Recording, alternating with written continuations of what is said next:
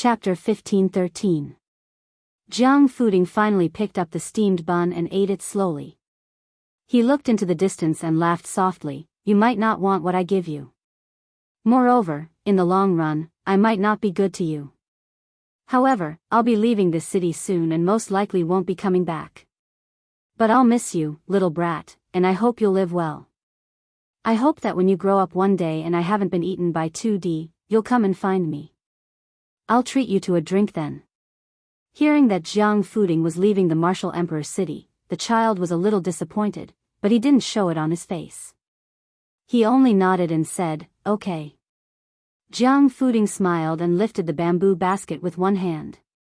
He looked at the vast sea with rising tides and laughed loudly. Don't you see the 3 mountains and 5 peaks in the sky? Don't you see the endless sandstorms in the northwest killing people? Don't you see the great rivers flowing into the sea and never returning?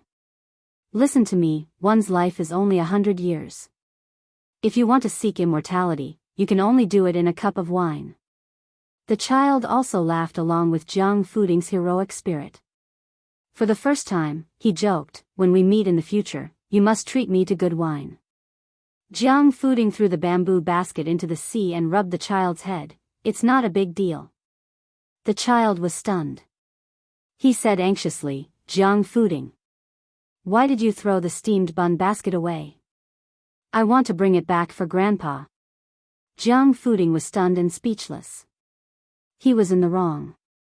A long time later, in the Jianghu where the grandmasters of the older generation passed away one after another, there would be a very interesting saying. Yudilong wasn't really invincible. It was because there were still some tricks in the world. The people south of the Guangling River in Liang found it hard to imagine that there were places where the frost hadn't completely stopped at the beginning of summer. This was the Tu Liao. There were black mountains and white rivers here. Perhaps the first snow of the Liang dynasty would fall here, and it would also be the last snow. The winter snowstorm here was known as the Great Smoke Bubble, blotting out the sky and the sun. During the cold winter of last year, 2 people were escorted by Wuxia Xianxia from the north of Jingji into Liao and Liao. The reason why the number 1 swordsman in the capital was naturally because Groom Yu was a martial arts master that many forces were secretly trying to rope in. After Groom Yu declined the emperor's invitation to stay, Emperor Zhao Zhuan asked Wuxia Xianxia to escort him all the way to dispel the covetous thoughts of the other forces. As the first disciple of Wang Xinji, being on good terms with Groom Yu was almost equivalent to accepting the mantle of the martial emperor's city. Lu Huang, Lu Bank, Linya, and the other 3, even if they couldn't be of use to themselves, they could at least establish a good relationship with these top masters who were of the same breath and branch. Therefore, Wuxia Xianxia passed a message to the emperor at the border, telling Groom Yu that no matter when he returned to Great Peace City, His Majesty would treat him as a friend. On the banks of a river called the Songnan River in Jinzhou of Liaodong, there was a small village along the river. There were about 100 families, and most of the young adults in the village were hunters. It was said that the ancestors of a certain family once caught 2 gerfalcons in their lifetime and sent them as tributes to the governor's office that Liang had set up in Liao and Liao at that time. The family's heirloom, a well-made hard bow, was an additional gift from the governor's office in addition to the reward. There were 2 distinguished guests staying in the village. At the end of last winter, a group of hunters encountered a black bear that didn't enter hibernation for some reason. It was their benefactor who chased away the giant bear. After that, the young adults in the village liked to learn from the young man, and the children in the village also liked to play with the girl who liked to wear green. When summer came, the girl in green, who could finally take off her heavy fur coat, was very happy. Moreover, she had frostbite that winter, but she didn't feel that it was difficult to bear. Xiao Yu, on the other hand, always felt guilty. In fact, she didn't like Liao and Liao at first, because when they first arrived here, it was the height of the snowstorm. The terrible weather of the big fireworks was like a show of strength to her and Xiao Yu. Until they stopped in this village, she was led by her new friends to fish in the frozen river, or to sit on a wooden board and slide on the ice. Every day, she could have a snowball fight with more than 10 people of the same age, which made her feel new and happy. Therefore, when Xiao Yu said that he wanted to go to Liao Bay, she was not willing, and then Xiao Yu didn't urge her anymore. Over time, she and Xiao Yu began to look like natives of Liaodong. Xiao Yu carried a bow and arrows, went hunting with the adults in the village, and began to raise young eagles under the guidance of the old hunters. She no longer wondered why the windows here were papered outside, why every house had big and small jars of pickles, and why the adults would say that if the children didn't listen to them, they would be hung in the basket. Today, Xiao Yu was helping a family in the village cut a plant that was more than 5 feet tall, which the locals called Lamus chinensis, to build a house. Of course, it was not the grass that sheep ate. Its stem was hollow, similar to the bamboo in her hometown. She quietly squatted by the side, watching Xiao Yu cut the stem with a knife, thinking that he was quite handsome. She remembered that the day before Grandpa Gao left Wulin City, he had a private chat with her. He talked about a lot of people, but she couldn't remember most of them. Only when he talked about Xiao Yu did she pay special attention, so she remembered clearly. Grandpa Gao said that among the swordsmen in the world, some had the best luck, and some had the best innate talent, but Xiao Yu's talent for swordsmanship was the best. She squatted on the ground. Thinking of Grandpa Gao, she suddenly felt sad. She actually knew that his surname was Wang, but he was so tall. She liked to call him Grandpa Gao, and he was never unhappy. Then she thought of another person. Before that person died, he called out to her, "Green robe." Xiao Yu said that person was very amazing, and that Grandpa Gao admired him for most of his life. She suddenly asked, "Xiao Yu, Grandpa Gao asked you to find that person, so you can accept him as a disciple on behalf of your master. But how do we find him?" Yu Groom turned his head and smiled. "We can always find him." She said, "Oh, I'm going to play." Then she got up and ran away. Yu Groom smiled knowingly, just like this little girl's brother. He was always afraid that she would find the trip to Liaodong boring, but now it seemed that he worried too much. The only trouble was that this little girl had learned a lot of local sayings from the local children, such as, "You're stupid," "Scram," and "Stay away." Just thinking about it made Yu Groom break out in a cold sweat. As for the little brother, who was still in some unknown corner, in a sense, he was equivalent to his master's closed-door disciple. Yu Groom was not in a hurry at the moment. He firmly believed that they would naturally meet when the time came. This was a strange intuition. Yu Groom waited patiently. In the 500 years of Jianghu, there was only one Wang Xianji and one Li Chungang. In the evening, Yu Groom helped the villagers with their work. When he returned to the house, the owner of the house had already prepared dinner. Yu Groom did not know where the little girl was playing, so he could only imitate the villagers and shout. Soon, a response came from the riverside. She quickly ran back, lifted her skirt, and lightly stepped over the threshold. She saw Xiao Yu and the family already sitting on the brick bed. Because they waited for her, they did not eat. She made a face at Xiao Yu and then sat next to him apologetically. Yu Groom helplessly reminded her in a low voice, "How can the host wait for the guest to eat?" The middle-aged village woman liked the girl in green from the bottom of her heart. She quickly smiled and said, "It doesn't matter." The middle-aged man who looked like a southerner poured a glass of wine for Yu Groom. The man was actually a foreigner, and his wife was a local. His ancestral home was in Dongyue. Back then, he followed his grandfather and father to Jinzhou. However, he went north earlier than Hongjia. It was a blessing in disguise. He was lucky to escape the spring and autumn war that burned the central plains. Because Liaoshi was the place where Liang rose, Liaodong also benefited a lot.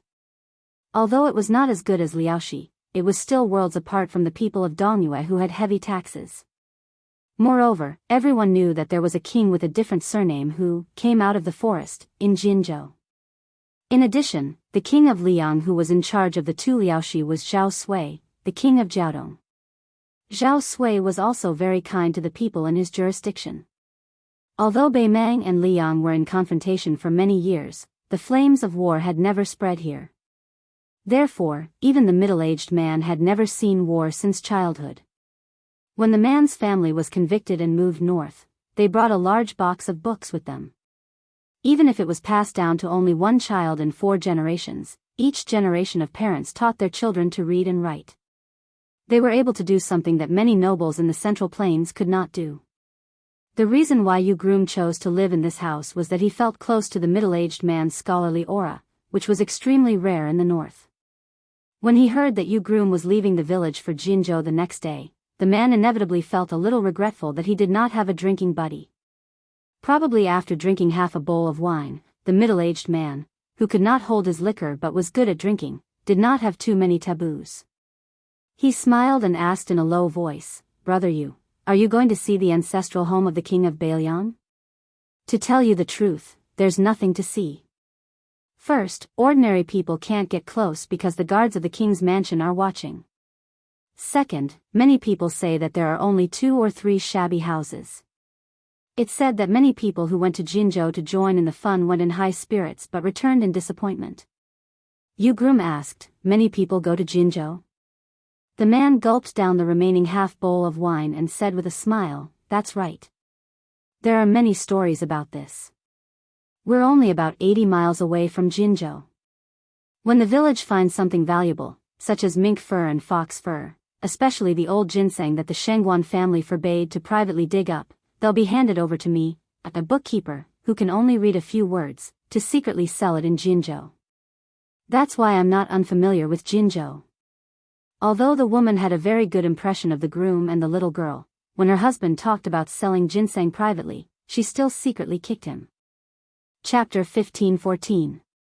The man could not openly criticize his wife, so he pretended that nothing had happened.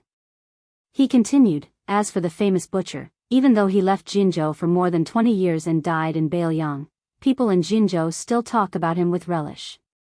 The first decade was the most lively.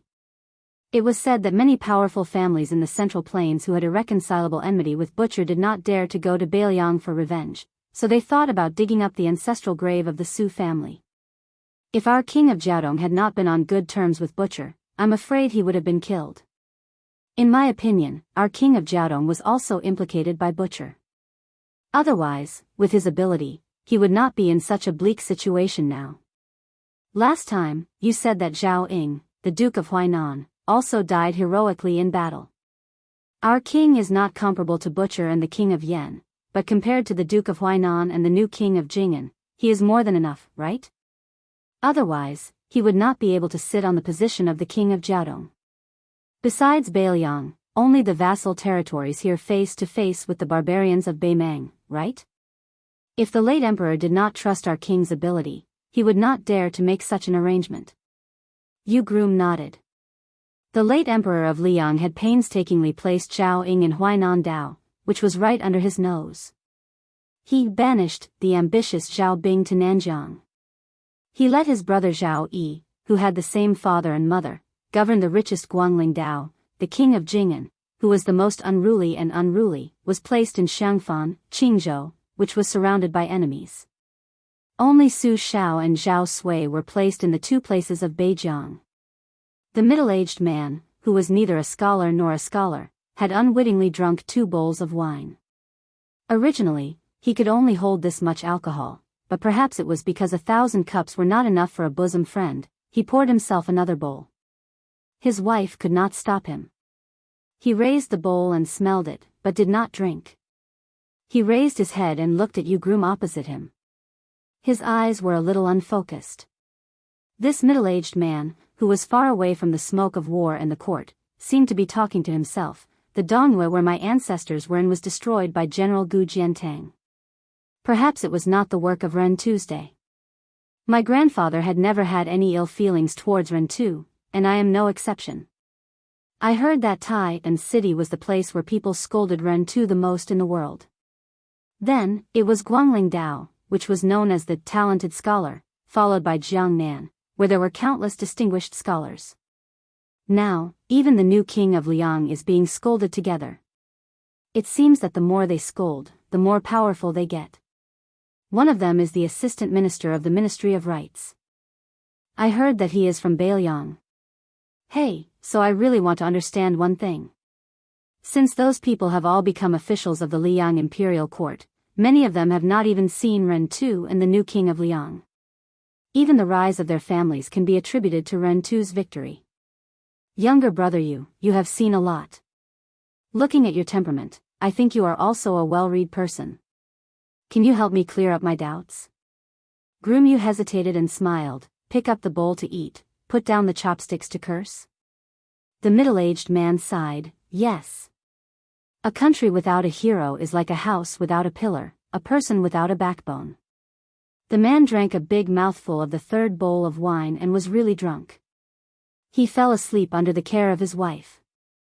He muttered to himself that if the new young prince couldn't defend the northwest, he would also curse, including the young king's father. The middle-aged man's wife didn't know whether to laugh or cry. She nagged, "Do you really think you are a high official? I don't see you working so hard on the crops all these years." Although the woman was nagging, she lowered her head to look at her man's face, which was much rougher than when he was young. Her slightly tanned face couldn't help but reveal a smile. She thought to herself, "Who asked you to be so handsome? Back then, I had to fight with many women to get you. Even if your farming is sloppy, it doesn't matter." After hearing that, Yu suddenly drank a bowl of wine and said indifferently, "A country without a hero, how sad. A country that has heroes but doesn't know how to respect them, how sad is that?" Yu got off the kong and brought a small stool with the little girl to sit outside the room. He turned his head to look at her, who was in a daze, and said with a smile, "How about we go somewhere else to find your Grandpa Gao's disciple?" The little girl turned her head and rolled her eyes. "If you want to go to Bailiang, just say it. I don't really care." Yu was a little embarrassed. He was about to say something when the little girl said seriously, Go. I miss Uncle Lu anyway." This Uncle Lu, when he was still in Wu City, he didn't know how to take care of himself. "I don't feel at ease with him away." Yu rubbed her little head and smiled. Yes. Uncle Lu, Uncle Gong, and your Aunt Lin, they can't do without you." She hurriedly shushed him. "You have to call her Sister Lin. If you call her Aunt Lin, she'll get angry." Yu laughed. "No wonder Master said you're not afraid of anything except the forest crows." The little girl suddenly sighed and said earnestly to Yu, "Xiao Yu, let's make a deal first. When we reach Bailiang, let's not fight and talk nicely, okay?" Yu pretended to be surprised. Who said we shouldn't quarrel if we can use our fists?" The little girl raised her chin and said fiercely, "I haven't said the second half of my sentence. When it's time to quarrel, we should discuss things properly. Those who use their fists aren't heroes." Yu narrowed his eyes and said softly, "If you travel the Jianghu in the future, you'll definitely become a heavenly heroine." The little girl nodded vigorously and then put her head on Yu's knee. She said in a muffled voice, "Xiao Yu, I've wanted to go to Bailiang for a long time. I want to visit the place where Grandpa Gao passed away." Yu nodded lightly and didn't say anything. The little girl raised her head slightly. There were still traces of tears, but there was a smile on her face. Xiao Yu, Bailiang is in the northwest. Then won't we be eating the northwest wind every day?" Yu smiled. "Yes, there are battlefields everywhere. We might have to eat a lot of sand." It was not easy to be an official in the capital. Even though Fan Zhonghe, who had been bestowed the title of the #1 national chess player of the dynasty by the emperor, had become a new noble in the Hanlin Academy, he couldn't help but sigh. The Fan family could be said to be a scholarly family. However, in Xiangzhou, it was not considered a luxurious family. When he was summoned to the capital, he went north alone. He didn't bring any servants with him. He had about 700 to 800 taels of silver on him. He thought that even if he couldn't be extravagant in the capital, he wouldn't be too shabby. He didn't think that when he actually became an official in the capital, he would realize how expensive it was. After all, Fan Zhonghe had never received the special honor of being conferred by the emperor, and he wasn't a true scholar in the imperial examinations. He didn't have a master room in Tai and city to rely on, and he didn't have the financial support of his fellow countrymen. However, for officials in the capital, especially Huang Menlang of the Hanlin Academy, their residences had to match the prestige of the official system. Thus, Fan Zhonghe gritted his teeth and rented the old residence of an old assistant minister of the Ministry of Works. It could barely be considered a place with a pavilion, a garden, and lush greenery. However, this cost him 200 taels of silver. That was the price the old assistant minister gave him for the sake of Huang Menlang. If it were any other official, not to mention 200 taels of silver, even 400 taels of silver wouldn't be enough. The Liang imperial court did not take care of everything in the matter of official uniforms.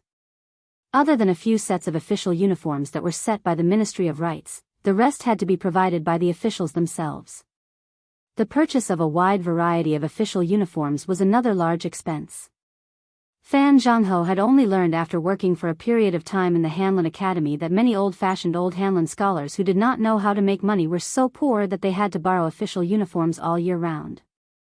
To make matters worse, Fan Zhangho, as a newly popular person in the great and city officialdom, had to attend a variety of banquets and weddings and funerals of his colleagues.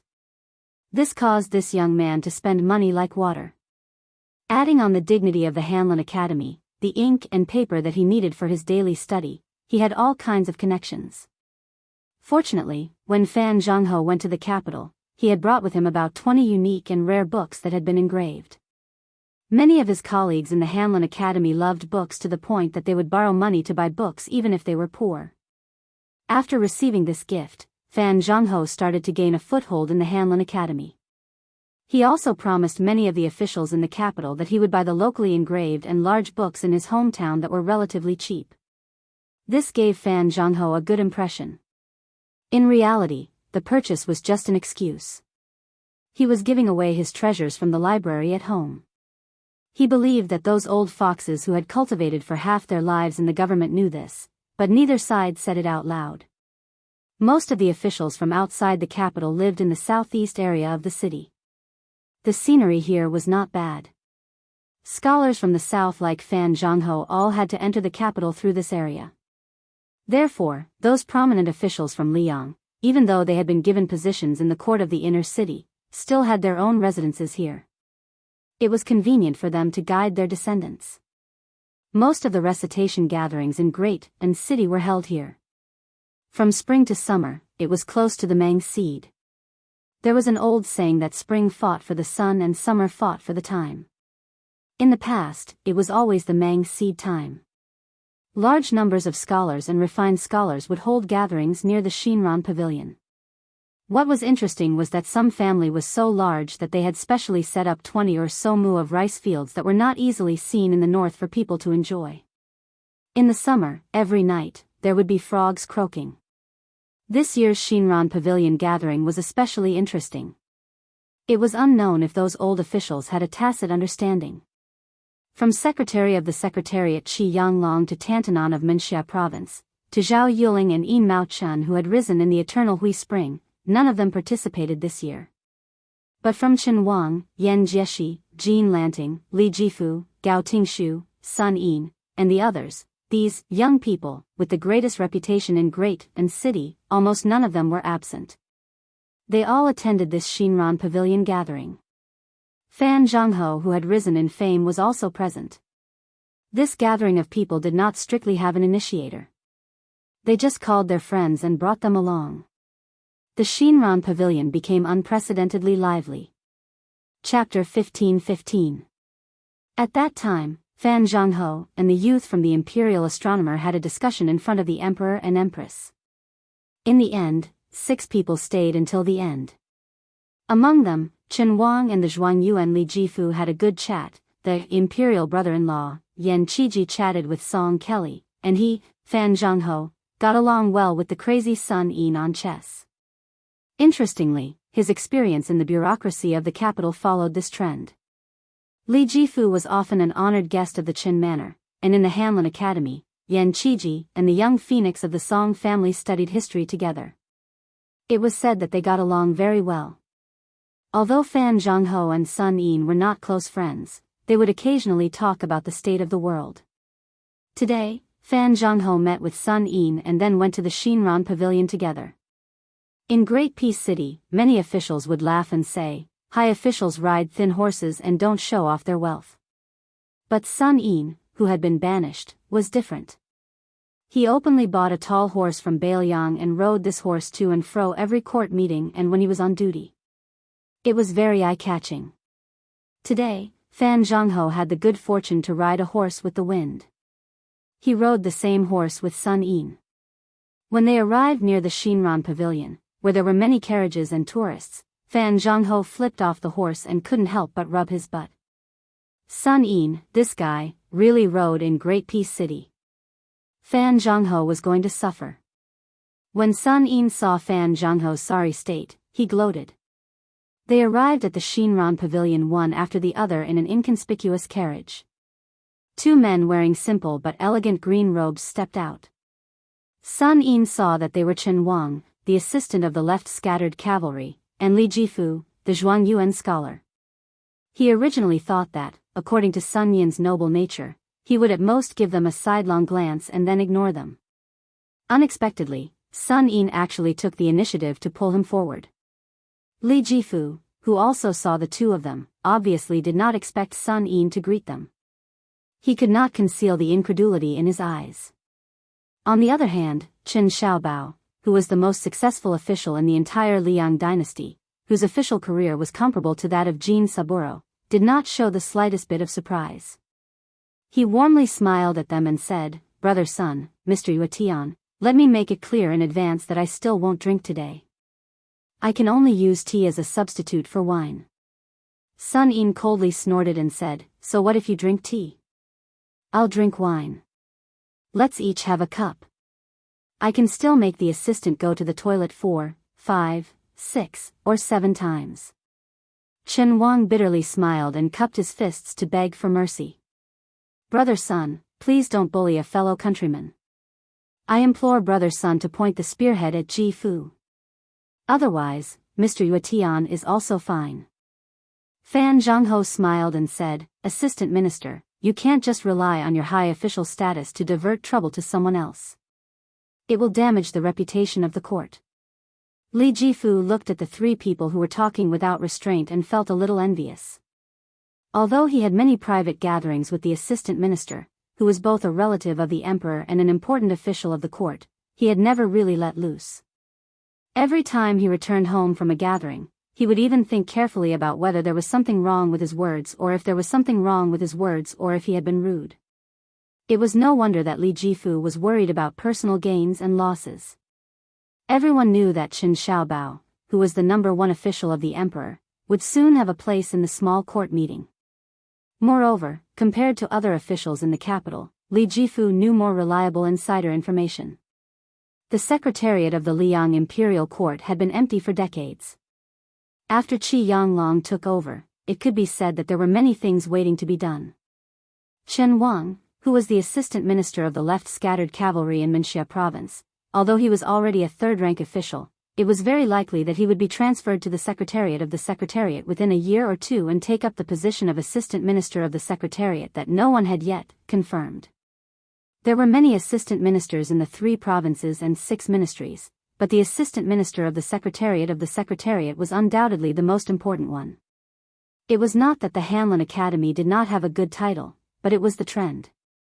However, these rules did not affect Chen Xiaobao.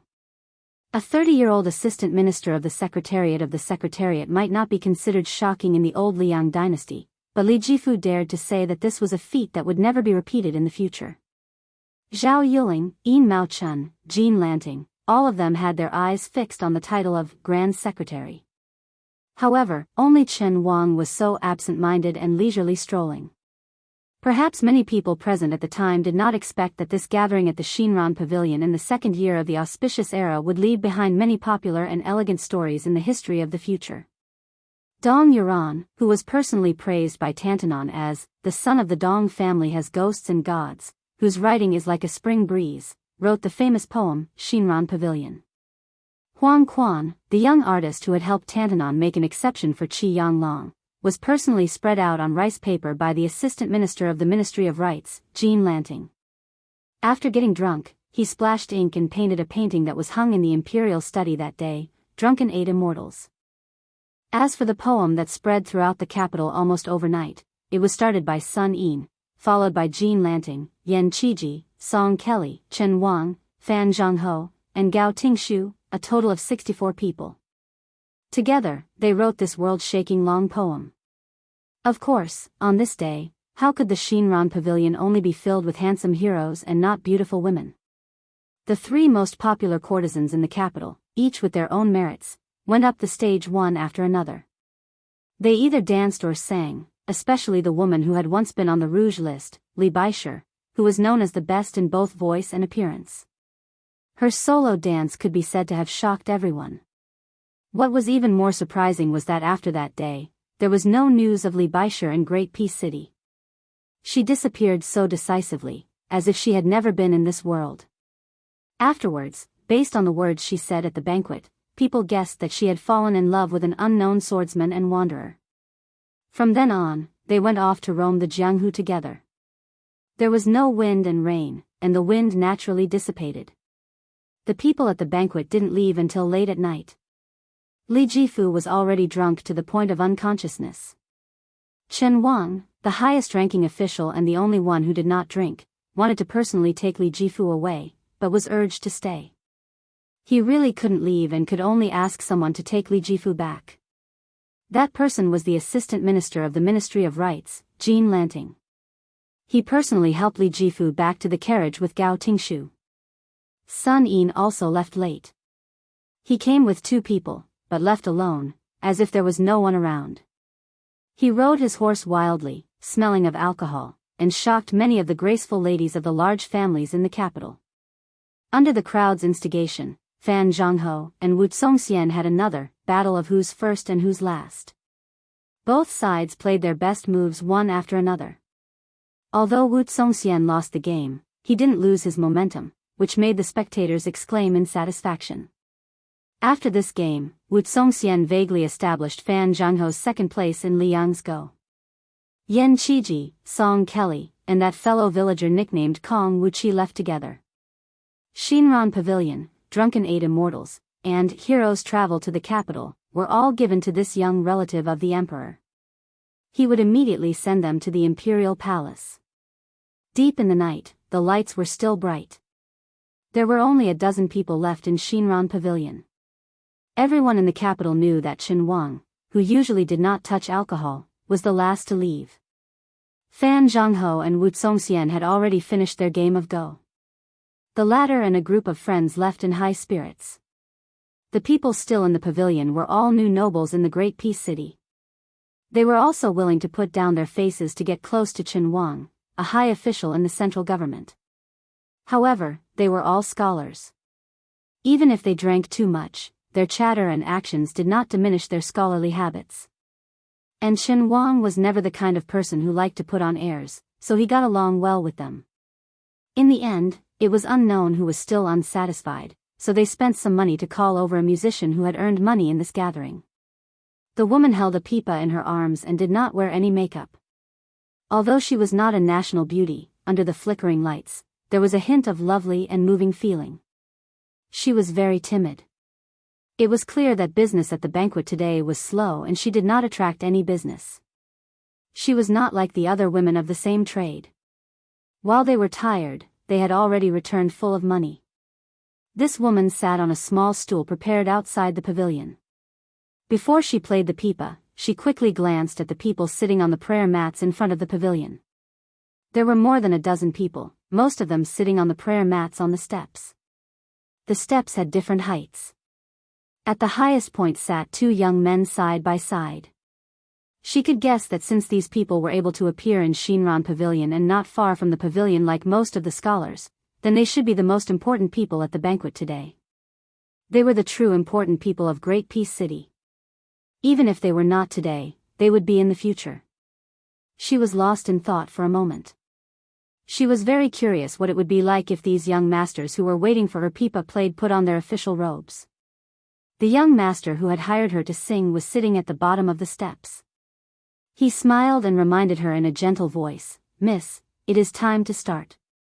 Her pretty face blushed and she appeared slightly nervous. She said softly, "Young master, please wait a moment. Allow this servant to test the sound." Hearing the woman gently twist the strings of the pipa, Fan Zhangho, who had intentionally or unintentionally sat next to Qin Xiaobao, said with a slight smile, "This is the typical technique of the Wu family of Jianghu in our Xiangzhou. The lower part is the strength of the upper part. The tone is not high, the rhythm is not rushed, and it is slow.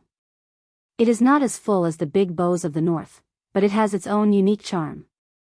Due to this, the song is also a small tune with the charm of Jiangnan. After drinking too much, it is very comfortable to listen to this song. Chen Wang smiled and nodded. He said softly, I only learned about the pipa when I came to Jing. In my hometown, there is a saying about the drum on horseback. In the past, I was just a poor scholar and did not go to the border to study. I am ashamed to say that even if I wanted to pretend to be cultured, I would only be a laughingstock. Therefore, in these years, I have sensibly not attended banquets and gatherings. Other people say that I am not good at raising wang, that is really flattering me. The name of the song, Daughters Red, refers to the Jiangnan water, Jiangnan wine, and Jiangnan women. Then he heard the woman's clear and melodious voice reciting the first part of the song. Fan Zhangho was surprised. He smiled and said, what a coincidence. It refers to the Daughters Red wine. My hometown has this custom since ancient times. When a daughter is born, they will bury a jar of wine. When the wine is drunk, it is the day the woman gets married.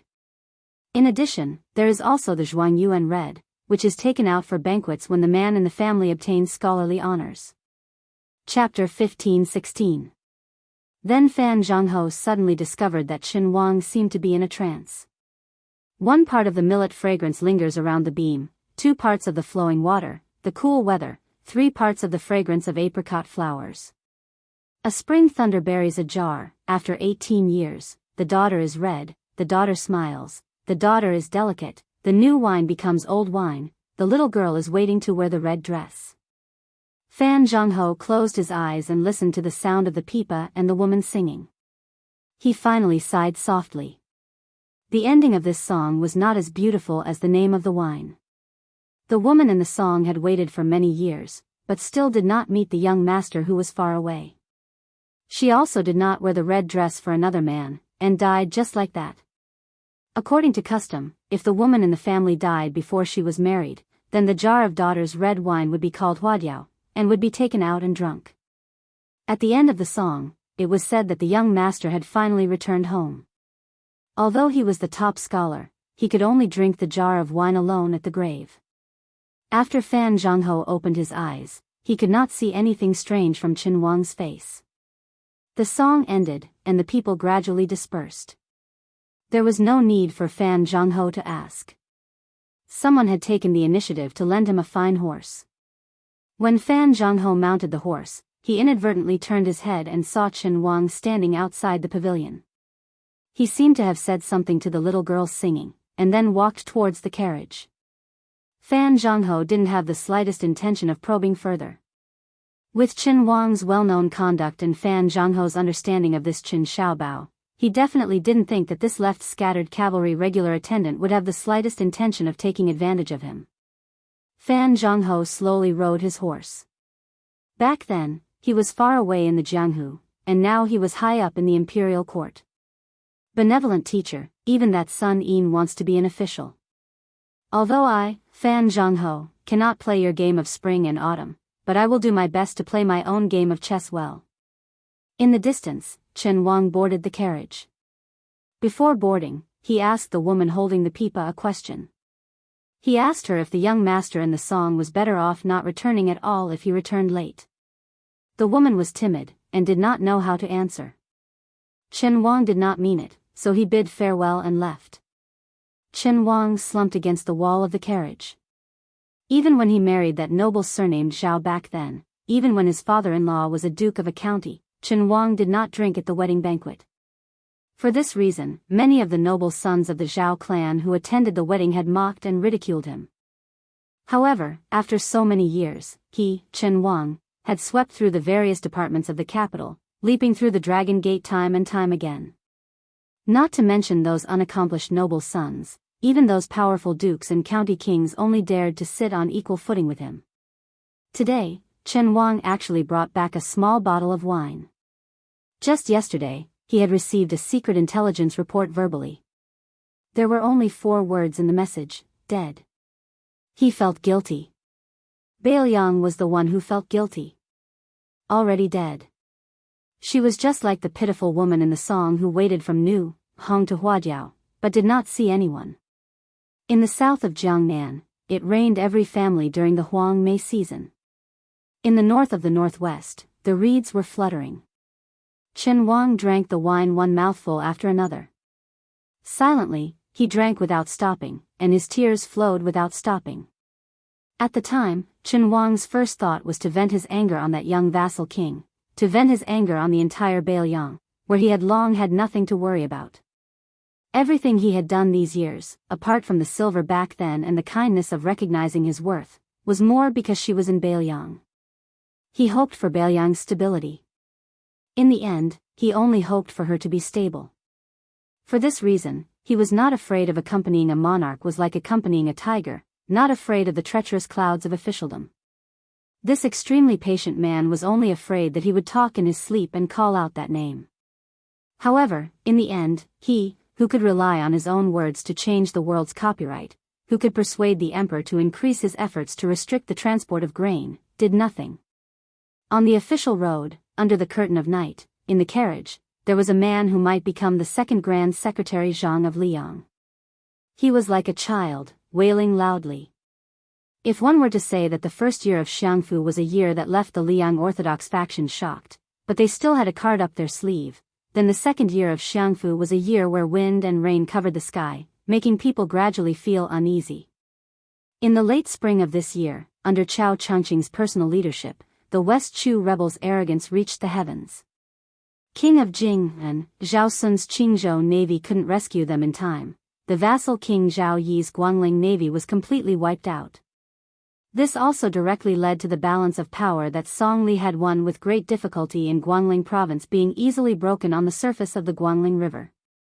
What was even more worrying was that the most important reinforcements of the southern border's elite army, after the Qingzhou navy, whose battle strength was inferior to Guangling's, had no choice but to avoid them. They could only disembark from a few narrow crossings in the upper reaches of the Guangling River.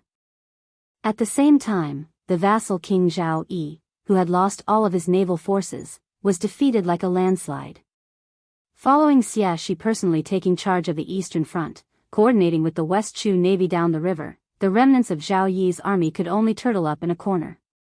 The territory they seized back from Song Li's hands seemed to have been handed over with both hands. The battle on the river affected the entire body.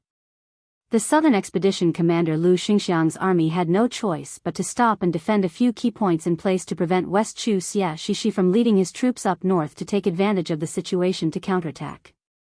This naturally caused the Liang imperial court's original plan of a pincer attack from the north and south to the east and west to surround West Chu's capital to the point that not even a drop of water could trickle through, to become a dream. Fortunately, during this time of turmoil, there was still a gathering at the Xinran Pavilion in the capital. This meant that the people's hearts were still stable. Furthermore, Chen Zhibao received the imperial edict and personally led 10,000 elite troops out of Shu. Furthermore, on the two Liaodong fronts and the northern border of Ji province, the great pillar state Gu Jiantang and the new general of Ji province, Yuan Tingshan, had won a series of beautiful battles. At noon, on the surface of the Guangling River, several large turreted ships that had recently been changed to flying the flag with the character Jiang on it went against the current. They did not stop at the river outside West Chu's capital, but instead continued to sail up the river. These warships were all seized from Guangling Prince Zhao Yi during the battle on the river. It was funny to say that these few turreted ships, which were supposed to display great power during the battle, were almost undamaged before the change of owners. On one of the towering turreted ships in the middle, there was a group of people leaning against the railing. There was a man with white hair on his temples, wearing a green robe that was the most elegant under the heavens. There was a young woman carrying a purple sword box on her back that was peerless in her generation. There were also military generals clad in armor. Each of them was high-spirited and vigorous, with a strict bearing. There was also a group of civil officials who had temporarily boarded the ship from the capital to enjoy the scenery, chatting and laughing. Among them, there were two young men who were the most eye-catching. If their identities were not taken into consideration, one of them had an ordinary appearance and a reserved bearing. He was only eye-catching because of the position he was standing in. He was standing beside the middle-aged man in green robe, frowning faintly. He was very different from the rest of the military generals and civil officials on the ship. The other young man made everyone's eyes brighten. They could not help but marvel at the fact that there was such a handsome man in the world. Wearing a white robe and a jade belt, he stood against the wind like a god or an immortal, enough to make others feel ashamed of their inferiority. The four people closest to the bow of the ship were Chao Changqing, Jiang Enai, Xia Shibian, and Song Maolin. At present, Xia Shibian's reputation in the imperial court of Liang was extremely great.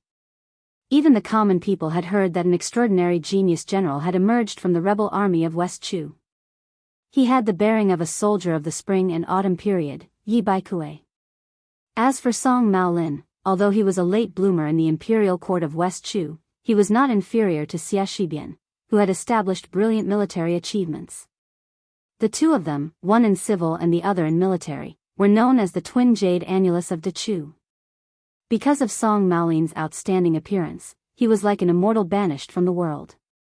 In addition to his brilliant literary talent, other than being known as the twin jade annulus of Dechu, he was also known as the northern Su and the southern Song dynasty together with the northwest vassal king. Song Maolin was born into a rich and powerful family, so he was probably a true proud son of heaven.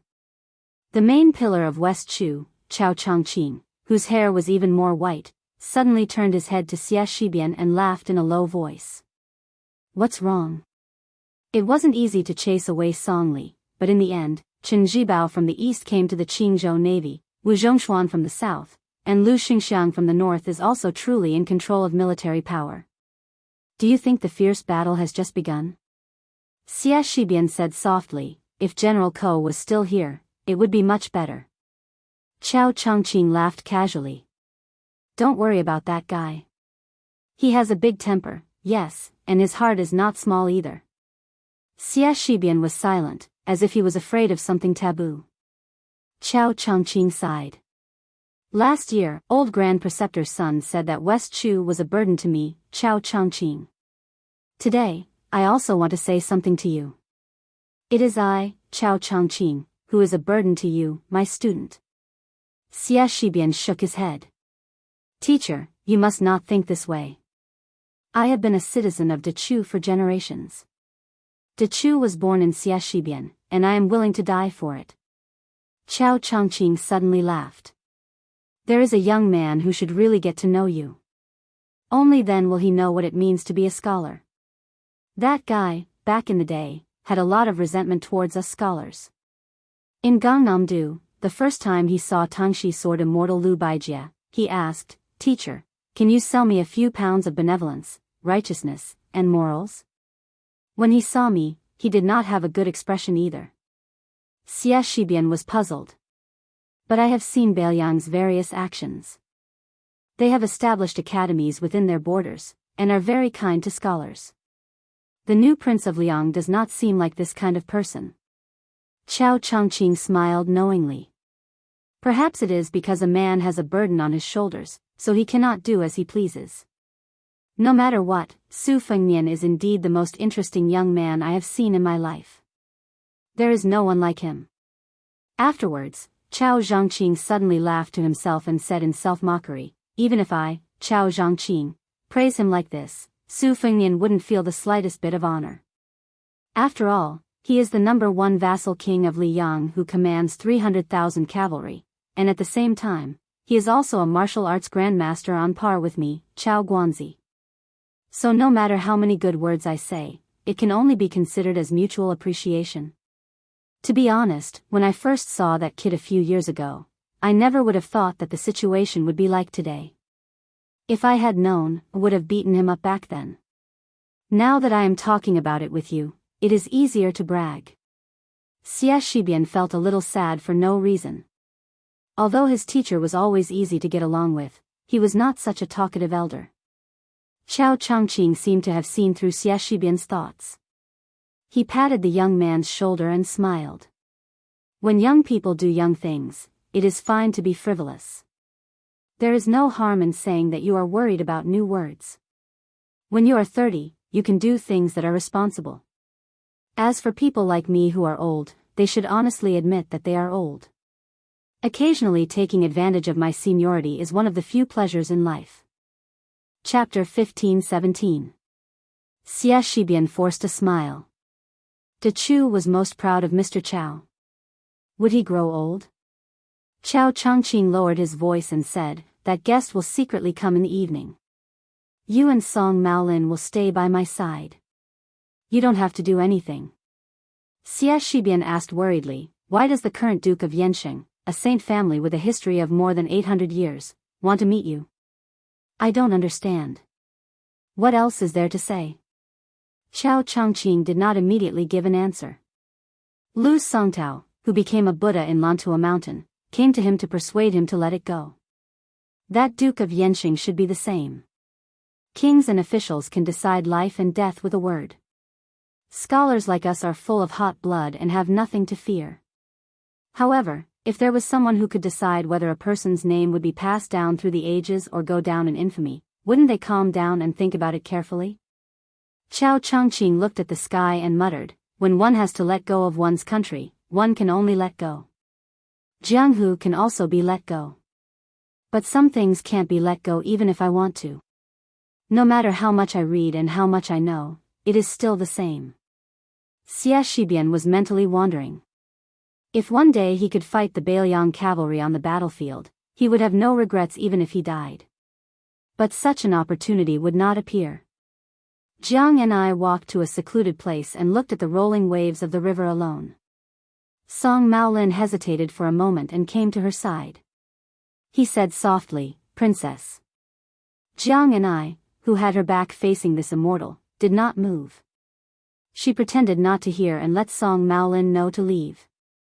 Song Maolin smiled bitterly, Princess, I only have one thing to say. I will leave after that. Jiang and I could only turn her head and said calmly, Speak. Song Maolin's voice was warm as he said softly, I can guess where you went and who you met a while ago. I don't dare to say anything. I only hope that you will not take such risks in the future. There are many things in the world that should be done by men. There is no reason for women to help. Jiang and I made an oh sound. Unfortunately, she did not say anything else. Song Maolin smiled and left. But in the next moment, Song Maolin was pleasantly surprised. The princess actually called his name. He suppressed the excitement in his heart and slowly turned around. Jiang and I smiled. Someone asked me to pass a message to you. He said that the next time he sees you, he will definitely beat you up, until you can't recognize anyone. Jiang and I felt that he was already very kind. He changed the words father and mother to something that didn't hurt their relationship. Song Maolin's face stiffened as if he was struck by lightning. Poor exiled deity. On the border between Beimang and Liangliao, a group of armored cavalry troops roared past right under the noses of the Liang border's military sentries. The leader was the newest commander of Beimang's eastern front. He was a legendary figure who was somewhat similar to the Chuanxiu remnant that Hong Jia ran north into Beimang, but was also very different. This old man did not settle down in the southern dynasty. Instead, he traveled alone in the grasslands of Beimang. It was similar to how the Taiping emperor traveled in Liang. Although he was almost 50 years old, the armored old man still did not look old. One could vaguely see that he must have been a first-class handsome man when he was young. It was no wonder that in the past 10 years, he had been involved in many affairs. Even the Beimang palace heard that there was an unknown old man who had seduced many noble ladies. When this guy suddenly became the commander of the Eastern Front, the entire Beimang suddenly realized that it was him. Wang Sui. Along with Yi Baikue, Su Shao, and Gu Jiantang, Wang Sui was known as the four great generals of the spring and autumn period. He was the youngest and most unruly prince consort of Dongyue. Unlike Yi Baikue, who was victorious in every battle, he had only lost once. Unlike Su Shao, who was the ultimate winner, he had actually suffered many defeats. Unlike Gu Jiantang, who was suspected of not living up to his name, Wang Sui was truly undefeated on the battlefield he was in. The fall of Dongyue was attributed to the self-destruction of the city by the imperial court of Dongyue. It was Li Yang's plan to sow discord. He removed Wang Sui's commander-in-chief title, and Wang Sui himself gracefully abdicated and disappeared without a trace. After Wang Sui followed Dong Zhuo, Yang Yuanzhan, and Lu Gui as the main general of another front in Beimang. Unlike the three who each had their own personal troops, Wang Sui casually rode an old horse to the border to take up his post. In the mountainous eastern front of Beimang, Wang Sui did not promote or demote anyone boldly, nor did he treat people kindly and drink with the generals. He was like an outsider who had run over to watch a show. He did not care about anything and did not meddle in any military affairs. Every day, Wang Sui narrowed his eyes and strolled blindly among the various armies with his hands behind his back. This made the old forces who were originally uneasy or full of resentment dumbfounded. Then, the generals of Beimang became anxious. You mother ***, doing nothing all day long. When the time comes, His Majesty will misunderstand that we are working together to ostracize you. If we, the old men, suffer such a great grievance for no reason, who can we find to reason with? Thus, someone suggested to have Wang Sui hold a military parade at the border. At the very least, he would be able to have a taste of being the number one figure in the Eastern Front Army. This would be compensation for this old man's understanding of the situation. Thus, today's scene of all the generals on the eastern front of Beimang had come out. However, many of the old generals of Beimang's border army and the older generals glanced at the fellow who was surrounded not far away from them with a cold smile. Wang Sui's awe-inspiring might was just for show. Wang Sui, in addition to the personal guards and elite cavalry that were randomly assembled by various factions, also had the personal attendants of Qiu Ju Bo De Ru Ju Bo De Ru Ju Bo De Ru Ju Bo De Ru Ju Bo De Ru Ju Bo De Ru Ju Bo De Ru Ju Bo De Jingchong, as well as 4 to 5 young and strong captains by his side.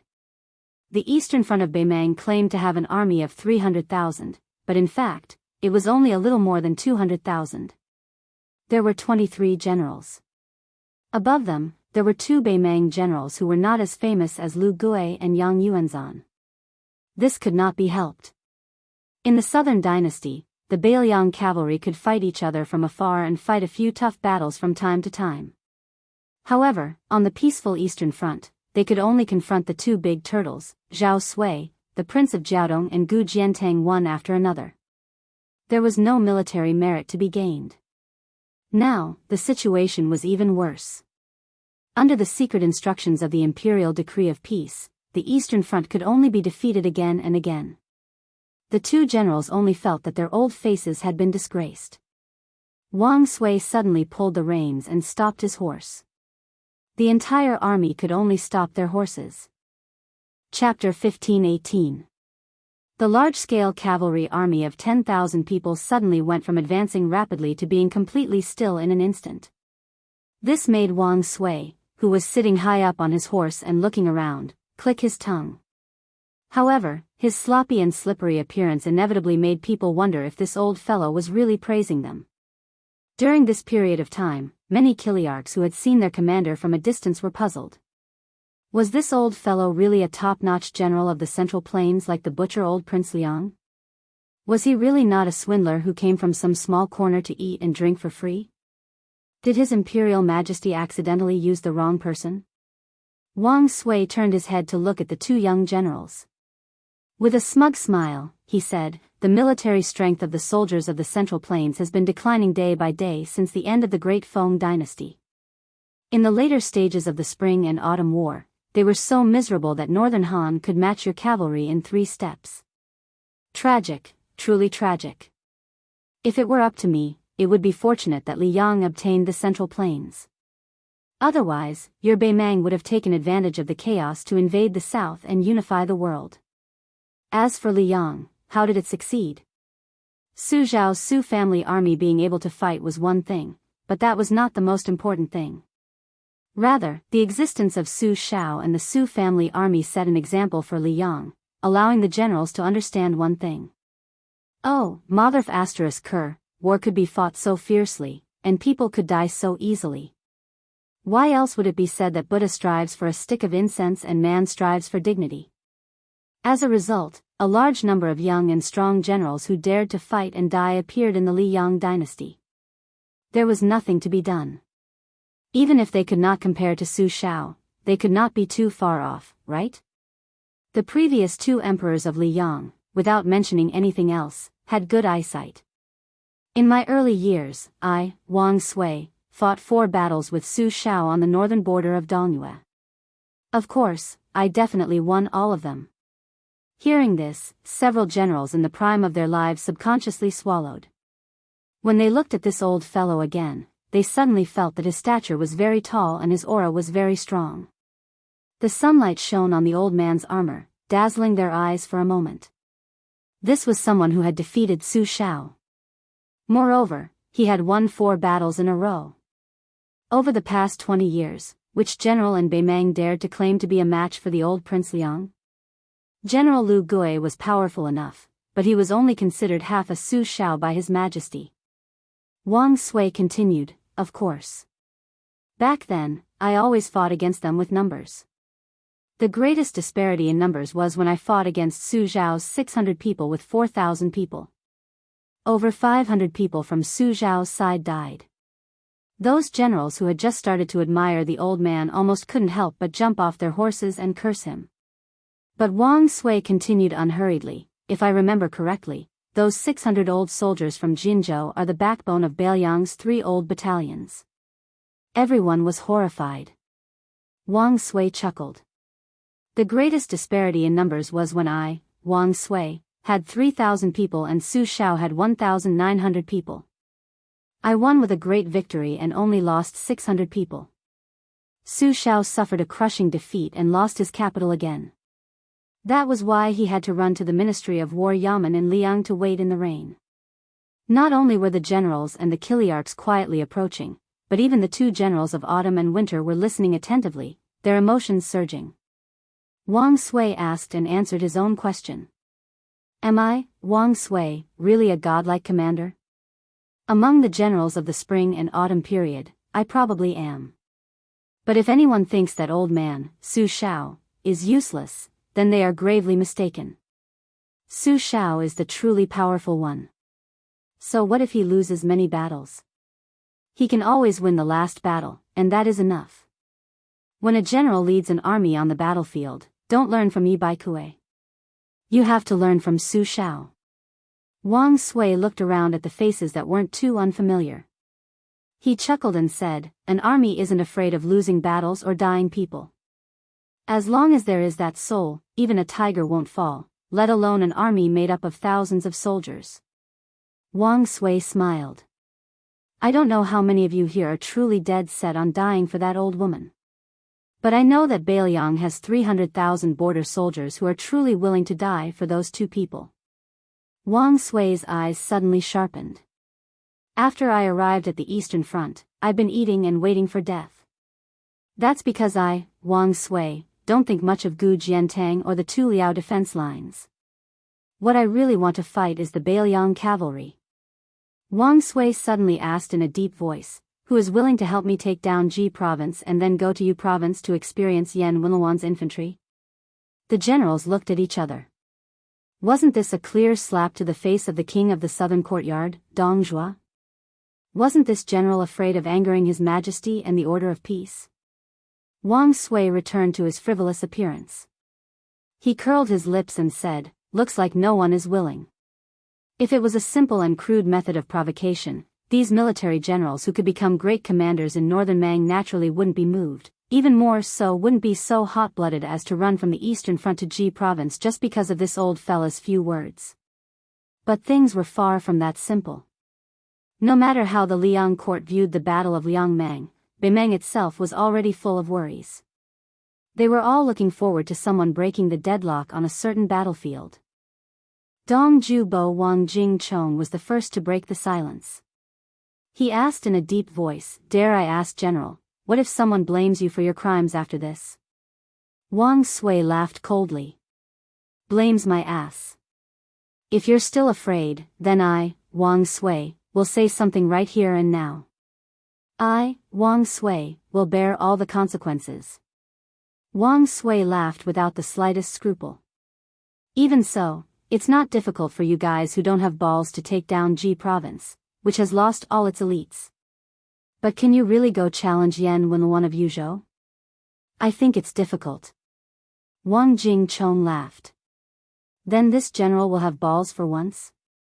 Wang Sui narrowed his eyes and stared at this remnant of the spring and autumn period who had left his homeland at a young age. He said slowly, you can really have them. Qiu Bo de Ru Shiwei also laughed. Actually, this general's thing is not small. It's just that I don't usually see beautiful women, so I'm too lazy to show off. Since there are people from Ji province and Yuzhou today, then I'll have to show off my weapon. Wang Sui ignored the two Qiu Bo de, there's no need to rush. I'll give you half a day to weigh the pros and cons. If you need to discuss with your elders, then hurry up. After half a day, if you don't want to stay on the Eastern Front, feel free to come find me. Oh right, don't forget to bring good wine. I know you've hidden a lot of good stuff. In the future, follow me, Wang Sui, and fight with your lives on the line.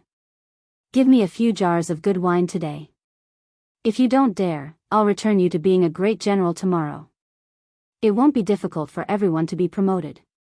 Wang Sui looked to the east and spat heavily. Then the old man turned his horse around and slowly moved forward. He looked in the direction of Bailiang in the distance. I heard you had nothing better to do than wander around Jianghu. Little Jianghu? So what if you can fight 10,000 people alone? Can you compare to the golden spears and armored horses on the battlefield? Can you compare to the heroic sacrifice of hundreds of thousands of armored men?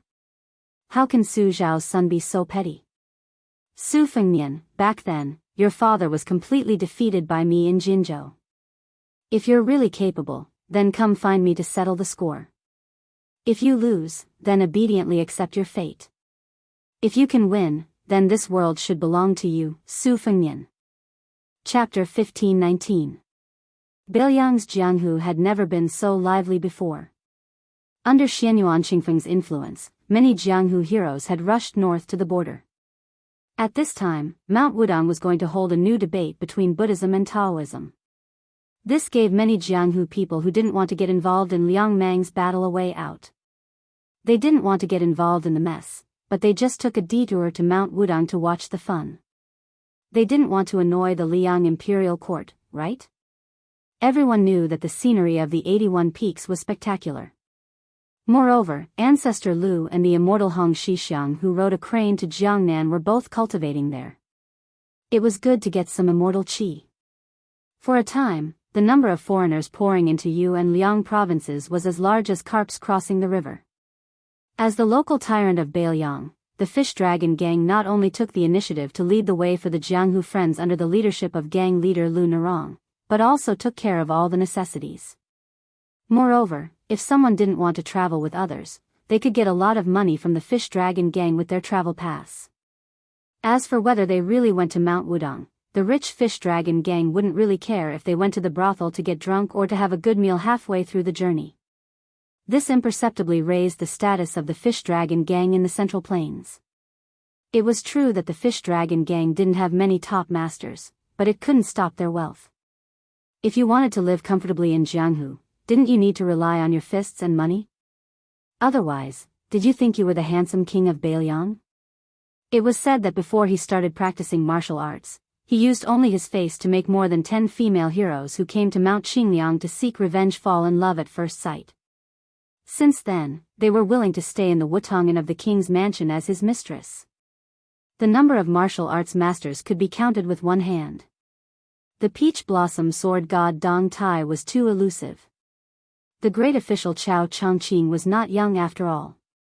Tuoba Bodhisattva was a Beimang barbarian who was born unlikable. Therefore, Su Fengnian, who was in his prime and had many magnificent achievements, became the most interesting topic of conversation for the Jianghu people in Liang. The king of Bailiang was full of praises for the king of Bailiang's signature products. Especially those shops that sold rouge and face powder. They swore solemnly that Su Fengnian had bought things for his close female friends. What made the young heroes and young masters most indignant was that these shops were obviously deceiving people, but the accompanying female heroes and fairies seemed to have been possessed and bought a lot of extremely expensive bottles and jars from those shops.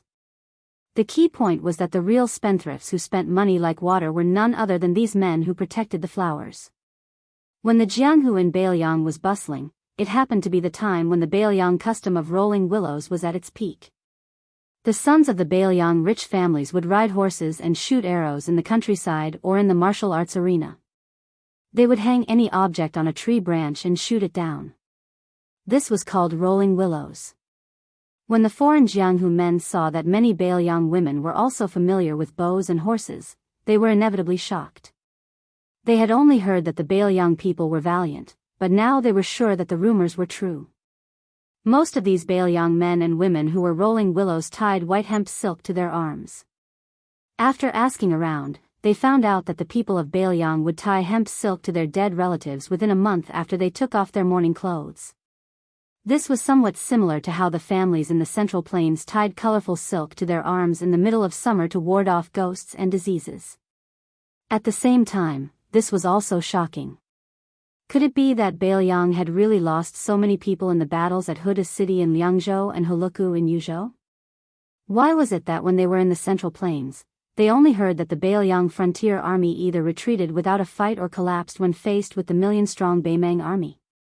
However, they heard that the two Liao provinces under the command of the Great Pillar State Gu Jiantang and his son-in-law Yuan Tingshan's Jibei defense line were both filled with victory reports. After entering Beiliang, they saw with their own eyes that other than the Beiliang disciples who were riding and shooting willows that made them feel ashamed of their inferiority, the patrolling cavalry that was transferred from the Beiliang garrison made them feel awe and respect. It was said that these cavalry troops were far weaker than the cavalry troops at the border. If they were really sent out to fight the so-called elite troops in the Central Plains, wouldn't it be like a level 1 expert crushing a level 2 master? When most of the foreign Jianghu men began to climb the mountain or approach Wudang, they heard another two legendary news. The king of Beiliang, Su Fengnian, had led 10,000 Yuzhou cavalry troops to battle outside Huluku. This time, he had broken through the enemy lines outside Huda city and forced the Beimang South Courtyard king, Dongzhua, to retreat again and again. As for the infamous Beiliang governor, Chu Lushan, he personally led 8,000 Yuzhou cavalry troops from Huayang Pass to the northeast border of Liuzhou and defeated the Dong family's private army of 30,000. Evil people were hated by everyone, but if this evil person was one of their own, it was actually quite reassuring. Chu Lushan, the evil person who could stop children from crying, was the most suitable person to be placed in Beiliang's border. Not only would he not harm the Central Plains, he could also make the Beimang barbarians worry. In this way, Su Fengnian had become the king of Beiliang. Not to mention other merits, just subduing Fatty Chu and forcing him to stay outside Liangzhou Pass was already a great merit. Su Fengnian, after seeing Chu Lushan and the iron-blooded cavalry, which had suffered heavy casualties, for the sake of this Buddhism and Taoism battle, which was supposed to be held 2 years ago on the devil-slaying platform on Longhu Mountain, Su Fengnian specially rushed from Huayang Pass to the border between Liangzhou and Yuzhou. Of course, he did not come to Wudang Mountain to show off. It was because the spy from Fu Shuifeng reported that two groups of people were coming to join in the fun. One group was Deng Mao and Yelu Dongchuang, who had followed Luo Yang into Liang. They seemed to have stopped hiding their whereabouts after entering Yuzhou. The other group was even stranger. It was a couple who could be said to be unique in the world. Su Fengnian paid more attention to them than the couple from Huyan Dagwan. This was because the man was the white-robed monk, Li Dangxin, who was the abbot of the two Zen temples in name. He was also the father of a young girl who had long since decided to become a heroine. The arrival of the white-robed monk greatly justified the debate between Buddhism and Taoism on Little Lotus Peak. Since Li Yufu, the head of Wudang, was not on the mountain, the Taoist who was debating with the Buddhists was a Taoist priest that many people in Beiliang had never heard of. He was a disciple of Song Jiming, and it was rumored that he had just built a monastery on Little Pillar Peak. Not all of Wudang's 81 peaks have a Taoist monastery. Most of the peaks have been raised in seclusion and no one knows of them. Currently, Wudang Mountain only had 12 peaks. Among them, the Big and Small Lotus Peaks were the most famous. The Jade Pillar Peak, which was known as the Jade Pillar of Internal Strength, was also quite famous. From this, it could be seen that the Taoist priest named Han Gui, who was regarded as someone who could hold his own, must have some skills. In addition, the Green Mountain Monastery had been funded by the king of Bailiang from Mount Qingliang, and the status of Little Pillar Peak had naturally risen. As one of the ancestral courts of Taoism, Wudang Mountain was separated from Mount Longhu and had been fighting for hundreds of years. Of the few immortals of the highest generation, Wang Zhongluo was the first to pass away. Hong Shixiang, whose cultivation had reached Tongxian, was reincarnated for some unknown reason. Sword maniac Wang Xiaoping, who blocked the way, Wang Xianji, died heroically on the banks of Guangling River. Song Jiming, who had lived for more than 60 years, had also died. Now, only the enlightened priest Chen Yao and the self-deprecating Yu Xingrui, who had self-deprecated, "I can't cultivate immortality, I can only cultivate strength." The latter was also the person who had the foresight to bring Li Yufu up to Wudang from the East Sea.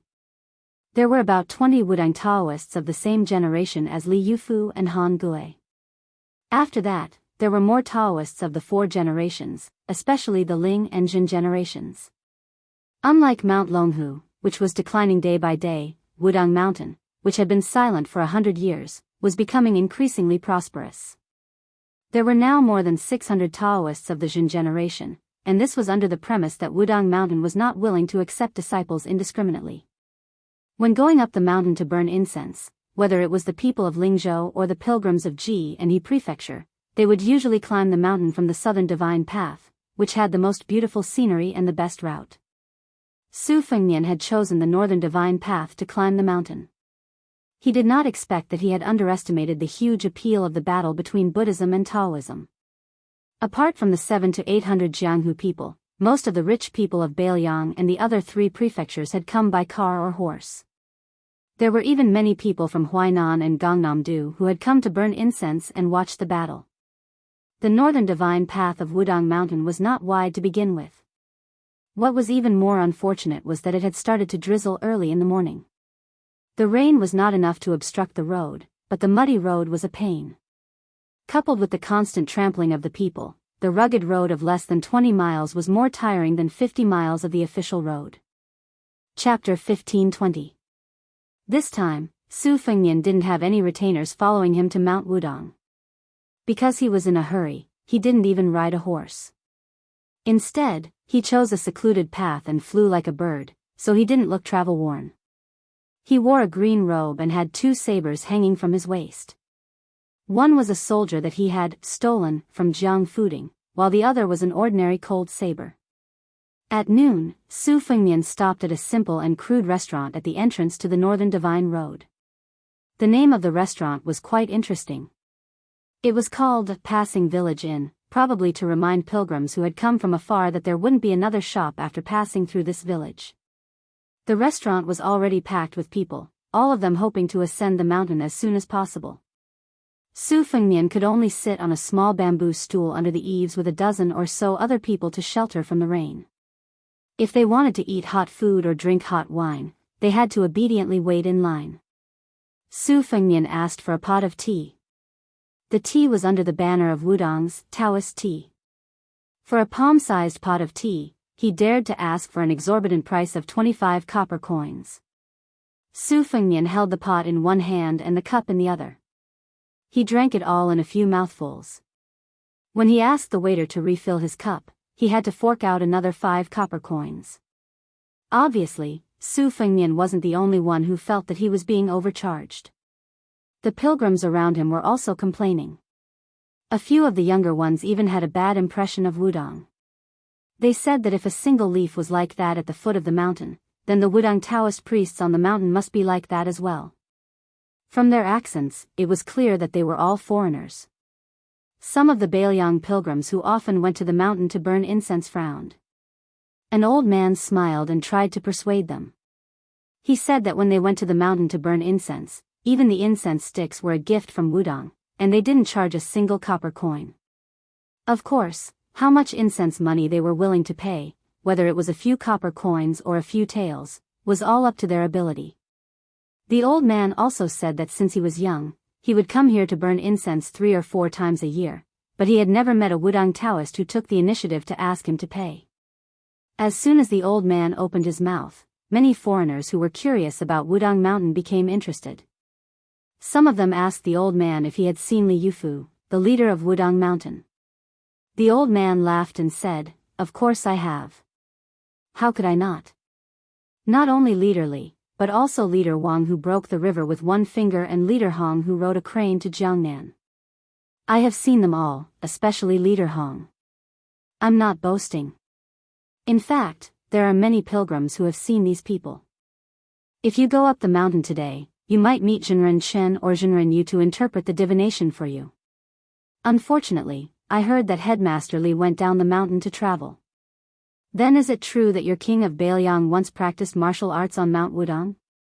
Of course, I've personally asked 2 Daoists of the Qing generation whom I've been familiar with for many years. It's absolutely true. It's said that our king and Leader Hong have been close friends for a long time. On the mountain, one practiced martial arts and the other practiced Taoism. They trained each other. Their relationship was really good. A young girl from outside asked shyly, "Uncle, is your king of Bailiang really as handsome as the rumors say? How can it be fake? The son of the general and the princess, there's no need to say anything about his appearance." "Huh, little girl, you don't have to be shy. There are many girls in Bailiang who want to marry our king," the old man said and pointed at Su Fengnian who was sitting not far away drinking tea.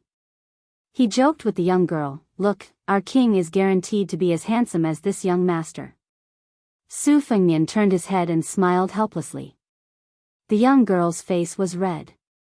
Su Fengnian took a sip of tea and gently looked into the distance.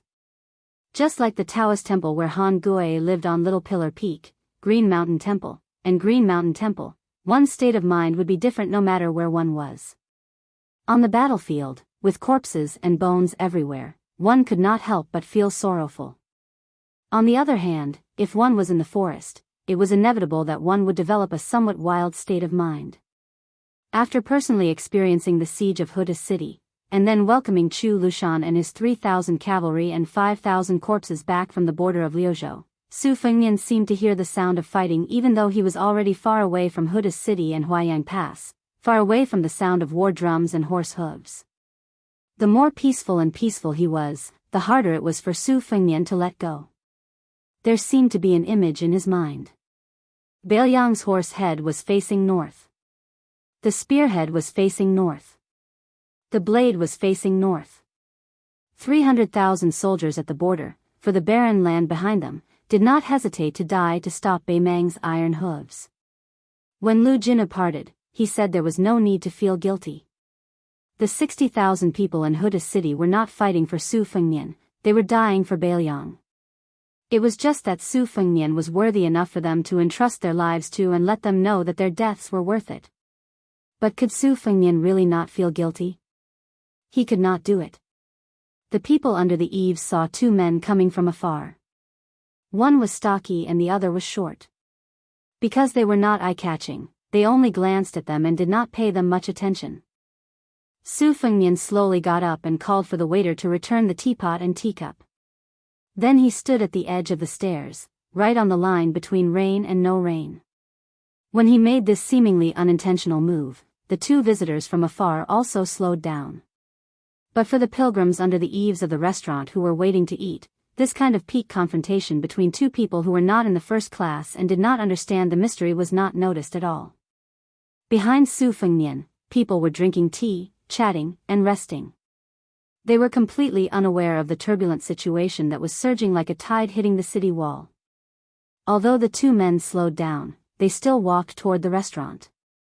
They seemed to be walking like ordinary people, but in fact, one of them did not even touch the ground and did not touch the mud at all. The younger man seemed to be carrying 1,000 pounds of weight. When he stepped on the ground, even the tops of his shoes sank into the yellow mud. Seeing that they had no intention of stopping, Su Fengnian narrowed his eyes. His right hand pressed on the handle of the soldier crossing the river, and he was about to step on the stairs. The middle-aged man was the first to stop. The young man beside him wanted to continue, but his companion suddenly reached out and stopped him. The young man's face was full of indignation. He stared at the guy and muttered in a low voice in the slightly awkward Mandarin of the Central Plains, Do you think you're so great just because you fought old monster Wang and Tuoba Bodhisattva? Then the arrogant young man sighed. Well, you're quite great. He shouted at the top of his voice, hey! You know we're not here to fight. How can you treat your guests like this? Su Fengnian looked at this young man who was considered short even among the men south of Liyang's Guangling River, let alone the tall men of the northern lands. His true identity was Yelu Dongchuang, a true and proper member of Northern Mang's noble family. Simply speaking, if that puppet crown prince were to die one day, then this fellow would be the same as Murong Longshui, a member of the royal family with the greatest hope of becoming Northern Mang's next emperor. Because of Jia, Su Fengnian played a game of cat and mouse with Murong Longshui and Old Moth, the leader of Spider Web. She was quite an interesting woman. For some reason, Yelu Dongchuang swaggered along with Luo Yang to Zhulu Mountain. As for the broken spear Deng Mao, whose ranking in Beimang was similar to that of Hong Jingyan, he should be the personal retinue of the former emperor's nephew of Beimang. To be precise, this was the second time Su Fengnian and Yelu Dongchuang met. That was when Gao Shulu woke up after being sealed in the mountain for 400 years. Su Fengnian went on an out-of-body spiritual journey and met with the celestial being. At that time, Yelu Dongchuang, who ran errands for Luo Yang, and Su Fengnian barely met each other. Chapter 1521.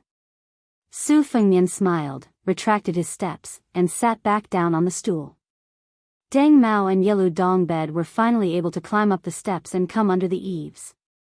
It wasn't that Deng Mao didn't have the ability, but since he didn't have the heart to fight to the death, Deng Mao wasn't the kind of person who would look for trouble. As for Yelu Dongbed, against the current Su Fengnian, if the latter wanted to make him unable to take a single step closer to the restaurant, he, as a member of the Beimang royal family, really didn't have the ability. The soles of Yelu Dongbed's shoes scraped the edge of the steps, scraping away a thick layer of dirt, before he sat down next to Su Fengnian. Deng Mao didn't sit down, because the restaurant only had one stool available. Yelu Dongbed lowered his voice and asked, "Did you really fight with Tuoba Bodhisattva? What was the result? I want to hear the truth." Su Fengnian said to this overly familiar fellow, "Is suing well?" Yelu Dongbed was stunned. Suing? Who? Su Fengnian finally smiled a little, and said softly, "The girl who likes to wear red robes by Luo Yang's side." Yelu Dongbed said, "Oh, she's just like that. In the past, she was neither human nor ghost. Later, she went crazy and cut off her own face. Now, she looks like a normal girl. But when she has nothing to do, she still likes to wander around there by herself. That red robe can go around for almost an hour in one breath. Anyways, it makes my eyes dizzy and my heart tired." Su Fengnian didn't say anything. Yelu Dongchuang was startled. "What, you like this kind of thing?" Su Fengnian didn't turn his head to look at this blabbermouth young man. He only asked indifferently, "You're not afraid of dying here?" Yelu Dongbed rolled his eyes. In the next moment, Yelu Dongbed didn't even dare to breathe loudly. The people under the eaves did not notice that at that moment, the handsome young master with the twin sabers had swayed a little. The middle-aged man with an ordinary appearance had already left the eaves to soak himself in the rain, and then returned to the eaves to stand still. They were just wondering how the man with his back to the restaurant had unknowingly turned to face them. Su Fengnian whispered, "There won't be a next time." Yelu Dongchuang smiled bitterly, "I've only heard that you're quite humorous, and you don't seem like someone who can't take a joke. It seems that as long as a person becomes an expert, he will put on airs." Su Fengnian shook his head and said, "If you change your identity and go there one day, you will know the reason." It wasn't clear whether Yelu Dongbed truly understood or was just pretending to understand. "I understand." Su Fengnian waved his hand and asked the waiter for a pot of tea and 3 cups. The astute waiter glanced at the short man squatting in the latrine and refused with a straight face. He said that he had to buy 2 pots of tea, but he could also lend him a small stool. Su Fengnian smiled and agreed. He directly pinched out a piece of broken silver from his money pouch. It was about 60 copper coins. Besides, in this world, silver was always expensive and copper was cheap. Only then did the waiter grin. This brother, he knew the rules. Later, Deng Mao finally had the opportunity to sit down. If the truth of this spread to the Jianghu, this waiter would probably be the most arrogant man in the world. He haggled with Su Fengnian, the king of Bailiang, rolled his eyes at Yelu Dongbed, and rewarded Deng Mao with a stool. Su Fengnian poured a cup of tea for each of the Beimang men on his left and right. He asked, "What business do you have in Bailiang?" Yelu Dongbed didn't keep him in suspense. "Luoyang told me to tell you that other than Chao Chongqing and Duke Yansheng, who helped persuade Emperor Liang, there is no need to call off the 3-year agreement." Yelu Dongbed took a sip of the tasteless tea and continued, "Also, I wanted to see you. I wanted to know if there was a possibility that we could do something together." Su Fengnian was a bit absent-minded. He looked at the light curtain of rain outside the eaves and took a deep breath. He calmly said, "Tell me." Yelu Dongbed said self-deprecatingly, "In my family, many relatives around my age have died in recent years. Of course, most of them have the same surname as me. As for that, well, those who have my aunt's surname, most of them are women, like that fat girl Murong Longshui. So to tell the truth, I still have a chance. Even if it's not big, it's still there. The reason I snuck out, to tell you the truth, is to avoid that chess and sword music school boss who's making a comeback. There's no other way. That old man was actually chased out of Liang by my grandfather. This time, he's come back for a surprise attack. Of course, it's not as simple as just giving me a hard time. The old man values my older brother more. The reason is that he would find a dog to guard a house, not a wolf cub. I know that the current situation of Liang Meng's stalemate is ultimately the idea of two people, the old man and Fatty Dong. Not everyone thinks so." Su Fengnian said with a half-smile, "Show some sincerity, okay?" Yelu Dongbed laughed, his voice was even softer as he slowly said, "At the very least, I know that 6 out of the 8 governors and 12 great generals are firmly against it. As for Helian Wuwei and the others, it's up to them to fight Liang Meng. It's hard to say that they're fence-sitters. In any case, they're just going with the flow. Of course, my parents died a long time ago, but my grandfather is still alive. Although he's not a great general or governor, he's still comparable to a great general and a governor, right?" Su Fengnian was familiar with the inside story of the Beimang royal court. He shook his head and said, "That's not all." Yelu Dongbed turned his head and stared at the side of the young king's face. He asked, "Do you want to do this deal?" Su Fengnian asked back, "Other than wanting me to defeat Dong Zhuo and the governor of Taiping's momentum, what else do you want me to do?" Yelu Dongbed laughed foolishly. "First of all, you have to kill Tuoba Bodhisattva. Secondly, you have to do your best to protect the main force of the Hongjingyan Ruren cavalry on the battlefield." Su Fengnian said mockingly, "You should really go to the battlefield and see. Then you wouldn't have to make it sound so easy." Yelu Dongbed laughed, "If it were anyone else, I wouldn't even mention this, but you can. That's why I'm sitting here today, drinking 20 copper coins for a pot of good tea." Su Fengnian asked, "You want to be the emperor that much?" Yelu Dongbed asked back, "You don't want to?" Su Fengnian laughed it off. Yelu Dongbed quietly waited for him to continue. Su Fengnian finally said, "I can only promise you that we'll take it one step at a time." Yelu Dongbed slapped his thigh, "That's enough." Yelu Dongbed placed the teacup by his feet. As he bent down and stood up, he said softly, "If the two of us can reach that step, I can also promise you one thing. Half of the southern dynasty can be considered as me, Yelu Dongbed, returning the money for your tea. Once both sides of Liang Meng are done, and if you still have the intention of heading south to the Central Plains, I can even lend you the entire Eastern Front for 3 years. I can help you suppress the Liang border army for 3 years." Su Fengnian watched the two of them leave. The tea had cooled.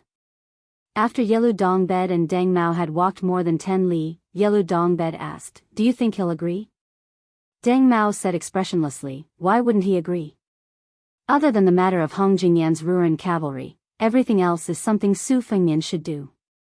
As long as Dong Zhuo and the Taiping magistrate are still working together to control the court, Liang Mang is a dead end, and the chances of Su Fengnian's Bailiang winning are too small. Yelu Dongbed crossed his arms behind his head and sighed, that's right. It seems like he can only accompany me in this gamble, and can only help me once. Rather than fighting to the death with my million-strong army without any chance of victory, it's better to do everything in his power to ruin Dong Zhuo and the Taiping magistrate's reputation.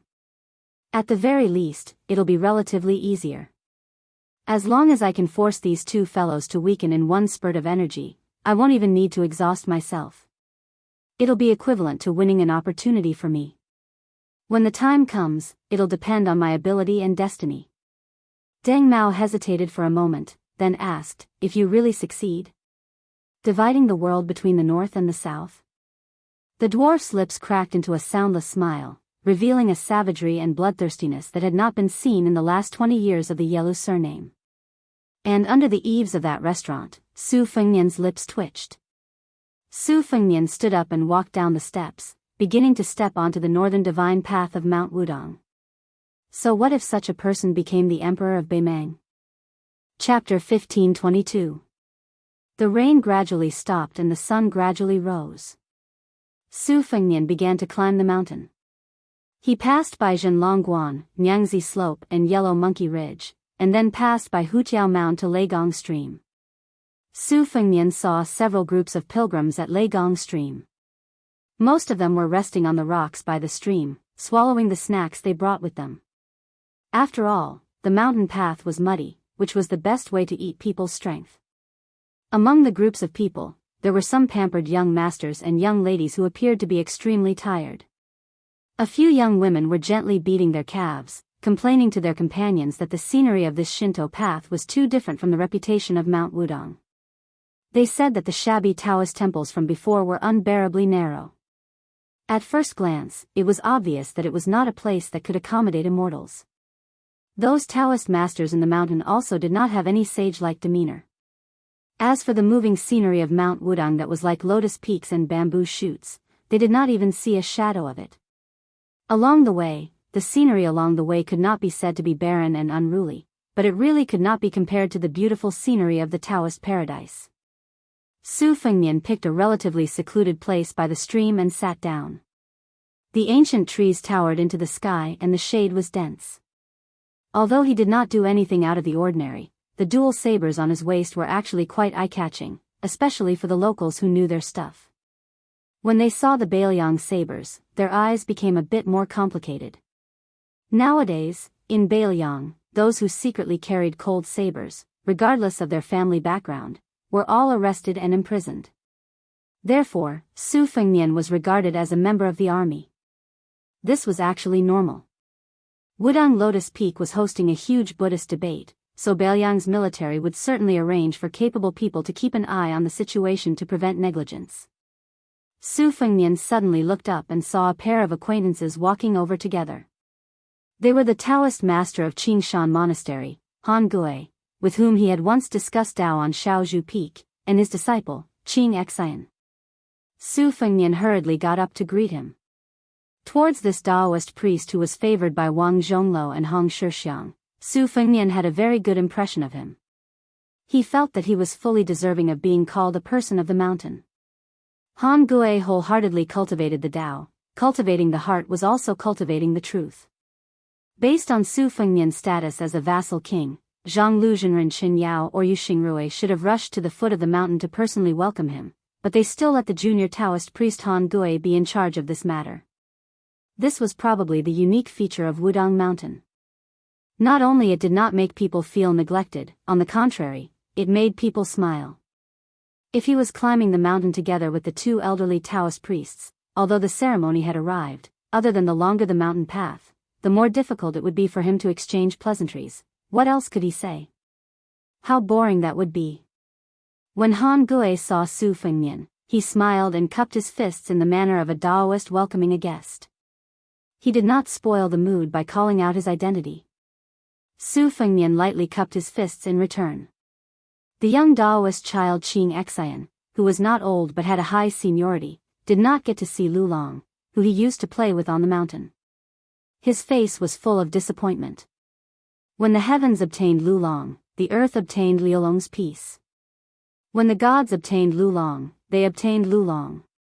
The old Taoist master Wang Zhonglo and his shidi had the highest seniority, followed by the current Taoist master Li Yufu and Han Gui's generation of Taoist priests. Afterwards, according to the passage in the Taoist saints' book, there were 4 generations, Qing Ning and Ling Zhen. Therefore, even if the Taoist priests of the Zhen generation on the mountain were not young, when they saw Qing Xian, the little Taoist priest of Qingshan Monastery, they still had to call her great-grand martial uncle or great-grand martial uncle. If this little Taoist priest, who was of the same seniority as the direct disciple of the Wudang leader, Yu Fu, would probably be called Little Immortal. Han Gui sat beside Su Fengnian and smiled. The white-robed monks of the Tu Zen temple have already ascended the mountain from the southern divine path. The current celestial master of the celestial master residence of Longhu Mountain, Zhao Ningxian, and Master Qingnian Baiyu are also on their way. Su Fengnian said with some surprise, Zhao Ningxian is willing to support and come all the way to Beiliang? I have a big grudge with this Yui minister. Han Gui had never traveled down the mountain. On the mountain, she had always concentrated on learning and did not care about worldly affairs.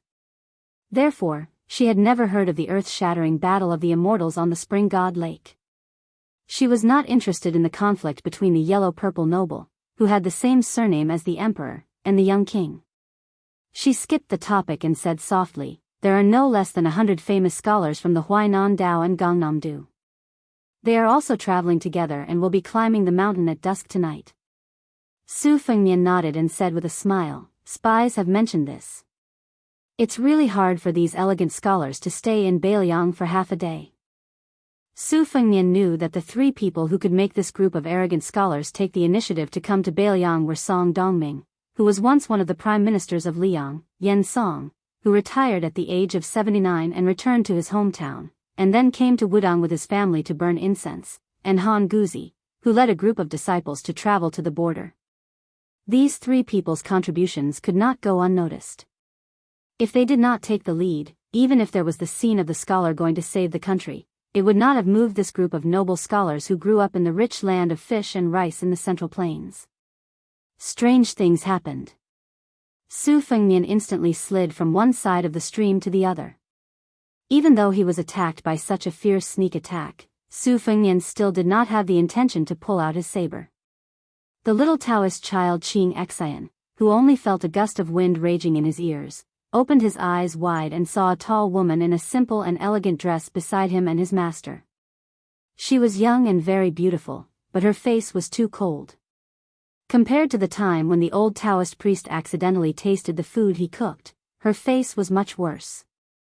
The little Taoist child saw the strange sister squinting her eyes, which were long and slender like the bamboo leaves on the mountain. The pilgrims near the stream were first stunned, but soon there were some quick-tempered busybodies who cheered loudly. In their field of vision, the ripples on the water surface caused by the young man with the saber gradually dissipated. A man and a woman stood opposite each other on both sides of the stream. A handsome man and a beautiful woman, and each of them had the bearing of a master. No matter how they looked at it, there was a story to be told between the 2 of them. This immediately made the pilgrims who were bored to death on the mountain road excited. They could not wait for the 2 of them to fight until the mountains collapsed and the earth split. Of course, it would be best for them to reveal their identities and sex before fighting, report their Jianghu nicknames, and talk about their love and hatred, and then fight to the death. This way, their trip to Wudang would not be in vain. In fact, Su Fengnian, who took the initiative to back down, asked with a smile, "Didn't you return to Mount Hui?" The woman who was not wearing purple today sneered and said, "If the interest keeps on rolling, it will be too late for me to collect the debt. Even you may not be able to pay it back." Perhaps they felt that the couple was too young and unfamiliar. Even if their martial arts cultivation was good, there was a limit to it. Very soon, some impatient spectators shouted at the top of their lungs, "Fight! Why aren't you fighting? Fight well! Fight well! We'll immediately go back to the Jianghu and say some good words for you too." Some people who did not know what was good for them shouted, "Hurry up, the 2 of you can't just talk and not fight, the Taoist priest Han Gui sighed softly. He only hoped that if Su Fengnian really fought with the strange woman, he would not be implicated. So at this time, he took his disciple and walked into the crowd. It looked like they were taking refuge, but in fact, they were helping to block the disaster. Chapter 1523. At this time, there were already people who claimed to be from Jianghu talking about it. They explained to the layman that there were 9 levels of martial arts in the world. In the end, they all revolved around the 7 words of skin, flesh, tendons, bones, body, qi, and spirit. Only when one reached the 2nd level of master realm could one touch the threshold of qi. For example, when a swordsman reached the 2nd level, he could barely control qi and fly a sword. The handsome young master with the twin sabers at his waist was repelled, sliding from the stream to the other side. However, his calves were not soaked.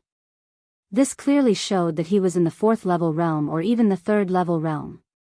It could be assumed that with his age, he was fully deserving of the title of a rising talent in the martial arts world in a province or county. Su Fengnian suddenly smiled and said, "If you want to fight, sure, but we have to make a small deal. As long as you help me find someone, you can choose the time and place. Also, you have the final say on who wins or loses." She hesitated for a moment, but finally nodded. Su Fengnian asked curiously, "You want that title that much?" Su Fengnian knew very well that no matter how many fortuitous encounters the woman in front of him had, due to her innate talent, reaching the great celestial phenomenon realm was already the limit of her martial arts. The martial arts journey of the mistress of Mount Hui's Great Snow Plateau could be said to be soul-stirring. First, she used that treacherous and insidious secret art to absorb other people's qi and turned it into her own, barely reaching the 1st level. If not for Su Fengnian helping to suppress her chaotic qi with the imperial seal of several countries hidden in the Tide Listening Pavilion, she would have very likely gone mad and even died. After that, she quickly crossed the Xian Finger realm and entered the celestial phenomenon realm. Wang Xianji had heavily injured her body, but in the end, she had spared her life. Otherwise, even if she received gifts from Zhao Huangchao and Lu Songtao, she would not have been able to escape the mysterious celestial phenomenon tribulation.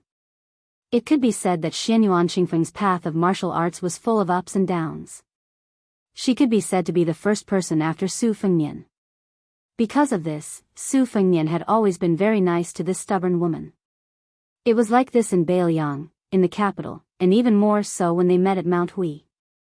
Today, when they met at Mount Hui, he also took the initiative to avoid her. One had to know that Deng Mao and Yilu Dongbed did not have this kind of treatment. To be more precise, Su Fengnian and Xianyuan Qingfeng could not be said to be in love. Perhaps Su Fengnian was empathizing with her because they were in the same boat, while she was most likely the one who had accumulated resentment in her heart. That was why the man and woman, who had reached the peak of martial arts the fastest in Liyang, were so entangled. Although Su Fengnian had long known that Xianyuan Qingfeng was very competitive, she was already the first female martial arts alliance chief in several hundred years. Why did she still want to fight for the illusory title of number 1 in the world? This was something that Su Fengnian could not understand no matter how much he thought about it. This farce, which was all bark and no bite, made many of the spectators feel bored. This was how the world was. It was fine if one did not give hope, but the worst thing was to give hope and then disappoint. Many of the hot-tempered people of Jianghu could not help but loudly mock and ridicule, whispering malicious words. For some reason, Xianyuan Qingfeng, who had not appeared in purple for a long time, cast a sidelong glance at this group of noisy spectators. With just a glance, everyone was silent like cicadas in winter. Su Fengnian could not help but laugh. Looking at those fellows who were secretly shrinking their necks, he thought to himself that when he was roaming Jianghu and watching those high and mighty young heroes and fairies, this was probably the same scene. Afterwards, Su Fengnian and Xianyuan Qingfeng continued to climb the mountain under the guidance of Han Gui and Qing Xian. They passed Meili Peak and Jiao Slope, and then Wudang's main mountain, Big Lotus Peak. Xianyuan Qingfeng was silent the entire way. When they reached the foot of Lotus Peak, she finally opened her mouth and said, "Li Chuangong's two-sleeved green snake, Dong Tai's inverted Tai Yi, Gu Jiantang's thunder core, Song Nianqing's last sword move, Huang Zhentu's 9th sword, 6,000 miles, Huang Qing's 16 bodhisattvas, and Master Lu Hao's thunder pool. Before we reach the peak, tell me all of them. Seeing Su Fengnian frown, Xianyuan Qingfeng said coldly, if you have a move that you don't want to say, you can substitute it with a similar move, or, a move that you created yourself is fine. Hearing that long list of names, the little Daoist child Xianxia felt as if thunder was rolling. It was too frightening. She only felt that this elder sister's appetite was really big. Su Fengnian asked in a deep voice, you want to gather the strengths of 100 schools of thought and merge them into one? You really don't want to give up on becoming a land immortal? Didn't Zhao Huangchao remind you back then that your situation is somewhat similar to my younger brother, Huang Manor? You were lucky enough to escape the disaster of the mysterious finger heavenly phenomenon realm. If you still insist on becoming a land immortal, aren't you afraid that it will be short-lived? Xianyuan Qingfeng said indifferently, that's my business. From the beginning to the end, this person was not a likable woman. Su Fengnian smiled and said, all right, I can't teach you the two-sleeved green snake of the sheepskin fur old man.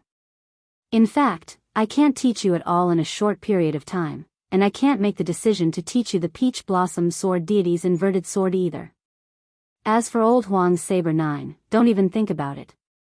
However, Gu Jintang's thunder cube, Song Nianqing's flying sword, and Lu Haoshi's thunder pool are all not a problem. Huang Qing's 16 sword point sitting Buddha is also not difficult. Other than that, I'll tell you about Tuoba Bodhisattva's unique chi circulation method, as well as the 2 trump cards of Bing Mountain's 5th raccoon and Murong Baoding. If you learn fast enough, I still have many good things. I'll take them all. This time, it was Xianyuan Qingfeng's turn to feel incredulous.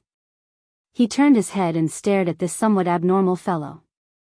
Her eyes seemed to be saying, it's one thing for me to ask for a sky-high price, but you're even saving me money by sitting on the ground.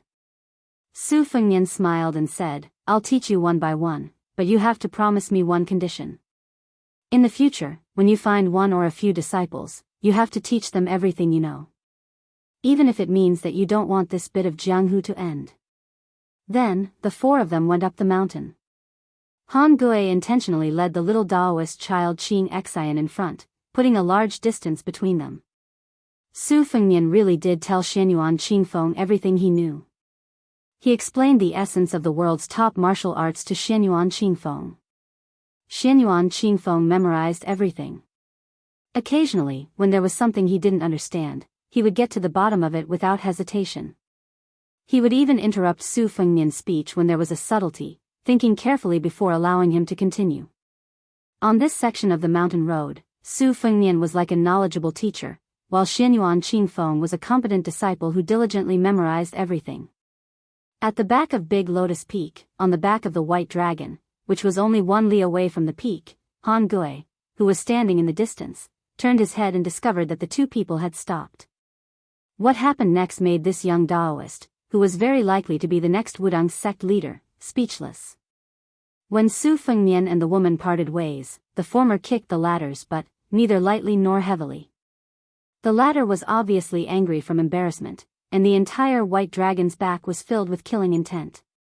However, the young king said something, and the woman was stunned for a moment before giving up and going down the mountain. The little Daoist child Xianxia immediately prostrated himself in admiration. He thought that if he could also wander the Jianghu in the future, he must have at least half of the elegance of the king of Beiliang. When the 3 of them went up the mountain again, even Han Gui couldn't help but ask curiously, Your Highness and that woman are old acquaintances? Su Fengnian smiled and nodded. He said softly, she's an enemy we've known for many years, and kicking her was a person's dream. The little Daoist child of the Qing generation thought about it seriously. Thinking about that fairy sister's cold and elegant appearance and arrogant manner, he didn't think that person's dream was childish at all. He laughed and said, Your Highness, that kick was very awe-inspiring, I like it. Han Gui rubbed his forehead, feeling a headache. A cold snort came from far away. It scared the little Daoist child so much that he had goosebumps all over his body. Su Fengnian rubbed the child's head and said gloatingly, You're in trouble. For the next 20 years, don't go down the mountain and go to the Jianghu. The little Daoist child asked timidly, that sister, is she very powerful? Su Fengnian smiled and said, a woman who wants to be the second Wang Xinji, don't you think she's very powerful? The little Daoist child said with a bitter face, no wonder junior grand uncle always said that the woman at the foot of the mountain is a tiger. At this moment, a white-robed monk walked down from the top of the mountain, his sleeves fluttering. He looked like he was going to fight Su Fengnian to the death. Chapter 1524. Su Fengnian was a bit embarrassed by the white-clothed monk's aggressive approach. He wasn't afraid, but he couldn't help but feel a little guilty. Which father in the world wouldn't be angry at the bastard who dared to trick their own daughter? Back when Li Thing ran away from home and snuck out of the two Zen temples to roam the Jianghu, she carried around 200 taels of silver. It was probably her father's accumulated wealth from lecturing in the temples for many years. In the end, when she met the three of them, she ate and drank without restraint and quickly became penniless. Perhaps this heroine had let it slip when she returned home and bore a grudge against the white-clothed monk? Su Fengnian knew that he was in the wrong, so he could only force a smile and make up his mind not to retaliate or scold. The white-clothed monk walked quickly with large strides. There was actually a woman following behind him.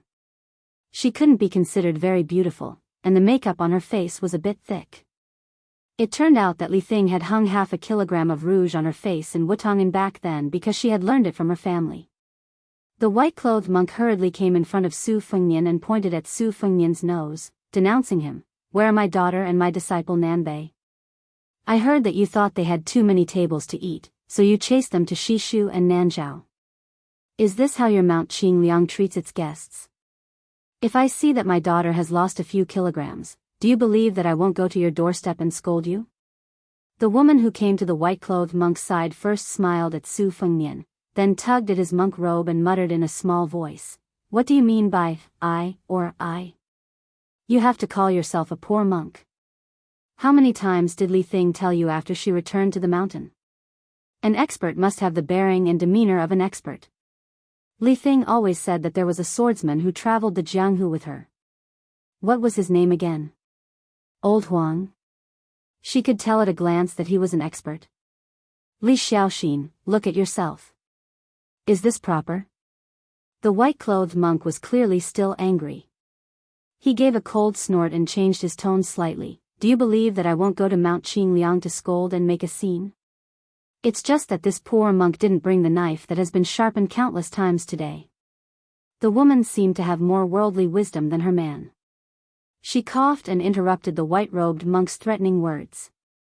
She turned her head to Su Fengnian and explained with a smile, "Your Highness, don't listen to this bald man's nonsense. There's no such thing as a knife. In fact, it's just something that the old abbot of our temple uses to chop firewood. The father of this thing just misses that old bald man. Oh, no, he misses his master. So, from time to time, he takes it out to sharpen the knife, afraid that it will rust." The old abbot did not leave anything behind, only a hatchet, a handwritten copy of the Diamond Sutra, and that big vat for washing our hands after returning from work every day. The hatchet and the sutra were still all right, we took them, but that vat was a bit heavy, so we had no choice but to leave it in the temple. Otherwise, in the future, we would have one more item for our dowry. The monk in white said helplessly, "How can you treat a water jar as your daughter's dowry?" The woman rolled her eyes and said, "How many famous people in Gangnam do like to use the mud at the bottom of the vat to make pots? It's worth a lot of money." Su Fengnian smiled and agreed, "That's right, I once saw Jiangnam's Lu family's minister Lu from the Ministry of Rites use a famous pot. It was made in the early years when he went to the two Zen temples to burn incense, using various methods to ask the old abbot for a few kilograms of mud." The woman immediately beamed with joy, looking at this young vassal king who did not have any heirs, more and more pleasing to the eye. That's right, that's right." Then she stared at the monk in white and said, "Speak properly, don't injure us." Li Dongxin rubbed his bald head. Everything had its vanquisher, and the words of his wife were more effective than an imperial edict. At this time, Han Gui was finally able to get a word in. He bowed and said, "I am Han Gui from the Little Pillar Peaks Green Mountain Monastery. I have long been fascinated by monk Wu Chan. Li Dongxin looked at this Wudang Taoist who was not famous before the battle between Buddhism and Taoism. Compared to the way he treated Su Fengnian, he smiled a little more and returned the greetings, Jinren Han. There are 3 debates on Lotus Peak this time, and you and I will be in the 3rd debate on the last day. When the time comes, I hope Jinren Han will be merciful. Han Gui smiled and said, I am really not worthy of being called Jinren. 2 Zen monks can just call me Daoist Han. Li Dongxin laughed and said, Daoist is a person of the Tao, a person who has attained the Tao, a Taoist priest, a person who has proven the Tao, a Jinren, a person who seeks the truth. It is better for me to call you Jinren Han. If Wang Zhonglo was here, I might as well call him Taoist Wang. If Hong Shixiang was standing in front of me, then I would really have to respectfully call him Daoist Hong. Han Gui smiled and did not say anything. Li Dongxin glanced at Han Gui's clear eyes and retracted his sharpness. He sighed softly, your Wudang and Mount Longhu are indeed different. If those yellow and purple nobles heard this, not to mention the old Taoist of the Hope generation, even those of the Ning generation would be furious and would not have peace. Han Gui said calmly, it is not that Wudang Taoists have a longer peace of mind compared to Mount Longhu. It is just that the cultivation paths of the 2 mountains are different, but in the end, different paths lead to the same goal. My master and Master Wang are extremely respectful of Mount Longhu's old Jinren Zhao Shituan. They have invited him to Wudang to discuss the Tao. Every time he passed by Bailiang, he would never refuse because of the different sections. I have personally heard Jinren Zhao talk about the unification of the 3 sects twice and benefited greatly. The white-robed monk smiled and asked, if I remember correctly, it was your Wudang's ancestor Lu who first advocated the unification of the 3 sects? Then I would like to ask, who is part of it? Han Gui blurted out without thinking, Ancestor Lu once said that the Tao is the same. This is the root of the unification of the 3 sections. In my humble opinion, I don't know what it is, but I know what it is not. It is this one. It may not be in the hands of the Wudang monks who have reached the depths of Zen, nor may it be on Mount Wudang where Buddhism is destroyed and Taoism is flourishing. Similarly, it may not be in the mouths of those scholars who are good at talking. Li Dongxin touched his bald head again, his eyes seemed to be full of admiration. He nodded and said apologetically, I have rudely probed you 3 times. Please don't blame me, Jinren Han. Han Gui smiled and said, it's fine, it's fine. The group of people climbed the mountain together. The white-robed monk and Han Gui casually chatted about Wudang's local customs. There was neither Buddhism nor Taoism. It was as if they had met an old friend in a foreign land. Their words were as slippery as watermelon skin. The white-robed monk deliberately ignored Su Fengnian. He was probably afraid that he would not be able to hold back and look for a knife to chop people. If a man met someone who was trying to steal his wife, he would pick up a knife and chop the person without hesitation. If he met someone who was trying to steal his daughter, whether he would chop or not depended on not only the character of the daring little bastard, but also the attitude of the daughter's mother. At this time, Li Dongshir's mother, or rather the little monk Nanbei's master's wife, was extremely amiable towards Su Fengnian. Although it was not the gaze of a mother-in-law that would grow fonder the more she looked at her son-in-law, it was as if she had met a young man of the younger generation who was interested in her daughter. She was not deliberately warm, but she would definitely not lower her face to treat Su Fengnian. The woman's heart was boundless. At first, she was still a little reserved. After all, the young man in front of her was the number 1 figure in the Northwest. But soon, success came naturally. She began to nag about family matters and complained that in Bailiang's territory, he was really spending money. Especially when she brought a lot of rouge and face powder back from Bailiang, she had already used it all. In the end, when she went to the shop in Yuzhou to take a look, the price was really expensive. Speaking of this, the woman thanked Su Fengnian very much. She said that the daughter of Li Dongshi did not know the importance of things and had accepted so many expensive gifts in one go when she left Mount Qingliang's mansion. After that, the woman smiled and frankly said that she would never be able to pay back the money. This time, she left in a hurry and did not bring any gifts back. Therefore, she had long squandered all the savings at home. The smile on Su Fengnian's face never disappeared as he listened to the woman's blabbering. The little Taoist boy Xianxia, who was eavesdropping on both sides, felt strange. It was strange enough that his master, a Taoist priest, could get along well with the famous white-robed monk who was known as the Bodhisattva of flesh. How could the king of Bailiang get along well with that woman? The white-robed monk Li Dongxin was the most important figure in the debate on Lotus Peak. As the current head of the two Zen temples, he himself was the leader of Buddhism under the heavens. Su Fengnian was also a top-honored guest of Wudong. As a result, this group of people headed straight for Wudong's Xiang Palace at the top of the mountain to settle down. Wudong originally did not have the habit of dividing people into different ranks.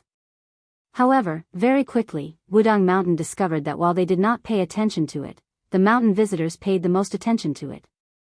It was from the mouths of the guests that the 9 palaces and 36 temples that originally belonged to Wudong Mountain's Taoism actually already had a ranking system in Jianghu.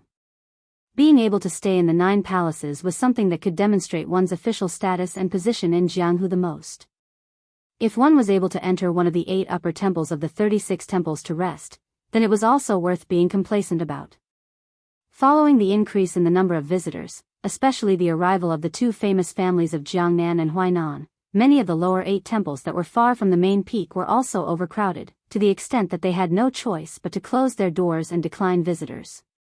Just as Su Fengnian and the white-robed monks group stepped foot into the Xiang Palace from the back door, a delicate and pretty little Daoist boy rushed in front of Su Fengnian and said in a low voice with a sad face, "Grand Marshal Uncle, a new group of honored guests have arrived on the mountain."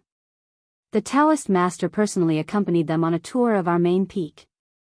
The guests are also not like the usual foreigners who make many requests. They did not insist on resting on the mountain.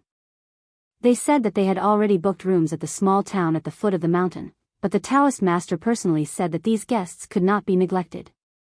He wanted us to make 3 or 4 elegant and quiet rooms for them. My master and a few martial uncles were all worried to death.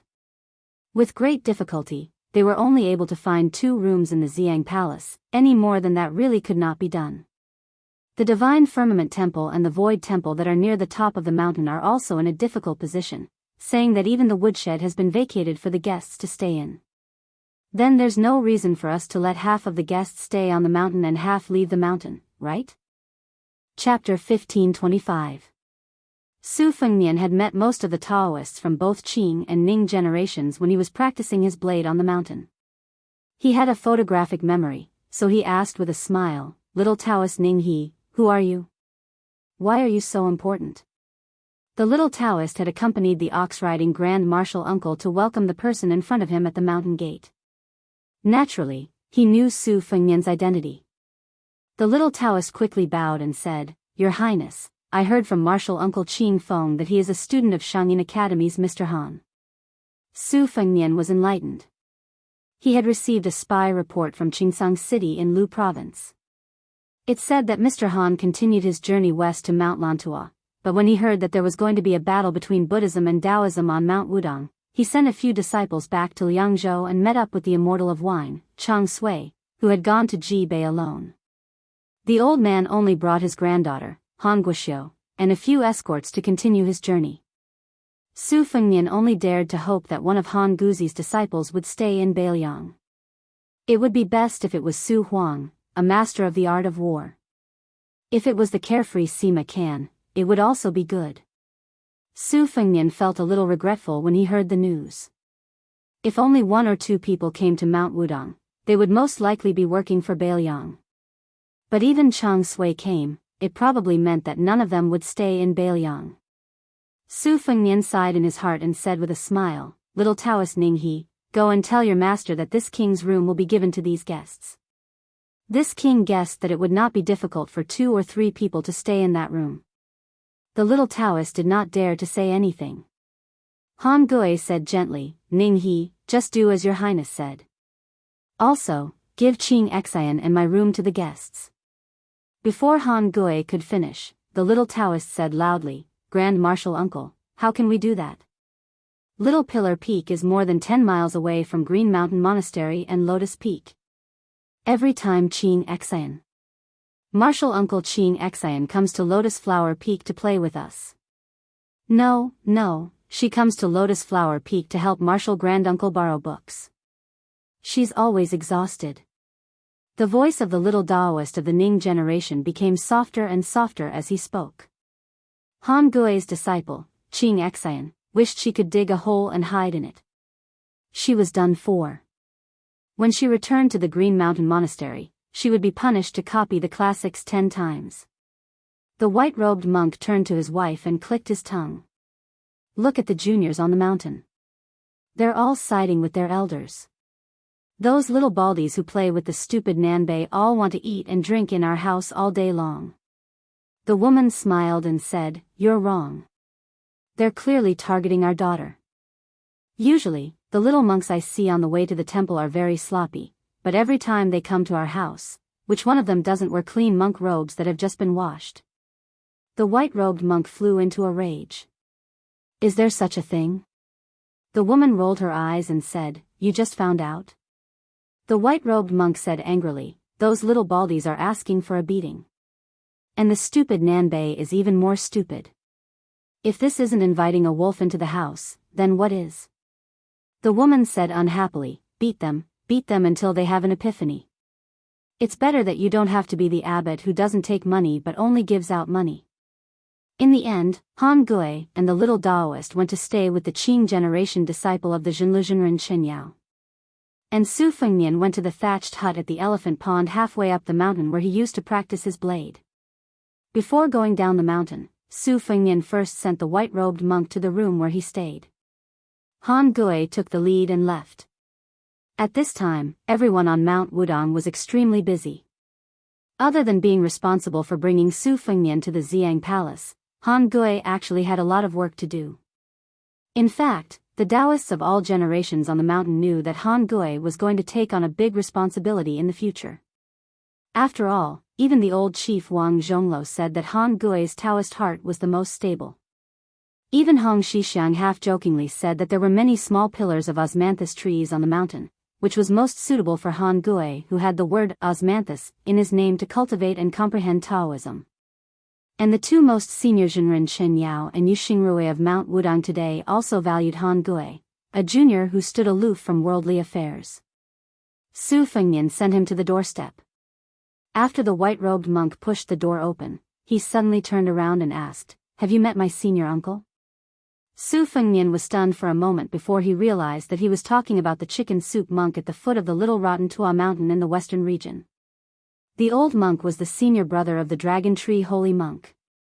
He nodded and said, "I can fight with Tuoba Bodhisattva and not die." Li Dongxin waved his hand, "He's already dead." "Who are you trying to say nice things to?" Su Fengnian was silent and speechless. The white-robed monk sighed and said sadly, "But then again, the reason why senior uncle was able to plant the lotus in my heart was because of your appearance. Back then, when I traveled thousands of miles to the west alone, it was because senior uncle was worried. His original intention was to go to the western region to bring me back to the two Zen temples. He didn't expect that one stop would last for more than 20 years. This penniless monk's epiphany is also thanks to martial uncle's insights. Alright, that's a separate matter. The matter of my daughter is not over yet. But for senior uncle to be able to plant the lotus, I have to thank you." Li Dongxin lowered his head and put his palms together. Su Fengnian put his palms together and gently returned the greeting. After Su Fengnian left, the white-robed monk closed the door. The woman sat on the chair and rubbed her calf. She smiled and said, "There's only one daughter. Even though the north and the south are stupid, they're already a family. Sigh, if only I had 2 daughters." Chapter 15:26. Li Xiaoxin muttered softly, "Even if I have 2 daughters, I still don't want to be this kid's father-in-law. Every time I see him, I'll chase him away with a broom." For the first time, the woman did not argue. She said softly, "When I was chatting with this child, I talked about how our family was too playful. As he chatted with me, he casually said something that was quite interesting. The general idea was that when he was young, he was truly naughty and mischievous. When he was young, he would always disdain his elders for restraining him. In the end, when he finally grew up, he suddenly realized that when he made a mistake, no one would scold him. Instead, he missed his childhood. The white-robed monk leaned back in his chair and rubbed his bald head. For some reason, he also missed the scene when he was young and would nag at his master's ear. Before Su Fengnian walked out of Xiang Palace, a spy leader from the Fu Shui chamber and a military officer whose territory was near Mount Wudong appeared together. The two of them were dressed in casual clothing no different from normal pilgrims. They had seized this rare opportunity to report to the prince. This made Su Fengnian seem like a noble young master who had brought his servants out for a trip. Today, there were no poor people in Xiang Palace. Most of them were foreigners who had deep connections with Huagai County and even the entire Bailiang officialdom. Everyone was either rich or noble. Otherwise, they were people like Su Huang and Sima Can, who had enough confidence to look down on nobles. It was said that even the eldest son of the Hezhou provincial governor and the daughter of the Ji provincial governor had climbed the mountain together, but they were still not allowed to enter Xiang Palace. They could only stay in the Heaven Temple. Su Fengnian listened to the two's concise and respectful reports. He did not give any orders. As they neared the elephant cleansing pool, he let them do their own things. They didn't talk much, but the two of them still felt honored. Regardless of whether it was the shrewd spy or the steadfast military officer with real power, when they looked at each other and smiled, they couldn't hide the smiles on their faces. This kind of honor came from the bottom of their hearts. It was the attitude of the other officialdom officials to get close to the big shots of the officialdom to get familiar with them. In fact, there was a world of difference. Su Fengnian revisited this place and found that the quiet and empty elephant cleansing pool of the past was extraordinarily lively. It could be said that the crowd was shoulder to shoulder. After asking, he found out that there were two people competing on the giant rock in the pool. The rules were very simple. Whoever fell from the rock into the pool would lose. Su Fengnian really could not squeeze his way to the edge of the pool. He could only stand about 50 steps away from the elephant cleansing pool. In the stream of people, there were many hawkers with bamboo chests hanging in front of their chests. They were shouting, watching two masters fight, "How can we not drink a big cup of our Bailiang's green ant wine?" Or, "Buy 2 jugs of wine and we'll give you a copy of the King of Bailiang's martial arts quotations from Mount Wudong for free." The two masters on the giant rock in the pool were in the midst of a fierce battle. Su Fengnian's ears were filled with loud cheers. As far as the eye could see, only when the two masters leaped high in the air could he see their silhouettes. One saber, one sword, the light of the saber and the shadow of the sword reflected each other's brilliance. This was probably the so-called floating like a startled swan. Su Fengnian did not know why his interest was piqued. He bought some melon seeds and red dates from a hawker. Like most of the spectators, he stood on his tiptoes and stretched his neck, listening to the spectators beside him explain their moves in surprise. He was somewhat self-deprecating. Look at how imposing the other people were when they were fighting. The spectators were as numerous as the clouds, the cheers shaking the sky. Compared to his final confrontation with Tuoba Bodhisattva in the small alley, this was countless times more awe-inspiring. That's right, it seemed like this was the Jianghu that he had dreamed of when he was young. Su Fengnian leisurely ate the melon seeds, listening to the friendly introductions that did not even charge him a single copper coin. He was very satisfied. According to the most well-informed ears around him, Su Fengnian learned that the two young warriors who were showing off their skills to their heart's content were not nameless juniors in the Jianghu. Among the new top 10 experts in the great snow plains of Mount Hui, the Jianghu talent with the famous sword, Wuxia Xianxia, was a close friend of the direct disciple of one of the grandmasters. Their relationship was a little distant. Could an ordinary cat or dog be related to the direct disciple of the new top 10 experts in the world? As for the local Bailiang youngster who used the saber, he was even more influential. It was said that even the king of Bailiang, Su Fengnian, cherished his talent and even personally taught him 2 or 3 moves of the saber technique. Hearing this, Su Fengnian could not help but grimace even more than when he heard Miss East-West say that she had seen through old Huang's identity with just a glance.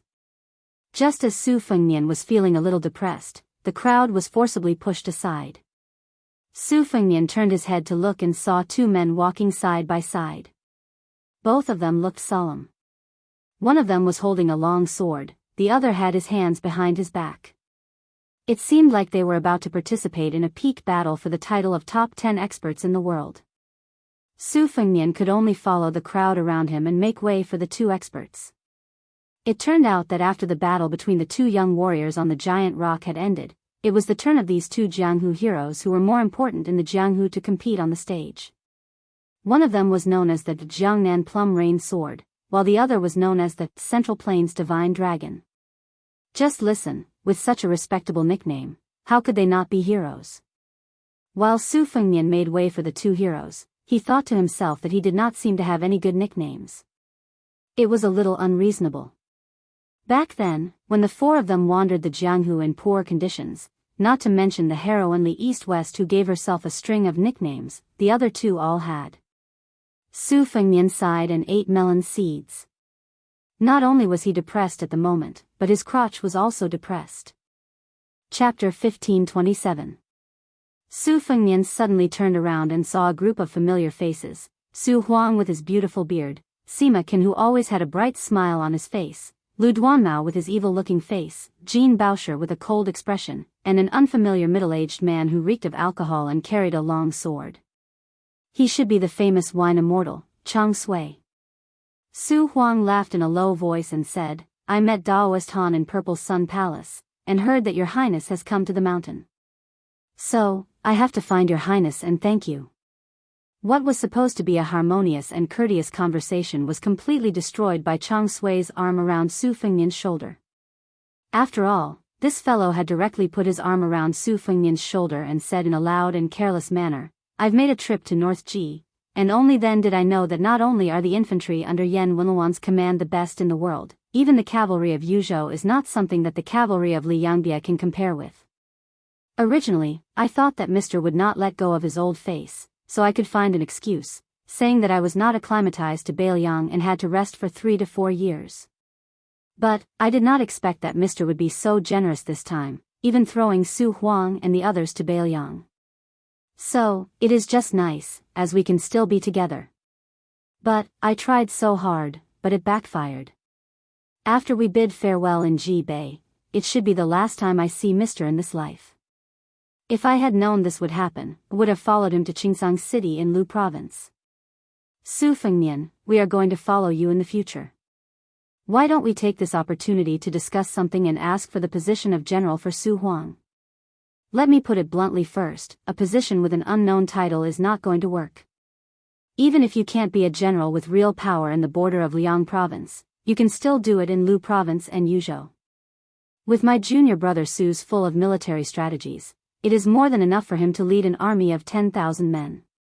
That brat Sima can stay in the Liangzhou provincial governor's office as a 4th or 5th rank official. If you're a little bolder, you might as well shove him to Song Dongming as an assistant. However, you must be careful of this brat seducing the pretty maidservants of your Qingliang mountain. This brat's biggest problem is that he can't control the bird in his pants. As for junior brother Lu Duanmao and junior sister Jean Baosher, you don't have to worry. If there is no official hat for them, they can just find a place to train for a year and a half. Su Huang's face was full of helplessness. Sima Can's bright smile became forced, while Lu Duanmao simply turned his head and pretended that he did not know this senior brother. Jean Baosher secretly glanced at Su Fengnian with a complicated expression. Since old Mr. Han was so generous, Su Fengnian, who was extremely surprised, was not a petty person. He immediately showed the swift and decisive side of a vassal king and said in a deep voice, "Mr. Su can go to the Huayang Pass Protectorate office first. I will personally write a letter to Chu Lushan. The military affairs in Beiliang's border have always been strict. To be honest, Su Fengnian, dare not guarantee that Mr. Su can immediately become a general in Liang Province, but I will definitely not let Mr. Su use a sledgehammer to crack a nut. Mr. Sima, you can go straight to Qingliang Mountain and assist Deputy Administrator Song Dongming. Of course, if you don't like being an assistant, you can also go to Liang Province's Provincial Governor Office or Lingzhou's Taiyu County. Right now, there is a merit officer position in the Provincial Governor Office, while Lingzhou's Taiyu County has just vacated a governor. They are both fourth-rank officials. It depends on how Mr. Sima weighs it. As for Mr. Liu, I hope that you can go to Lingzhou to help Provincial Governor Su Beiji. Perhaps your position will not be high at the beginning, but I believe that with Mr. Liu's knowledge and Su Beiji's foresight, Mr. Liu will quickly stand out. As for Miss Jean, I really haven't thought of a plan yet. Let me think about it, but before I go down the mountain, no matter what, I will give Miss Jean a satisfactory answer. When Su Fengnian finished speaking, Sima Can and Lu Duanmao looked at each other in dismay. Even Su Huang was shocked. Jean Baosher pursed his lips tightly and was in high spirits. Only Chang Sui still looked sloppy. He lazily picked up his wine gourd and drank a mouthful of wine. He wiped his mouth and smiled. Great. Su Fengnian said sincerely, I, Su Fengnian, will of course welcome all of you to stay in Beiliang. My second sister will also be very happy. Chang Sui sighed softly. Then, other than the eldest apprentice brother who has a grudge with the Su family, and the youngest apprentice brother who has no choice but to stand against you, you have a total of 8 disciples. Currently, 6 of us are working together in Beiliang. Life and death are fated. Riches and honor are in the hands of the heavens. People come and go as they please. The 6 of us are already considered lucky. Chang Sui's last sentence was clearly said to his junior apprentice brother Lu Duanmao, who still had a knot in his heart. Among the 8 of them, Lu Duanmao had the best personal relationship with Prince Zhao Kai. Lu Duanmao turned a deaf ear. Next, Chang Sui suggested that they get together to taste the most authentic green ant wine in the world. Su Fengnian took out all of his silver and bought more than 10 bottles of wine from a vendor. Then, he led them to a nearby thatched cottage. The cottage was cleaned all year round. Although no one lived in it, it did not look decadent at all. Even the small vegetable garden behind the cottage was full of greenery. Su Fengnian moved out bamboo chairs and stools from the cottage with great familiarity. He even took out a table that was originally used to store books. The thatched cottage was not far from the elephant washing pond, but the contrast between the two was clear. This had a lot to do with Mount Wudong's intention. The group of people sat around the table in the open space in front of the cottage. Chang Sui had already begun to drink to his heart's content. Su Huang and Lu Duanmao sat side by side. Jean Baosher sat across from Chang Sui, diagonally across from Su Fengnian. Naturally, Su Huang and Su Fengnian talked about the naval battle of Guangling. When they met in Liuzhou, regarding the fact that it was just a civil war that belonged to the Guangling Navy, the two of them each had their own opinions. Just as Sir Han had said, the two of them each had their own opinions. Su Huang guessed half correctly that it was a quick battle, while Su Fengnian guessed correctly that West Chu had won the battle. As for the following situation in Guangling, Su Fengnian and Su Huang had a dispute. Su Huang, a master of the art of war who had traveled through the old West Chu several times, firmly believed that Liang would quickly form an encirclement, and West Chu's breakthrough point would inevitably be the seemingly unstoppable 100,000 elites from Nanjiang. Only by doing this could they truly gain strategic depth for West Chu and gain a firm foothold in the gap between Jianghu and Nanjiang, and truly display the advantages of the Guangling River as a natural barrier. Although in this way, it would still be difficult to escape the predicament of being pincered by Lu Xingxiang and the Prince of Yan, but compared to desperately defending a corner of West Chu's capital city and only being destined to be nibbled away bit by the Liang imperial court, the situation was still much better. For this reason, Su Fengnian specially dug out a geomancy map of the Guangling Road from his room and slowly spread it out on the table. Su Huang held a wine cup in one hand and used the other to point out the mountains and rivers. He spoke tirelessly. Landscape painting emphasizes power, and when martial artists exchange blows, they also emphasize power. Then, West Chu's power almost reached its peak after Xie defeated Yang Shenxing and Yan Zhenshuan on the western front. Ko Jianghuai displayed his brilliance on the eastern front, and Xiao Chongqing stabilized the Guangling River in one battle. However, Su Huang filled his half-empty wine cup to the brim, and then pointed to the wine bottle by his hand. No matter how powerful West Chu's power is, it is still only a cup of wine. But Liang's power is as big as a wine bottle. Yang Shenxing's Jizhou infantry suffered a lot of casualties, Yan Jinshuan's cavalry was wiped out in one battle, and even Guangling Prince Zhao Yi's navy was completely wiped out. But the wine in the bottle is still more than the wine in this cup, a lot more. And this is just us talking about the military on paper, talking about the number of troops. The real general trend of Liang is that after the new emperor ascended the throne, the people of Liang are still stable, so much so that it can be said that they are becoming more and more stable. The Yonghui auspicious talisman is far less turbulent than what outsiders imagine. Therefore, in the Battle of West Chu in Liang, the former can succeed in one battle, while the latter can only lose one battle. Su Huang pointed to a strategic town on the north bank of Guangling River and a pass in Jianzhou on the south bank. He said in a deep voice, "If I were Chao Changqing, when the old general Wu Zhongshuan leads half of the Nanjiang army to cross the river, I would send a valiant general who dares to fight a tough battle and 10,000 elite troops south to cut off their retreat. Then, would send a veteran general who is good at defense to guard the western front door, so that the Nanjiang army of 100,000 can neither fight nor retreat comfortably." Su Fengmian bent over slightly to look at the map, frowned and said softly, "The deputy commander of Beiliang's infantry, great ancestor Gu, has mentioned Wu Zhongshuan, this veteran general.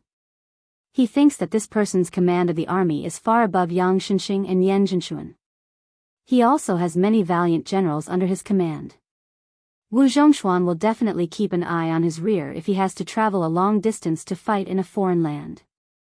Su Huang shot a glance at Sima Can, who was sitting cross-legged and munching on melon seeds. The latter resentfully put down the handful of melon seeds in his hand and sat upright. He said, "Wu Zhongshuan and the group of meritorious generals by his side are all experienced men who have fought many battles. They would not be so careless. However, according to military books, it is said that they do not transport grain for 1,000 miles. This is a hidden danger of the southern border army.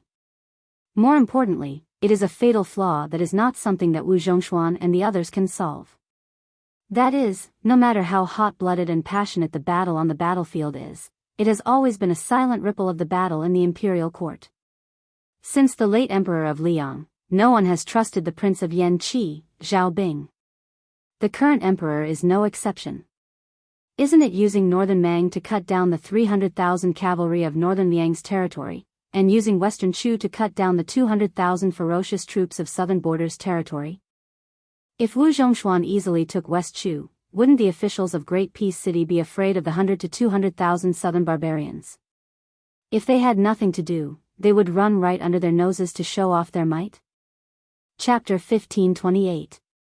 Sima Can couldn't help but secretly pick up a handful of melon seeds from the table again. While eating melon seeds, he said vaguely, "Beiliang's transport is trapped, and the 100,000 troops in Nanjiang are not really comfortable. Therefore, in this battle, if Wu Zhongshuan was able to defeat Chao Zhangqing, that would be because he had the ability to reach the heavens. During this period of time, the imperial court would definitely make a move." It was the same logic as when Yan Jinshuan had no choice but to tacitly understand and take the risk to advance. Liang Imperial Court is the happiest when the battle reaches a stalemate. If they lose, they will be reorganized by Lu Xingxiang, the commander-in-chief of the southern expedition. Not a single soldier will be able to return to Nanjiang. Maybe even Wu Zhongshuan will have to enter the capital to be an official. Didn't Tangshi's sword was Lu Baijie just get demoted from the position of Minister of War to the position of Administrator? Won't Wu Zhongshuan be moved? Don't you want to compete with the newly appointed Assistant Minister of War, Tang Taizhuang? You are young, and your military achievements are not that good. You are not as famous as me. What right do you have to compete with me for the position? Besides, didn't Tian City say that a civil official who doesn't want to be the Grand Secretary is not a good civil official? A general who doesn't want to be the Minister of War is not a good general." Jean Bauscher stepped heavily on the guy's foot under the table. Sima Ken was obviously a person who had been tortured. His expression didn't change, but he was finally not so cynical. Although the imperial court of Liang is domineering, watching the Battle of Liangmang from the other side, personally fighting with the rebels of West Chu, and deliberately playing tricks with the vassals of the older generation, I have to say that the late emperor of Liang is really a powerful monarch. If you look at the history books, if you don't talk about the military achievements, he should be in the top 5. Let's not talk about other things. Let's just talk about the general trend of removing vassals. Let's not talk about Bailiang. That Zhao Ying, the Duke of Huainan, went to the battlefield and died, right? Zhao Sui, the Duke of Jiaodong, has been guarding the door of the northeast for so many years, right? Zhao Sun, the hereditary king of Jing'an, also wished he could pour out his heart to the imperial court and carve the word loyalty on his forehead, right? That was why it was said that in a history book of the spring and autumn annals, it was about generals from various countries appearing on stage. Emperors and civil officials were all written to the side. Every page was filled with the words martial artists save the country. As for the spring of eternal Hui, it was replaced with the words literati rule the country. With Zhang Julu leading the charge and the 5 ministers outside of the Ministry of War working together, it was truly a magnificent sight. Even 1,000 years later, as long as you are a scholar, you will feel proud of this glorious history. Sima Can suddenly paused and looked around like a storyteller who was keeping people in suspense. He took a sip of wine and said, "Then, here's the problem. Why is it that on the surface, the longer Li Yang drags on, the greater the chance of victory, while Beimang drags on, the smaller the chance of victory? Why is it that Xiandi still insists on having Guangling Road burn, and then let Beimang feel that they have a chance to invade the south at this time? Fighting on 2 fronts, aren't you afraid that even the thickest of assets will be squandered?" Chang Sui was overjoyed and pointed at his shitty with his wine gourd. "In the future, if you can't make a name for yourself in Bailiang, then go to the restaurant and be a storyteller. Xixiang, I will set up the stage for you, Jean Shimmy will take the money." Su Fengnian smiled and gave the answer. For the elite troops in the world, it is already the limit to maintain their prosperity for 20 to 30 years. After that, they will only get worse and worse, and their shortcomings will gradually increase. Our Bailiang cavalry started in the spring and autumn annals, and now it has been 30 years. First, Great Peace City is afraid that our Bailiang frontier army will not be able to fight Beimang as time passes. Second, they are afraid that our Su Fengnian will have ill intentions after he stabilizes his position and grasps power. A very simple example. If my father had said in the past that he wanted to divide the river with the Zhao family, at least half of the soldiers would have left, and the morale of the army would have fallen. But if it was during the last years of Yonghui, Su Shao, who was deeply rooted in Bailiang, mentioned this, the 300,000 cavalry would all be old people rooted in Bailiang. Not many people would leave.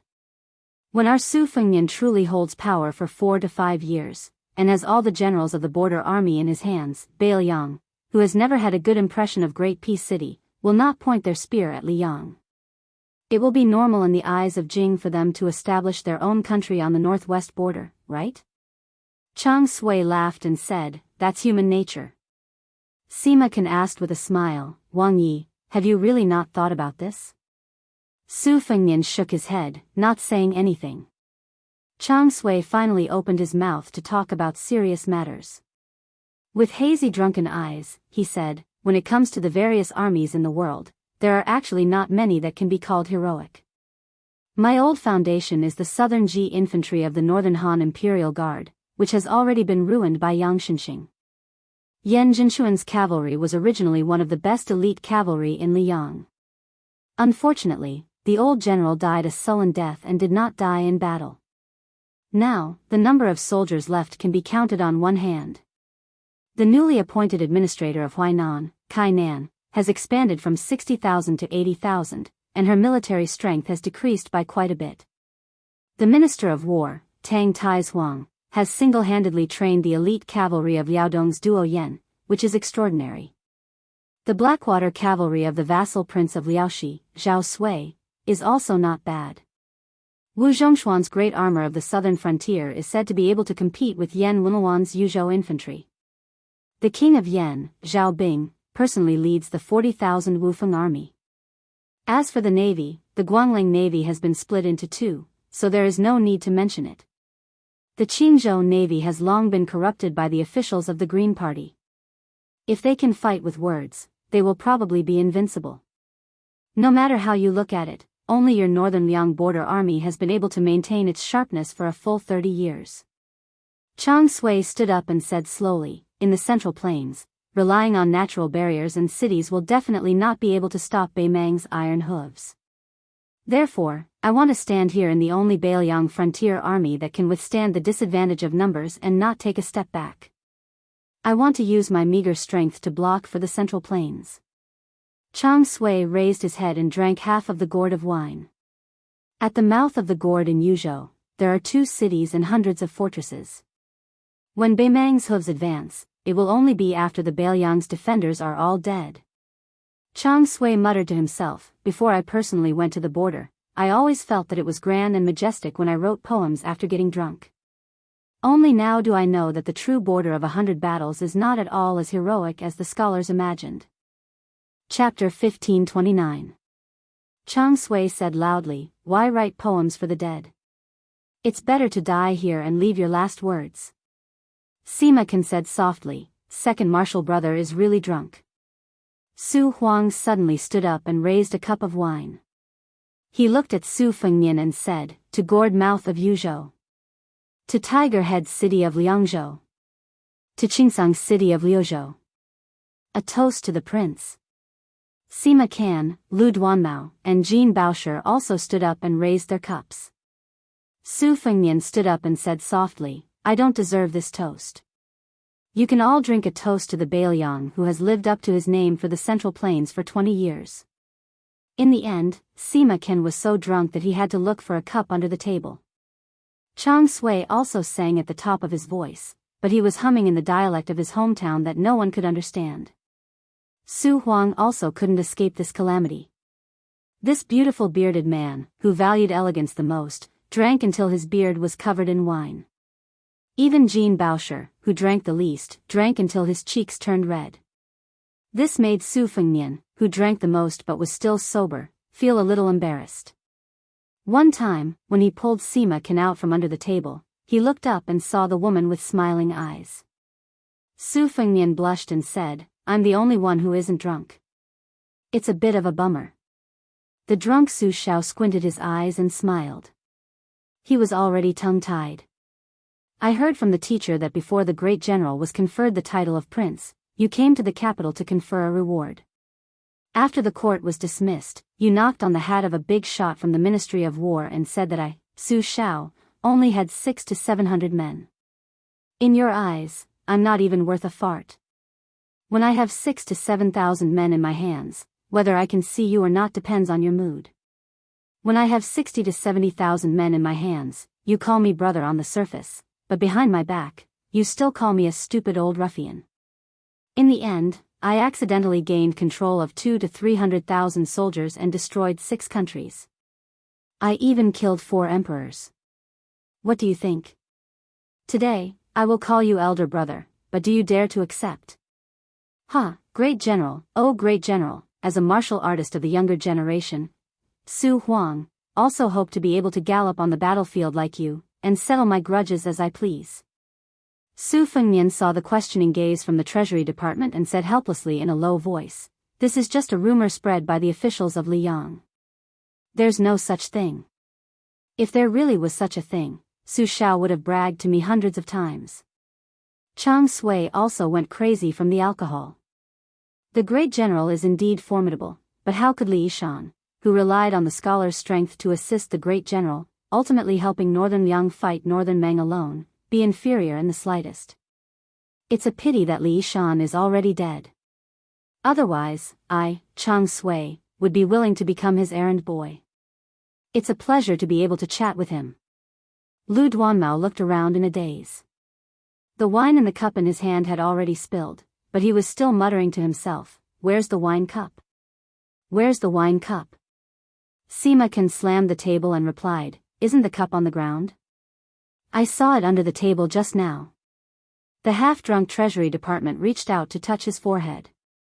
Couldn't these brothers have a little bit of the restraint of scholars?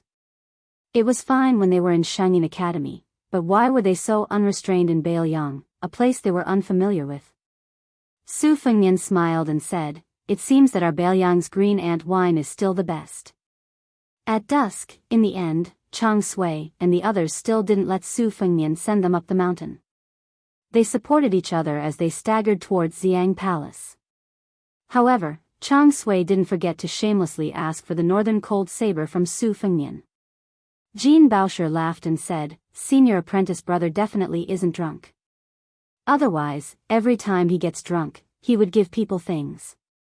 He definitely doesn't have the habit of asking people for things." Chang Sui glared and said, "Senior brother doesn't even want his life anymore. What's wrong with asking for a saber?" Then, he immediately muttered to himself drunkenly, "I don't want to think about sword chi soaring into the sky. At least I, Chang Sui, can fight like a bull when drunk." "Su Fengnian, you brat, you're not honest. Drinking depends on one's character. How can you be the only one sober when everyone is drunk? This won't do. I'll drink with you again tomorrow. Today's because my junior brothers and sisters were dragging us down." Jean Baosher said unhappily, all right.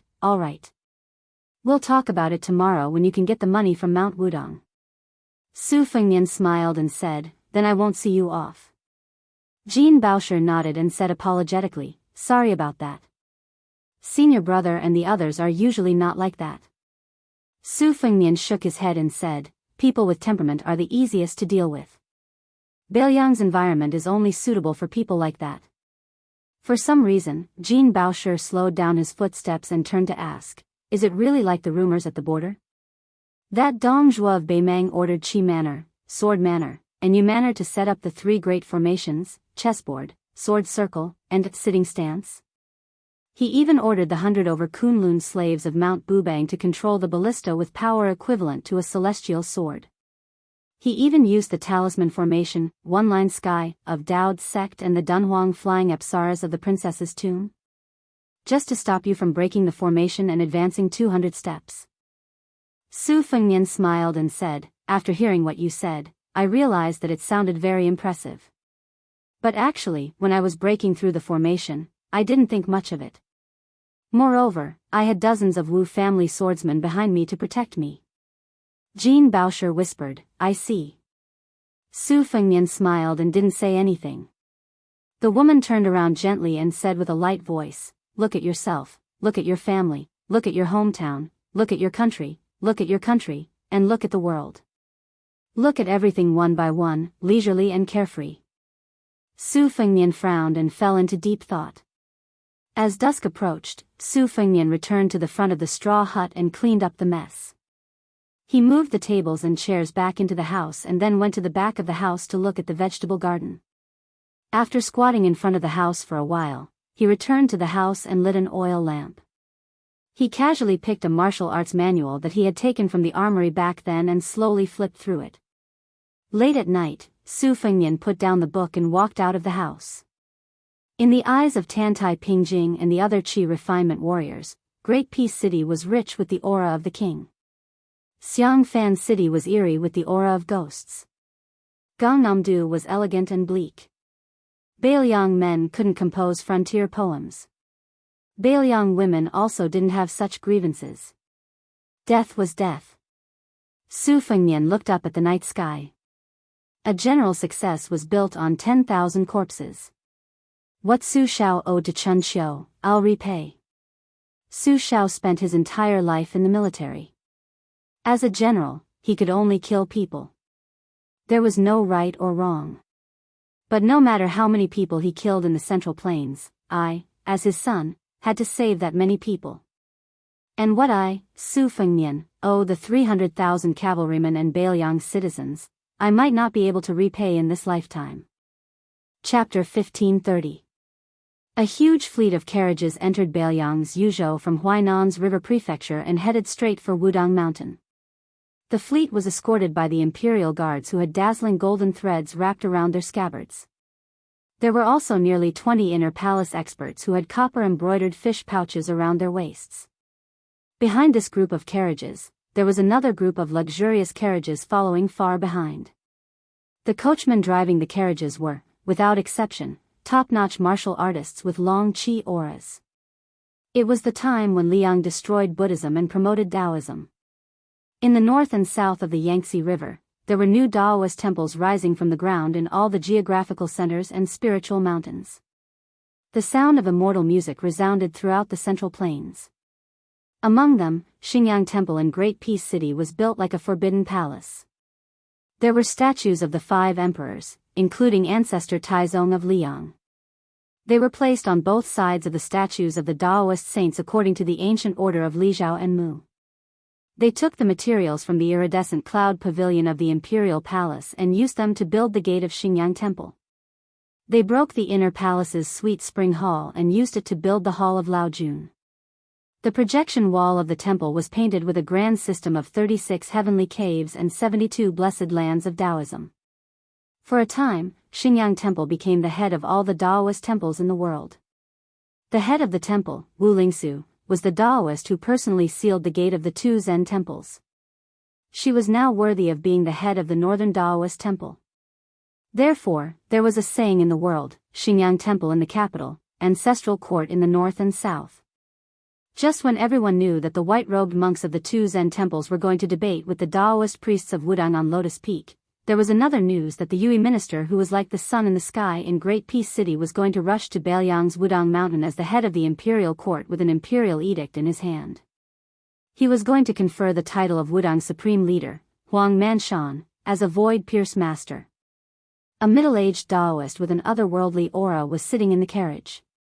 He wore a purple-gold Daoist robe and had a purple horsetail whisk with 3 golden rings on his arm. He was smiling faintly. Beside the honorable Daoist sat a young man who looked very similar to him. Although he was also wearing a Daoist robe, he was closer to the secular world than the middle-aged Daoist. The young man said with a smile, "Father, I thought that after crossing the river province boundary marker, the Yuzhou military would at least send out a few hundred cavalries to intimidate us. It seems that Su Gai isn't completely lawless. He's still very wary of father." The middle-aged Daoist was none other than Wu Lingsu, who had risen rapidly in Jing. He remembered that when he had just arrived at Great Peace City, the nobles of the city all liked to use his title of Qingqing King to make fun of him. Occasionally, when they met at a banquet, who did not call him Wang Yi, but did not bother to disguise the disdain in their eyes?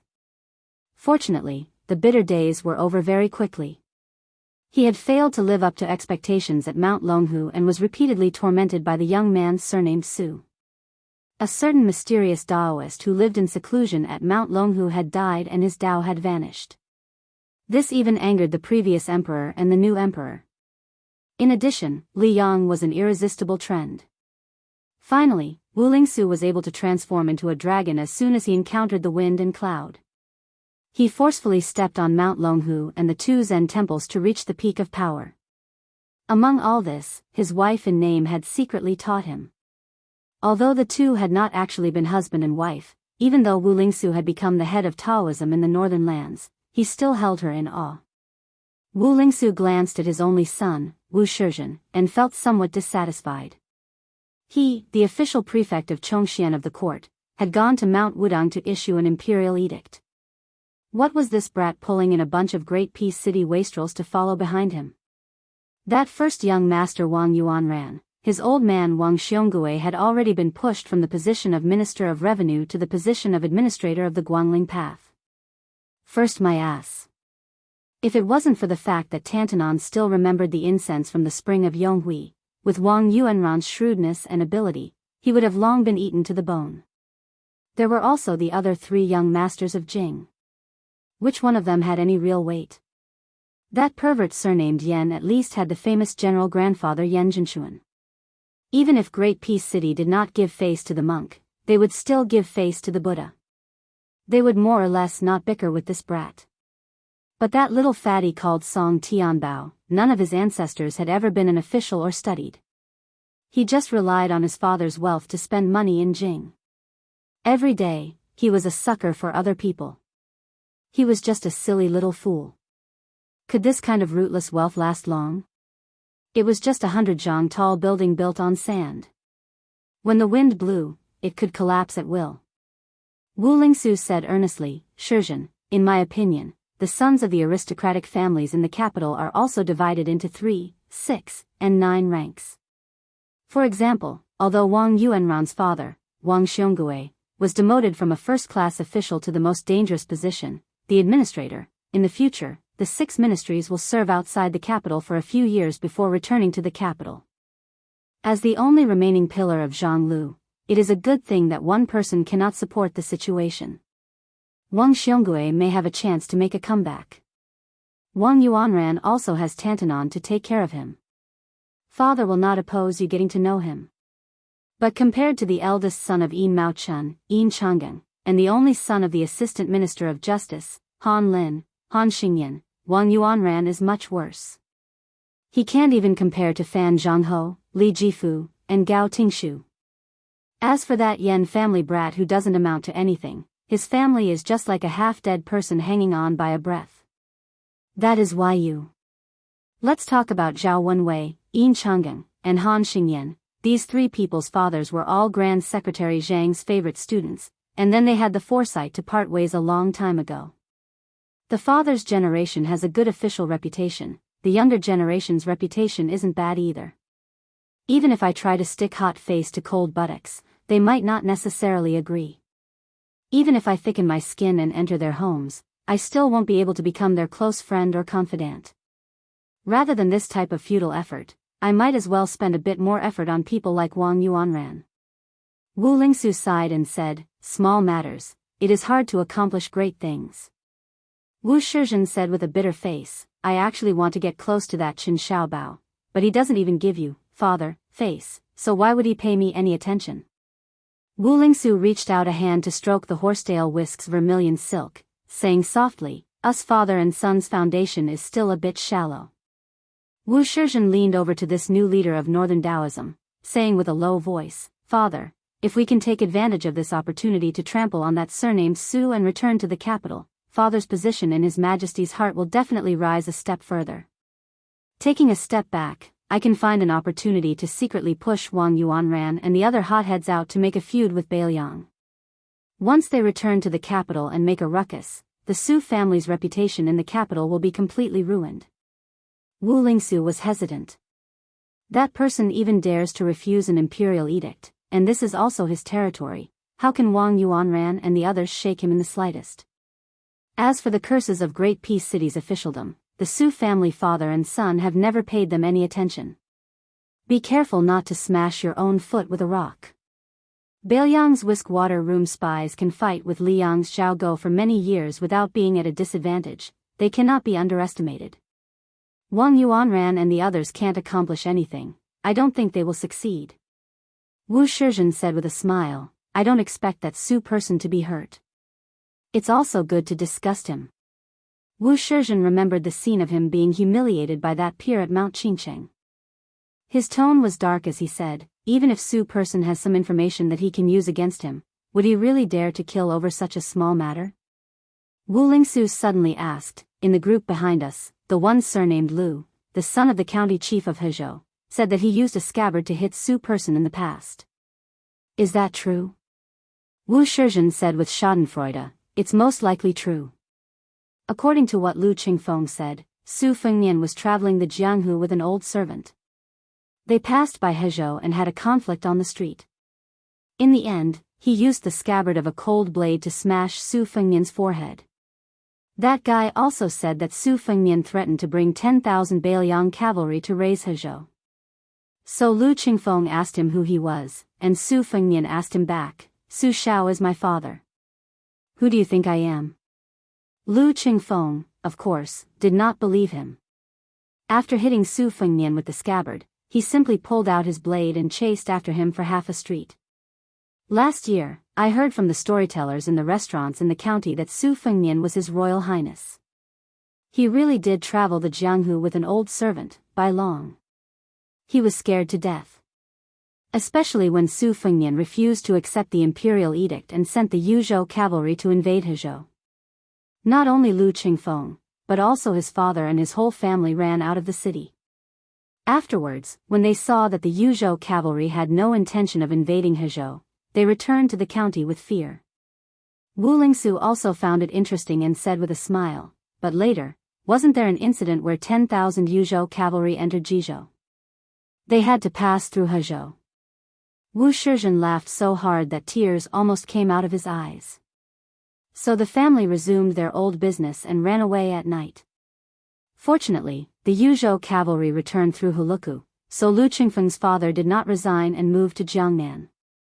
However, the Lu family also benefited from the disaster. The entire Hezhou knew about this hero who dared to beat up the king of Beiliang.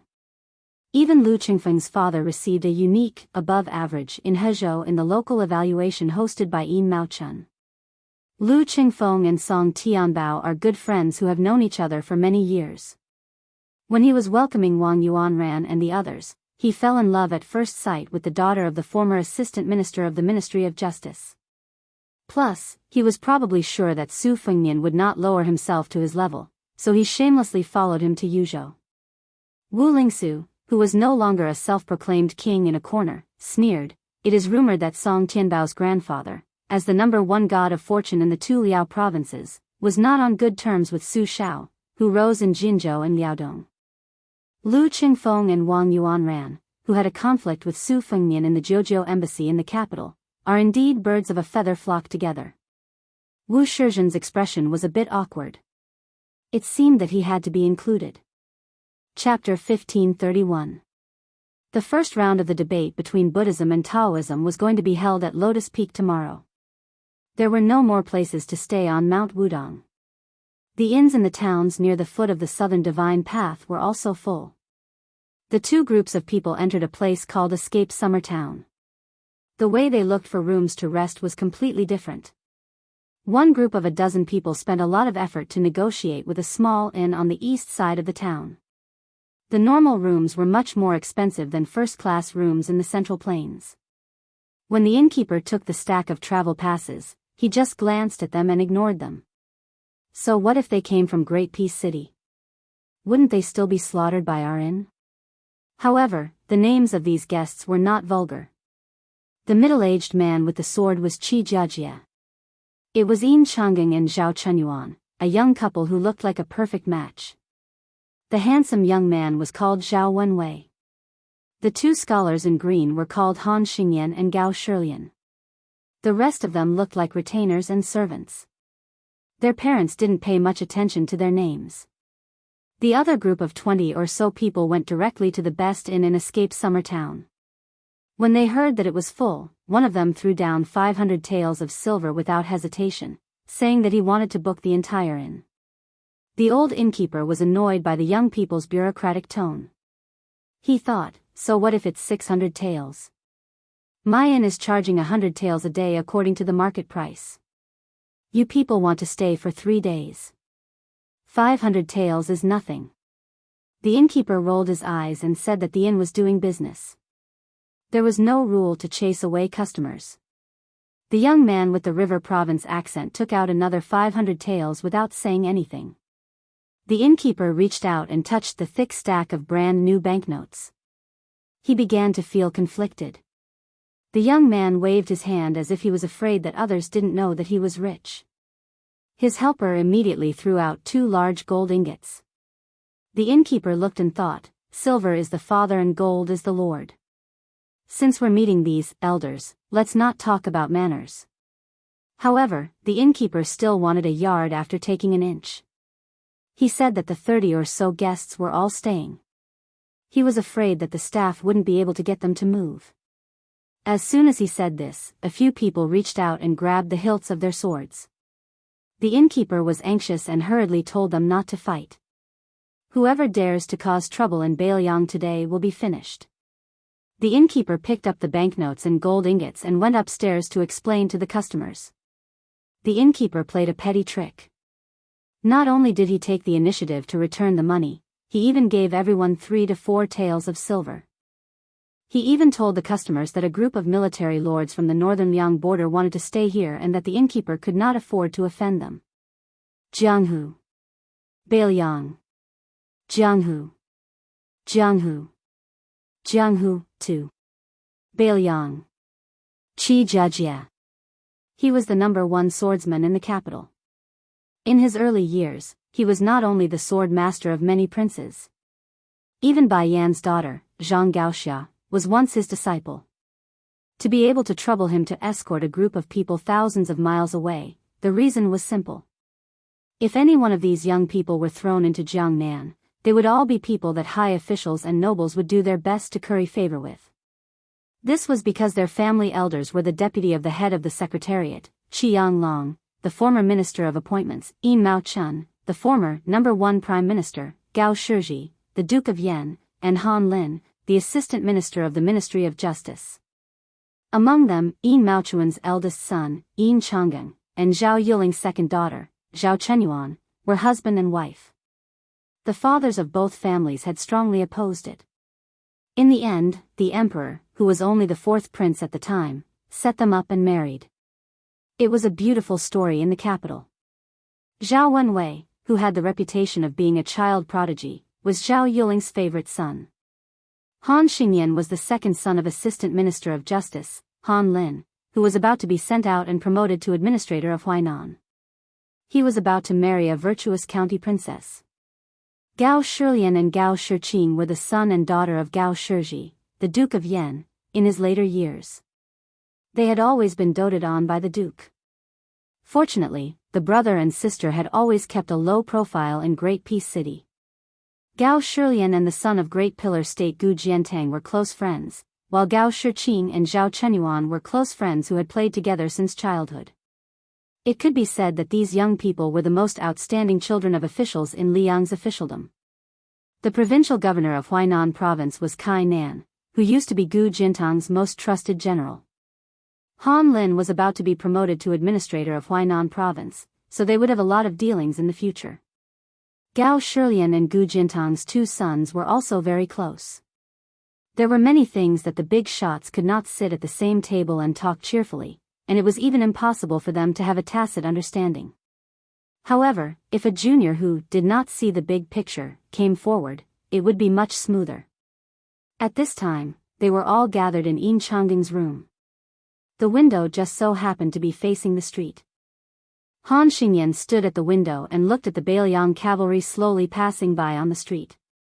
He smiled and said, "Just by watching a leaf fall, you can tell that the Beiliang frontier army is really terrifying." Gao Shiqing joked, "Oh, now that you're the son of a second-rank administrator, your guts have grown by quite a bit. You even dare to say good things about Beiliang?" Han Lin raised both his hands, indicating that he was willing to be beaten and scolded. Gao Shilian could not help but feel indignant for Han Lin. He stared and said, "You talk without thinking, how can you marry?" Gao Shiqing glared back at him and said, "Shut up." Gao Shilian muttered his catchphrase in a low voice, "Having a sister like this, I'm really out of luck." Gao Shiqing, who yearned for chivalry the most, fiercely pressed down on the hilt of his sword and threatened, "Are you looking for a beating?" Yin Changgang, who was the oldest and the most mature in the group, said helplessly, "You can drink tea, but if you want to quarrel, go outside." Zhao Chenyuan, who was brewing tea, waved at Gao Shiqing. Zhao Wenwei, who was still a teenager, asked with a laugh, "Brother-in-law, why did Wang Yuanran and the others arrive at the foot of Mount Wudang before the Wu family's master Daoist?" Yin Changging softly revealed the secret. Master Wu deliberately slowed down his pace and waited until the last day of the Lotus Peak debate before ascending the mountain to issue the imperial edict. The reason why he was in such a hurry before was because he was afraid that the Yuzhou army would come out to obstruct him, so he missed the best opportunity. Since the Yuzhou army has not made any moves, he can take it easy. The small town was so small that one could see the scene in the west from the east just by sticking one's head out of the window. Han Xingyan frowned. It seems that Wang Yuanran and the others are stirring up trouble again. It's fine if they're in the capital, but why won't they stop when they're in Beiliang? Yin Changging said calmly, "Let them be." Gao Shilian leaned against the window and glanced out. He angrily sneered, "They're making quite a scene." As expected of the capital's 4 young masters traveling together, they're full of style. This bunch of vermin lying on their father's books of merit.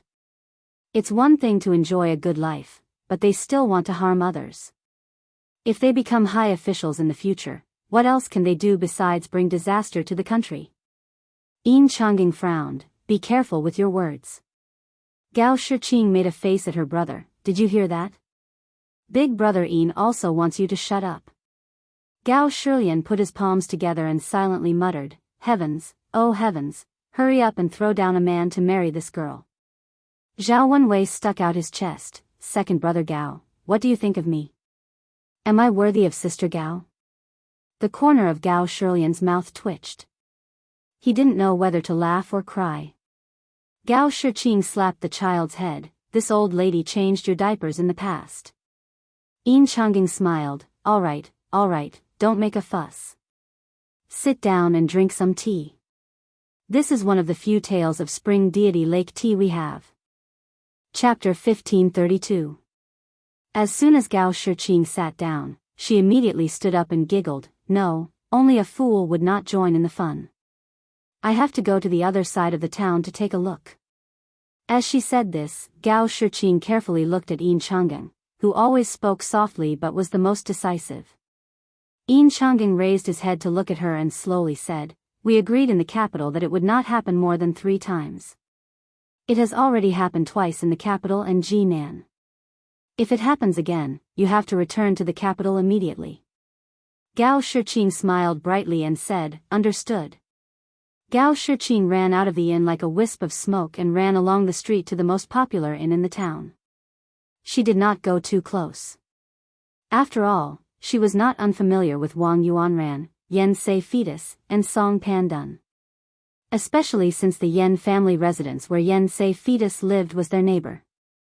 Gao Shiqing respected old General Yen Jinshuan very much, but she hated this eldest grandson of the Yen family who was upright at the top but crooked at the bottom of the tree. After old General Yen sacrificed his life for the country, an exception was made. During this period of time, Yen Se Fetus's tail was raised to the sky. He actually had the guts to ask the elders of the family to propose marriage to the Duke Yen family. Gao Shiqing almost couldn't help but find someone to put this guy in a sack and throw him to the bottom of the lake. In Gao Shiqing's vision, Yen Se Fetus did not disappoint.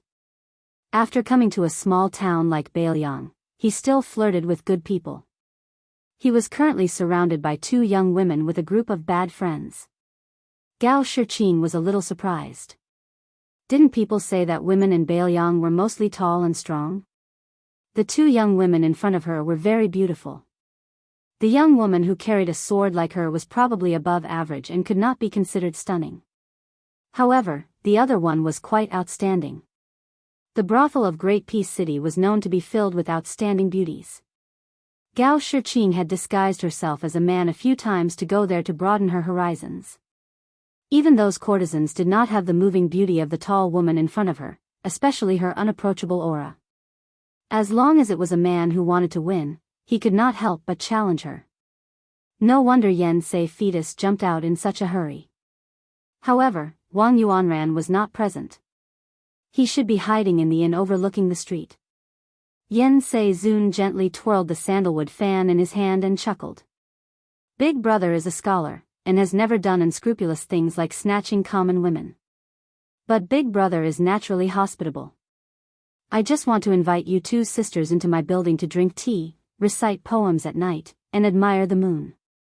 Big brother is from the capital, and has long been curious if the moon in the northwest is as round as the moon in Great Peace City. Sisters, it shouldn't be difficult for you to give me some face, right?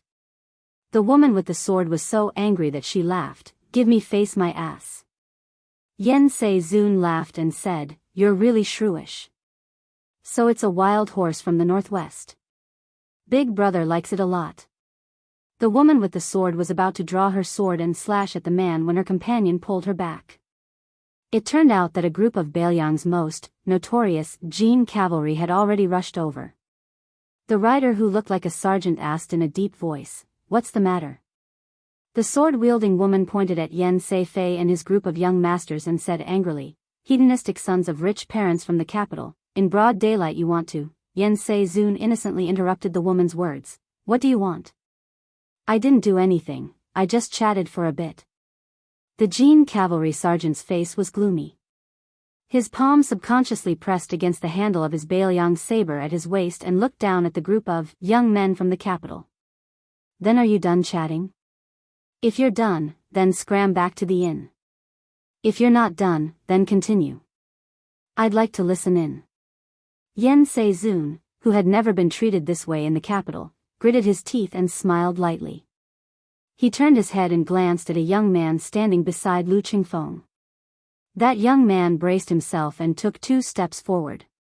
He squeezed out a smile and said to the Jin cavalry sergeant, "My father is the old governor of Yozhou's Huanggang County.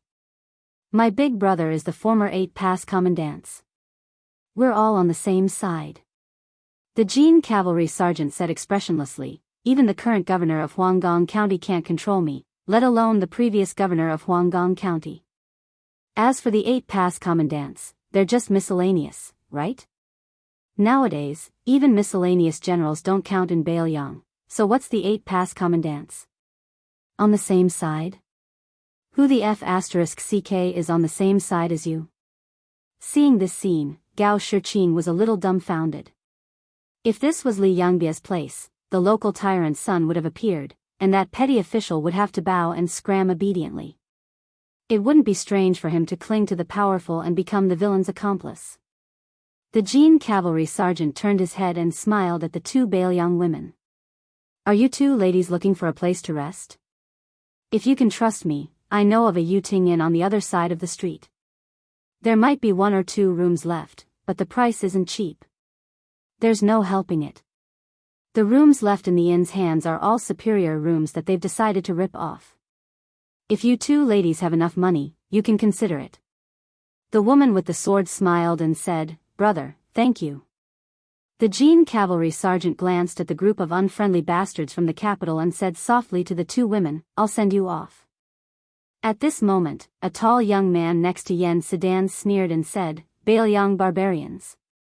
The Jin cavalry sergeant, who had already turned his horse around, suddenly pulled on the reins and dismounted. He said to the other sergeant, "Ma Biao, you guys take these 2 ladies to the Yuting Inn." This squad leader took off his light armor and cold saber and hung them on the horse's back. Then he turned around and stared at the young man who had called them barbarians of northern Liang. He limped forward and said, "I have taken off my armor and cold saber from my pottery cart. Today I am not a brocade horseman on duty." The tall young man laughed and said, "What, King Cripple, you want to fight me 1-on-1? I'm afraid I'll accidentally use too much strength and break your other leg."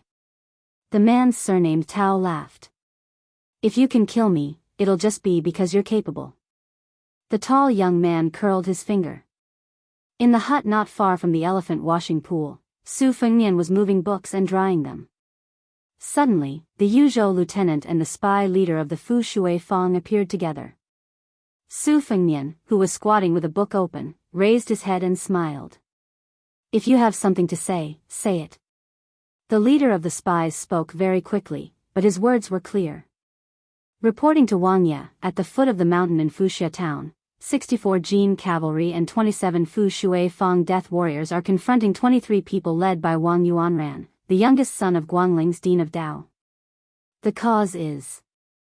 Su Fengnian waved his hand and ordered the lieutenant, Luo Hongkai, go down the mountain and lead 500 men to Fu Shui Fang. Don't confront them, just fight to the death. Su Fengnian pondered for a moment and then continued, the other side should have quite a number of martial art masters as bodyguards. Sui Taizhan, you take out the 4 A-class Fang Fu Shui men of sacrifice currently on Mount Wudong and send them down the mountain with Captain Luo.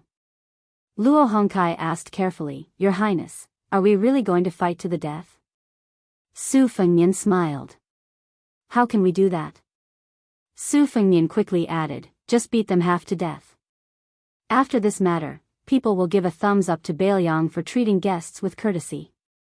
The 2 men quickly left. Luo Hongkai rubbed his chin and said, Old Sui, our prince is indeed a scholar, right?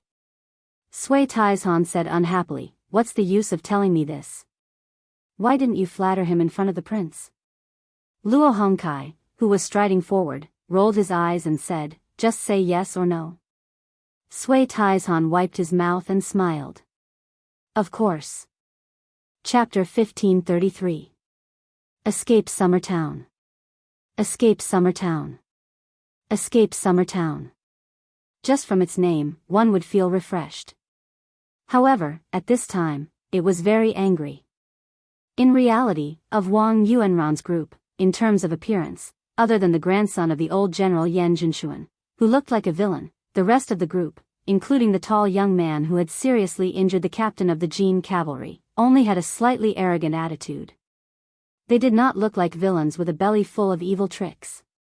The four silent elders of the family also had the style of a great master.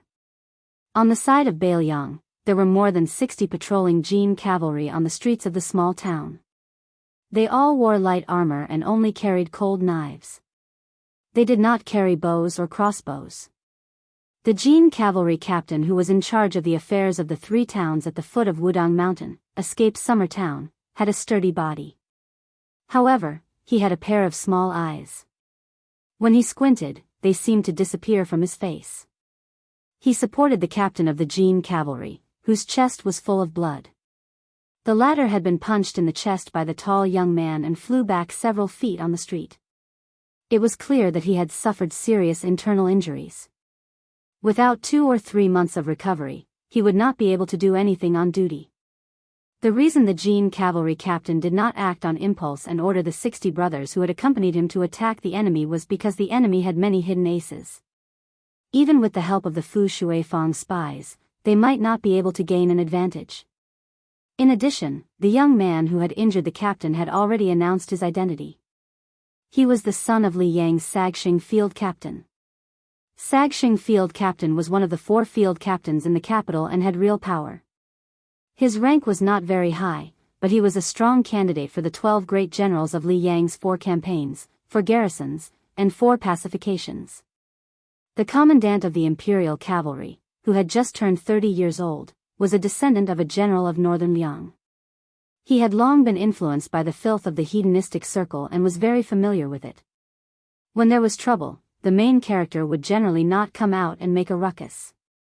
He felt that it was beneath him and needed a handy henchman to stand up for him. The young man whose father was the shooting sound commandant belonged to this group. To be able to have such a good general of Great Peace City act as a helper, the other young masters who did not show any fear in the face of more than 60 Bailiang cavalry had to have a high status. This imperial cavalry commandant's immediate superior was the Horned Eagle commandant, Luo Hongkai, who was in charge of the military affairs of the 3 nearby counties. Commandant Luo had long since left a ruthless message that this time, the conflict between Buddhism and Taoism held by Lotus Peak was related to Bailiang's face. Those who came to Mount Wudang to join in the fun were either officials or scholars. Those young ladies were all delicate young ladies from respectable families. They were all timid and couldn't withstand the torment. When you see these people, you bunch of rough men should be more amiable. It's best if you give them a smile. When you need to give them directions, you should speak nicely and not be impatient. In short, if any bastard dared to embarrass Bailiang in front of outsiders, then he, Luo Hongkai, would make him lose a few layers of skin. The imperial cavalry commandant was in a difficult position. Although he only needed to say one word and this Wuxia town would really start fighting, and if the 60 imperial cavalry couldn't win, there were still Commandant Luo's 2,000 elite soldiers at the foot of Mount Wudang. However, since he was the commandant in charge of 200 imperial cavalry, he couldn't be so impulsive. If he beat up the son of a shooting sound commandant, then so be it. If there were 1 or 2 sons of court generals with the surname Jinping, or if he accidentally crippled the sons of high officials of the 6 ministries, then the matter would blow up. In the end, would the king really have to personally clean up after them? However, the imperial cavalry commandant was sullen and angry. Thinking about this group of bastards who had come from Great Peace City to show off their strength, it was fortunate that they weren't Beimang barbarians. Otherwise, he wouldn't have to be so hesitant. Today's matter was clearly started by the nobles of Jingdo. Wu Zhangtao's ox cart was already tolerating enough. If he had been the one to see that scene, he probably would have pulled out his sword and chopped them down without another word. Who dares to bully the women of Bailiang? Wang Yuanran let out a soft breath. Fortunately, the commandant was someone who understood the big picture. Otherwise, if the 2 sides really started fighting without any regard for the consequences, then his secret plan would not be easy to clean up. Wang Yuanran's gaze swept over the people around him. He saw the subtle expressions of his companions. Yan Tongshu's body trembled slightly. There was both the fear of facing the legendary Bailiang soldiers and also the excitement. The entire Great Peace City was cursing him for being a lecher who couldn't be supported. It was the famous General Yan Jinshuan of the spring and autumn period who had killed too many people and committed too many crimes that he had received retribution. This was why he had such a useless grandson to support the face of the Yan family. However, if he, Yan Tongshu, could safely return to Jingdo this time, who wouldn't say that he was a hero who dared to fight the Bailiang army? Who would dare say that he was a coward?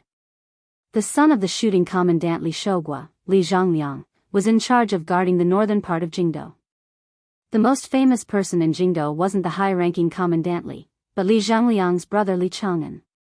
He was only in his early 30s and was already a corps general among the permanent generals of Liang. More importantly, Li Chang'an was a fourth-ranked general and was one of the first generals promoted by the emperor after he ascended the throne. Li Zhongliang himself had followed Yang Shenxing and Yang Huchen's Jizhou army down south to quell the rebellion last year. Unfortunately, the Yang army was defeated one after another and became the laughingstock of all the civil and military officials.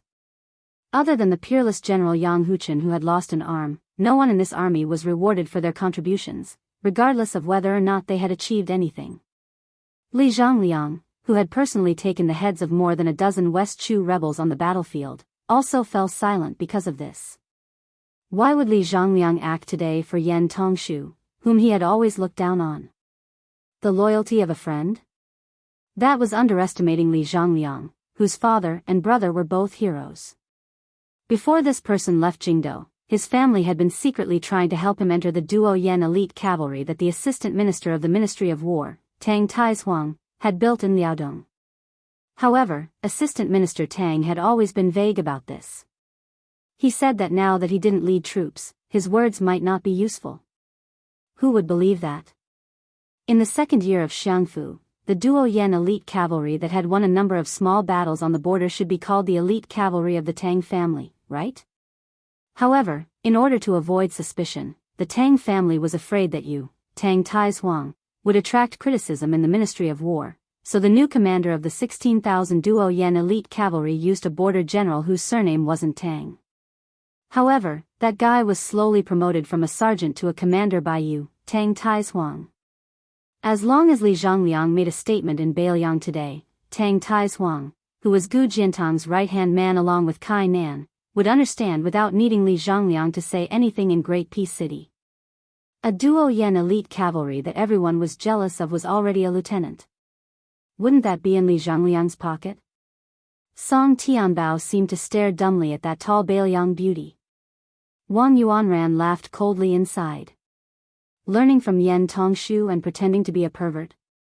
That Yan Tongshu had brought 3,000 taels of gold into Jingdo last year.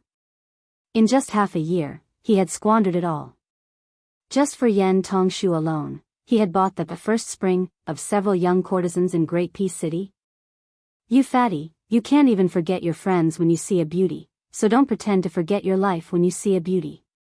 In the second year of Xiangfu, you claim to have stolen 5,000 taels of gold from your father. Based on your father's shrewdness, not to mention stealing 5,000 taels of gold from Liaodong without anyone noticing, I'm afraid without his consent or tacit consent, you, kid, would have a hard time even stealing a single copper coin.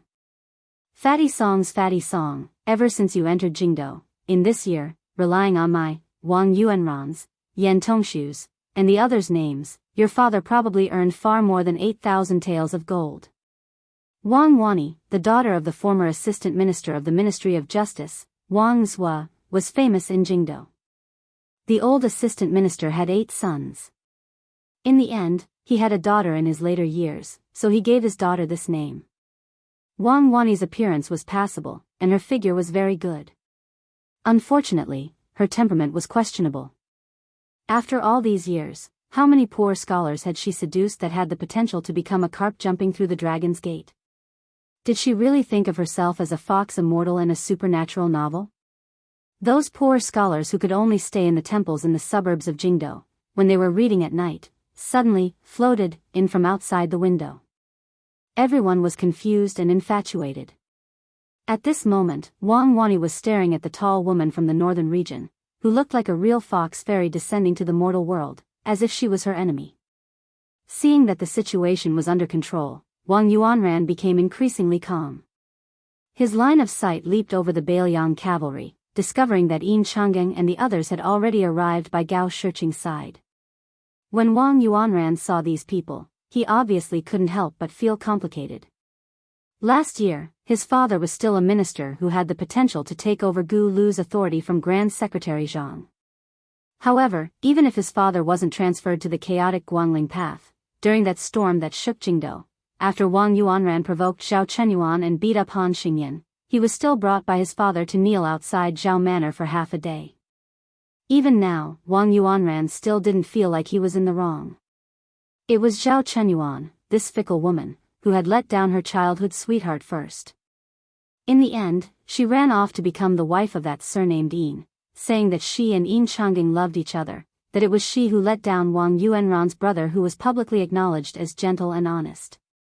In reality, wasn't it because she saw that the Yin family's future prospects were good, especially since Yin Maochun was going to take over her father's heavenly official position as Minister of Personnel? Zhao Yuling, this old man, had occupied the Ministry of Personnel for more than 10 years, grasping the authority to promote all of the officials under the heavens. Did he really not have a bit of shit under his seat? Could he really wipe it clean before heading to the Secretariat? If Wang Yuanran could, he wanted to run up to Zhao Chenyuan and give her a slap. Then, he would expose Han Xingyan's past in front of the Gao siblings. You brat, you only have this much prospects. You clearly love that Gao Shiqing, but you don't even dare to say it out loud. You can only obediently follow the matchmaker's words and marry that county princess Zhao. Wang Yuanran's relationship with Han Xingyan wasn't bad. Last year, when he punched Assistant Minister Han's son in the face, wasn't it also because he lamented over his son's misfortune and anger?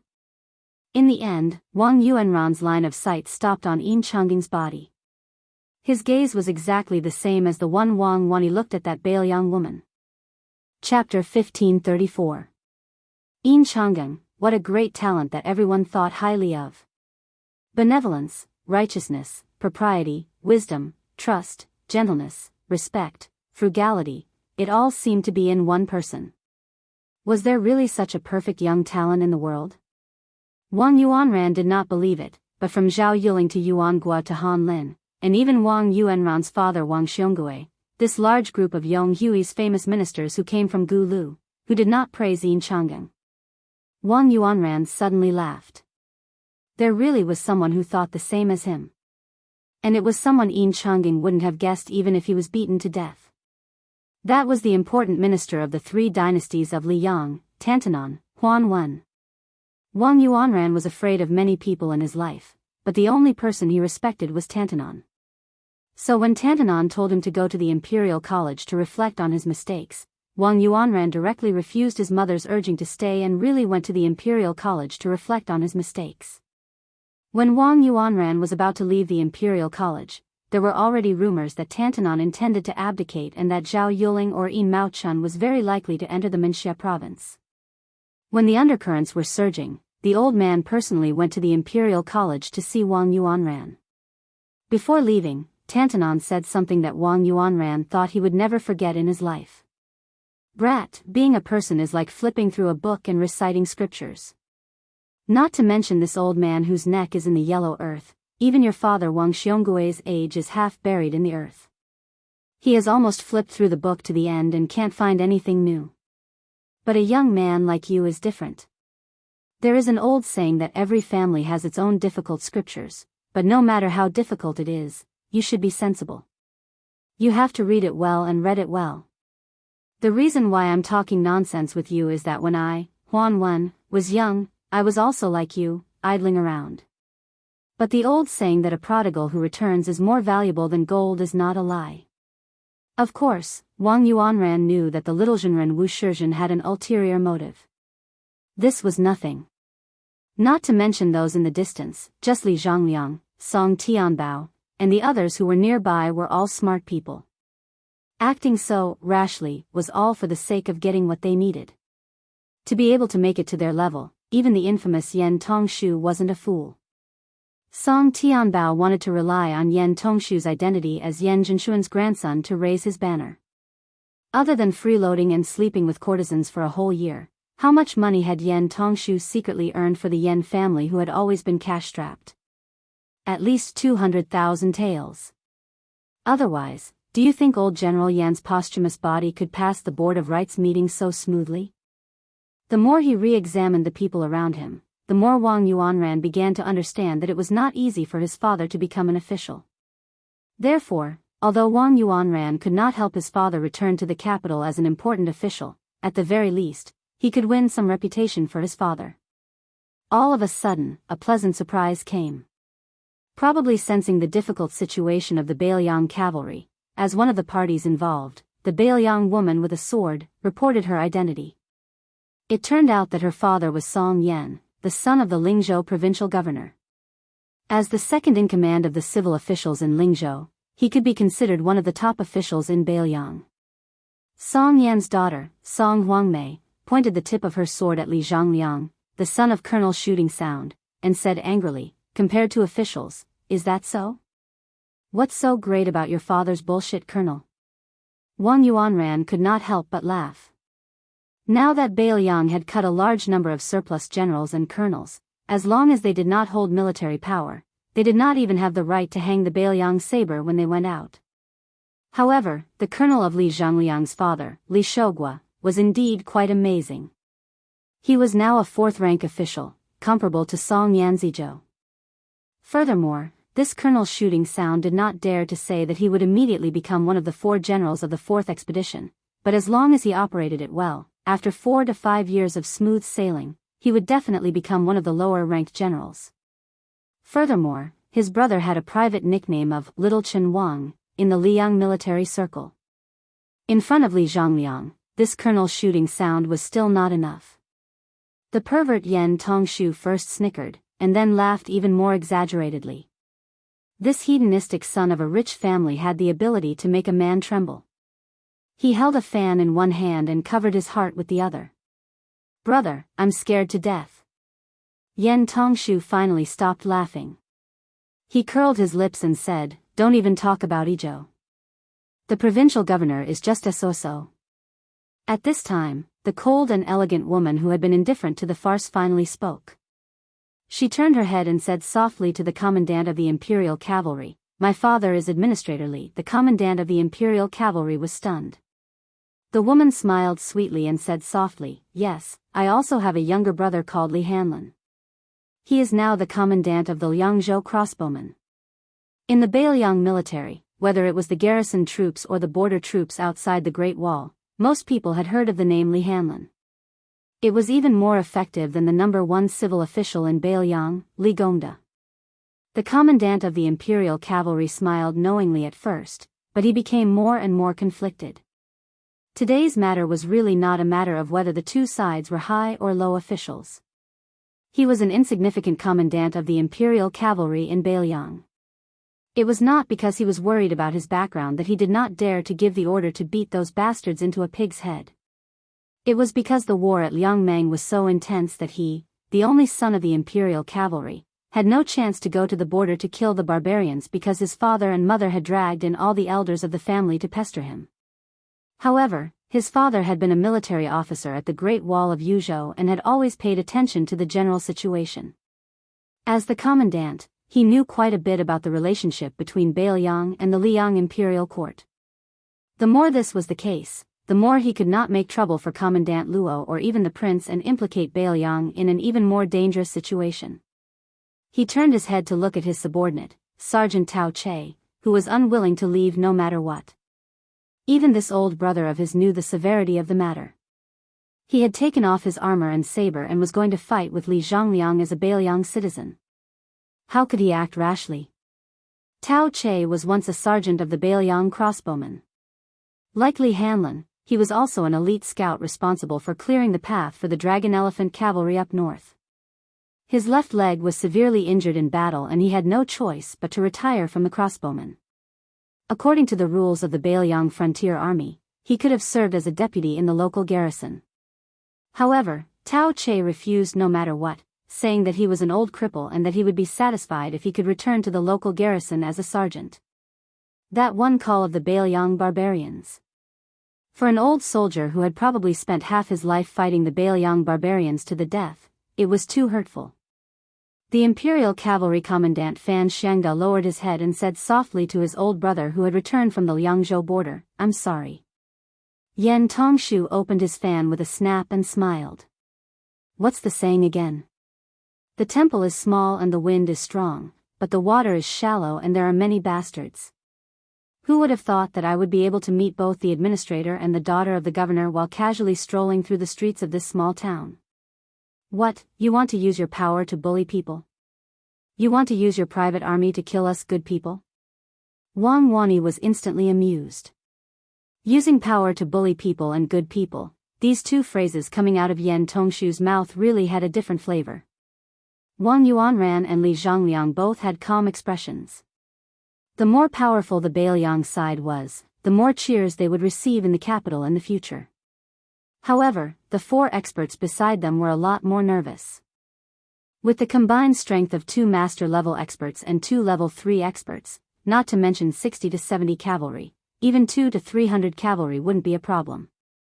However, if they really met the daughter of the Bailiang administrator, then it would be the same as angering the daughter of the Grand Secretary in the capital of Liang. At that time, it might alert the large-scale regular army here. Who started the bloody policy of Liang's 20 years of Jianghu? Wasn't it the old Liang Prince Su Rentu? Moreover, it was said that the Su Fengnian who had just fought with Tuoba Bodhisattva was on Wudang Mountain right now. At that time, not to mention protecting the safety of these young masters and ladies, they might not even be able to protect themselves. Not far away, Gao Shiqing also smiled and said, "This Yan Tongshu isn't stupid to the extreme. This way, the Bailiang cavalry will either retreat with their tails between their legs, or they will have no choice but to use their power to bully people and kill innocent people." Gao Shilian snorted coldly and said, "If I were the Imperial Cavalry Commandant, I wouldn't waste my breath. Even if I don't kill people, I would hang Yan Tongshu up and beat him up." Chapter 1535. Yin Changging shook his head and said, "Northern Liang is in a dilemma.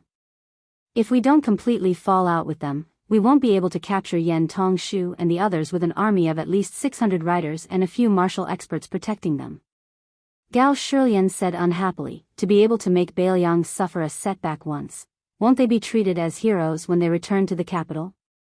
Yin Changging smiled. "Let's go, we've seen the show. You guys really wasted that pot of Spring God Lake tea." At this time, the streets of the small town rumbled like thunder. Even Zhao Chenyuan felt a suffocating pressure. When a group of black-armored cavalry charged into the small town, there were constantly archers dismounting from their horses and climbing onto the roofs to occupy advantageous terrain. In this small town, there were no more than 400 to 500 soldiers on the streets and archers on the roofs, but they formed a black cloud that could destroy a city. The leading general took the lead, urging his horse to gallop to the side of the Jin Cavalry Commandant Fan Xiangda. Sitting high on the back of the Liangzhou horse, he angrily rebuked with a gloomy face, "Surnamed Fan. Are you sunbathing here?" Fan Xiangda didn't know what to do. He was about to speak when the Horned Eagle Captain Luo Hongkai scolded, "Bastard, how can there be a Bailiang army that doesn't draw their sword when facing an enemy? If the prince hears this and knows that I raised a nest of bear soldiers, how can I still be a captain?" Luo Hongkai looked around and said in a low voice, "Unrelated people, leave the streets. You will not be treated as an enemy if you're late." This Lieutenant Luo was probably really angry at that Fan Xiangda, but he was his trusted aide after all, so he left some face for the commandant of the brocade cavalry. He turned his head slightly and spat before suddenly raising his arm and saying in a clear voice, "Patrolling brocade cavalry, retreat. Hippogriff cavalry, get into formation. Draw your swords." Luo Hongkai stared darkly at the group of people and grinned out of habit. His teeth were especially white and frightening. If anyone escapes without reason, the archers will kill them on the spot. The streets of the small town weren't wide. Logically speaking, it wasn't suitable for cavalry to gallop through. However, it wasn't hard for a cavalry to charge through. It wasn't like they were going to collide with those orderly infantry formations, so they could do whatever they wanted. The Horned Eagle Captain Luo Hongkai had around 3,000 soldiers under his command. He only had 500 cavalry. He had always been very careful. He begged and asked his superiors for more than 800 B-grade warhorses from the Bailiang horse farm. In the local army, other than the first-class captains who guarded the dangerous passes, this was already a shocking achievement. For the captains of Yuzhou and Lingzhou, where most of the soldiers were infantrymen, to have 200 B-grade warhorses was already a miracle. Of course, the reason why Luo Hongkai was so capable was because the king of Bailiang had personally led 10,000 Yuzhou cavalry from Ji Bay to Hulu's mouth. Thanks to the prince, the Bailiang horse farm, which usually didn't pay much attention to the garrison troops in Liangzhou, had finally changed their view of the garrison troops in Yuzhou. Within the scope of their responsibility, they would give priority to warhorses to Yuzhou, which was never known for its cavalry. As for the captains of Lingzhou, they could forget about it. Who asked Yuzhou to have a Wandao who fought side by side with the prince? Do you have one in Lingzhou? Yan Tongshu was probably so scared that his legs had turned to jelly. His face was pale, and his lips were trembling. Even though the 4 experts who had quite a reputation in Liang Lake walked out and stood in front of them to protect them, this eldest son of the Yan family still couldn't help but tremble. This time, he was finally not as flirtatious as before. The son of the county chief of Hezhou, Lu Qingfeng, had a long face. He even had the thought of dying. I just want to marry an assistant minister's daughter as my wife to bring honor to my ancestors. How can you Bailiang kill people just like that? Li Zhongliang, who had experienced the toughness of the battlefield, was probably the calmest one among them. He was sizing up all the details of this regular army in Bailiang.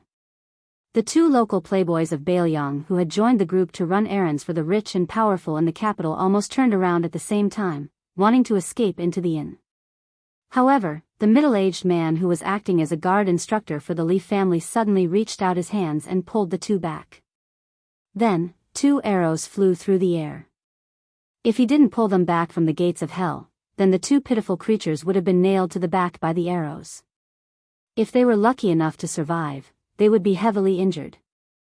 Wang Yuanran finally couldn't hold back and said angrily, "You Bailiang really dare to kill people on the street for no reason?" The Hippo Hawk captain, Luo Hongkai, didn't waste his breath on him and waved his hand. The cavalry started to charge.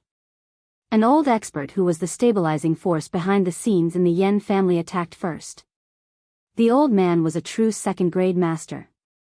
If it wasn't for the fact that he suffered a fatal injury on the battlefield when he was middle-aged and coughed nonstop every time it rained and even breathing was painful, the old man might have already been a first-grade King Kong or even a mysterious finger realm expert.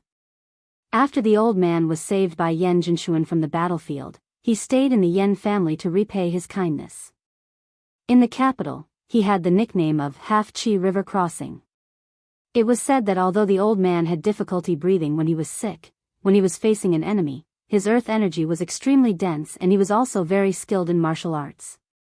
The old man faced a hippohawk cavalry that charged at him, and he was just about to smash the warhorse's head with his palm when a wisp of a strange figure suddenly flashed out from the side.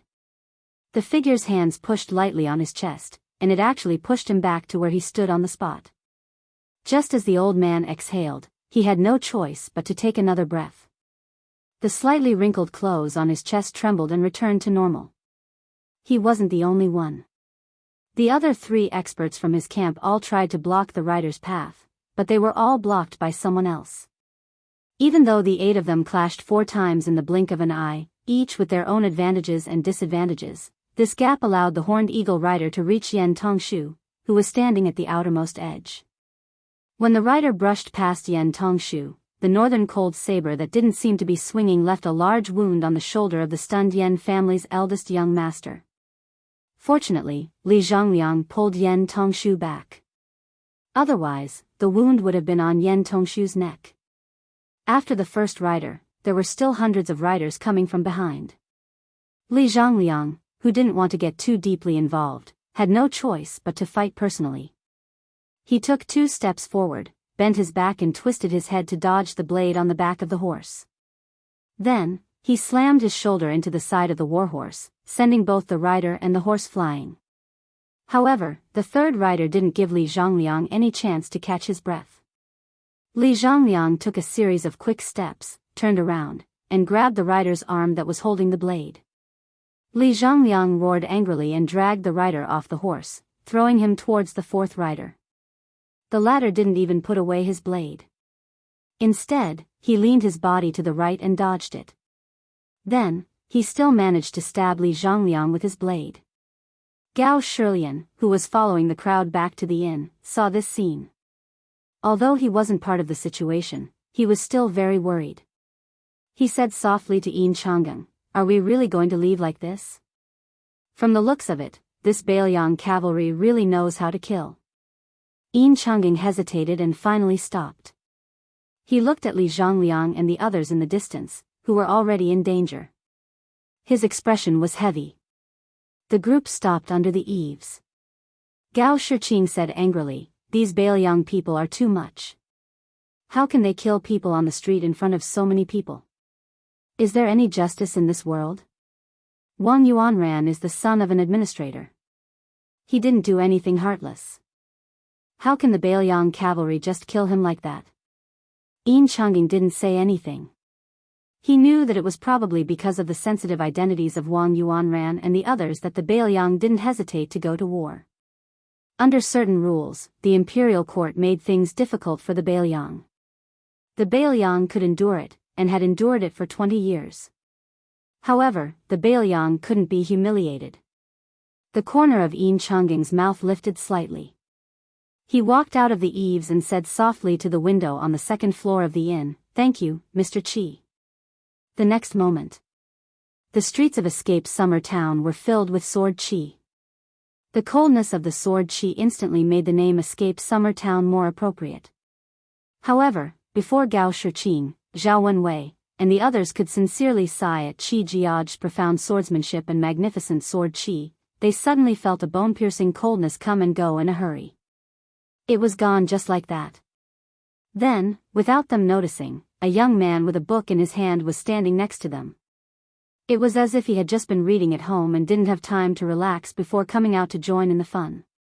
There was only a slight breeze on the streets of Escape Summer Town. It wasn't enough to flip the pages of the book. However, Zhao Chenyuan and Gao Shiqing, who were more observant, saw that the young man had just turned a page of the book. Chapter 1536. A middle-aged man stepped over the threshold of the inn. Such a simple movement made Yin Chang'an and the others feel a breath like a spring breeze. The man was wearing a white robe with a jade belt. The sleeves were narrow and the body was wide. The robe was made of Sichuan brocade, a first-class tribute of the Liang dynasty. The collar and sleeves were inlaid with fine and delicate brocade with golden edges. The big part was simple and elegant, but the small part was noble. Probably only this kind of refined man with a hidden edge could marry the rouge girl with the reputation of peach blossom horse and pomegranate skirt, when he was 20 years old. The middle-aged man had a long sword hanging from his waist. The scabbard was black and simple, as if it was made from the skin of a python. But what was really strange was that the sword did not have a sword guard or hilt. Qi Jiaoxia, the #1 swordsman in the capital. Since he was 9 years old, he started practicing with the family heirloom sword Ban Xiang. In the past 30 years, he traveled north to the two Liao provinces, south to Jianghu, east to Jianshi, west to Jianghu, and visited all the famous mountains and rivers in the world. During this period, Qi Jiaoxia changed to the sword Setting Sun at the age of 18. He challenged 6 grandmasters of the sword, including Dongyue's sword pool suzerain Song Nianqing, Guangling Spring Snow Building's chief minister Chai Qingshan, and Tangxi sword Saint Lu Baijia.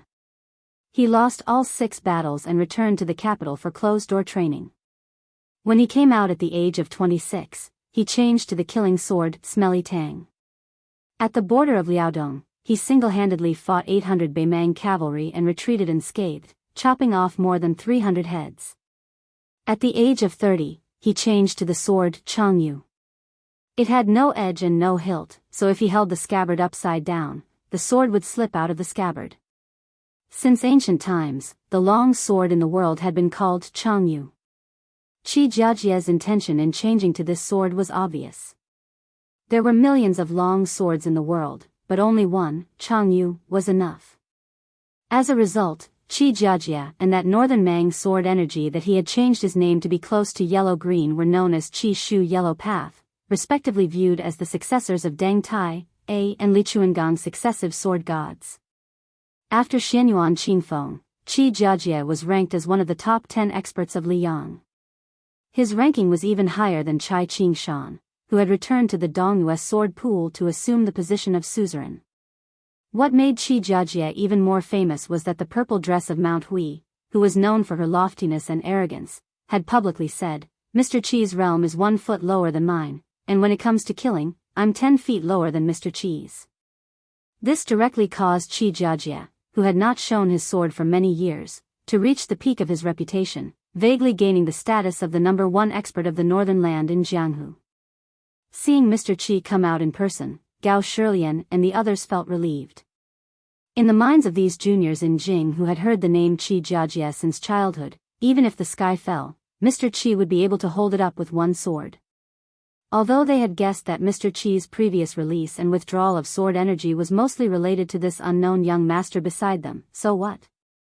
There had always been a saying in Great Peace City that Mr. Qi's true strength was not in his current realm of the sword, but in how Mr. Qi's cultivation would be higher than yesterday's. Especially when Liu Baijie resigned from his post as Minister of War and left to take up his post elsewhere. Qi Jiajia had sent him off and even gifted his sword to him. Liu Baijie, the Tengshi sword immortal, smiled and said, "Maybe in less than 20 years, I won't even be worthy of being Mr. Qi's sword disciple." Qi Yanglong's knowledge, Tantanon's seal engraving, Qi Jiajia's swordsmanship, and now the chess skills of Li Yang's chess saint, Fan Zhanghe. Of the millions of people in Great Peace City, who would not be proud? When the young master who had come with the book saw Qi Jiajia walk out, the two exchanged a look.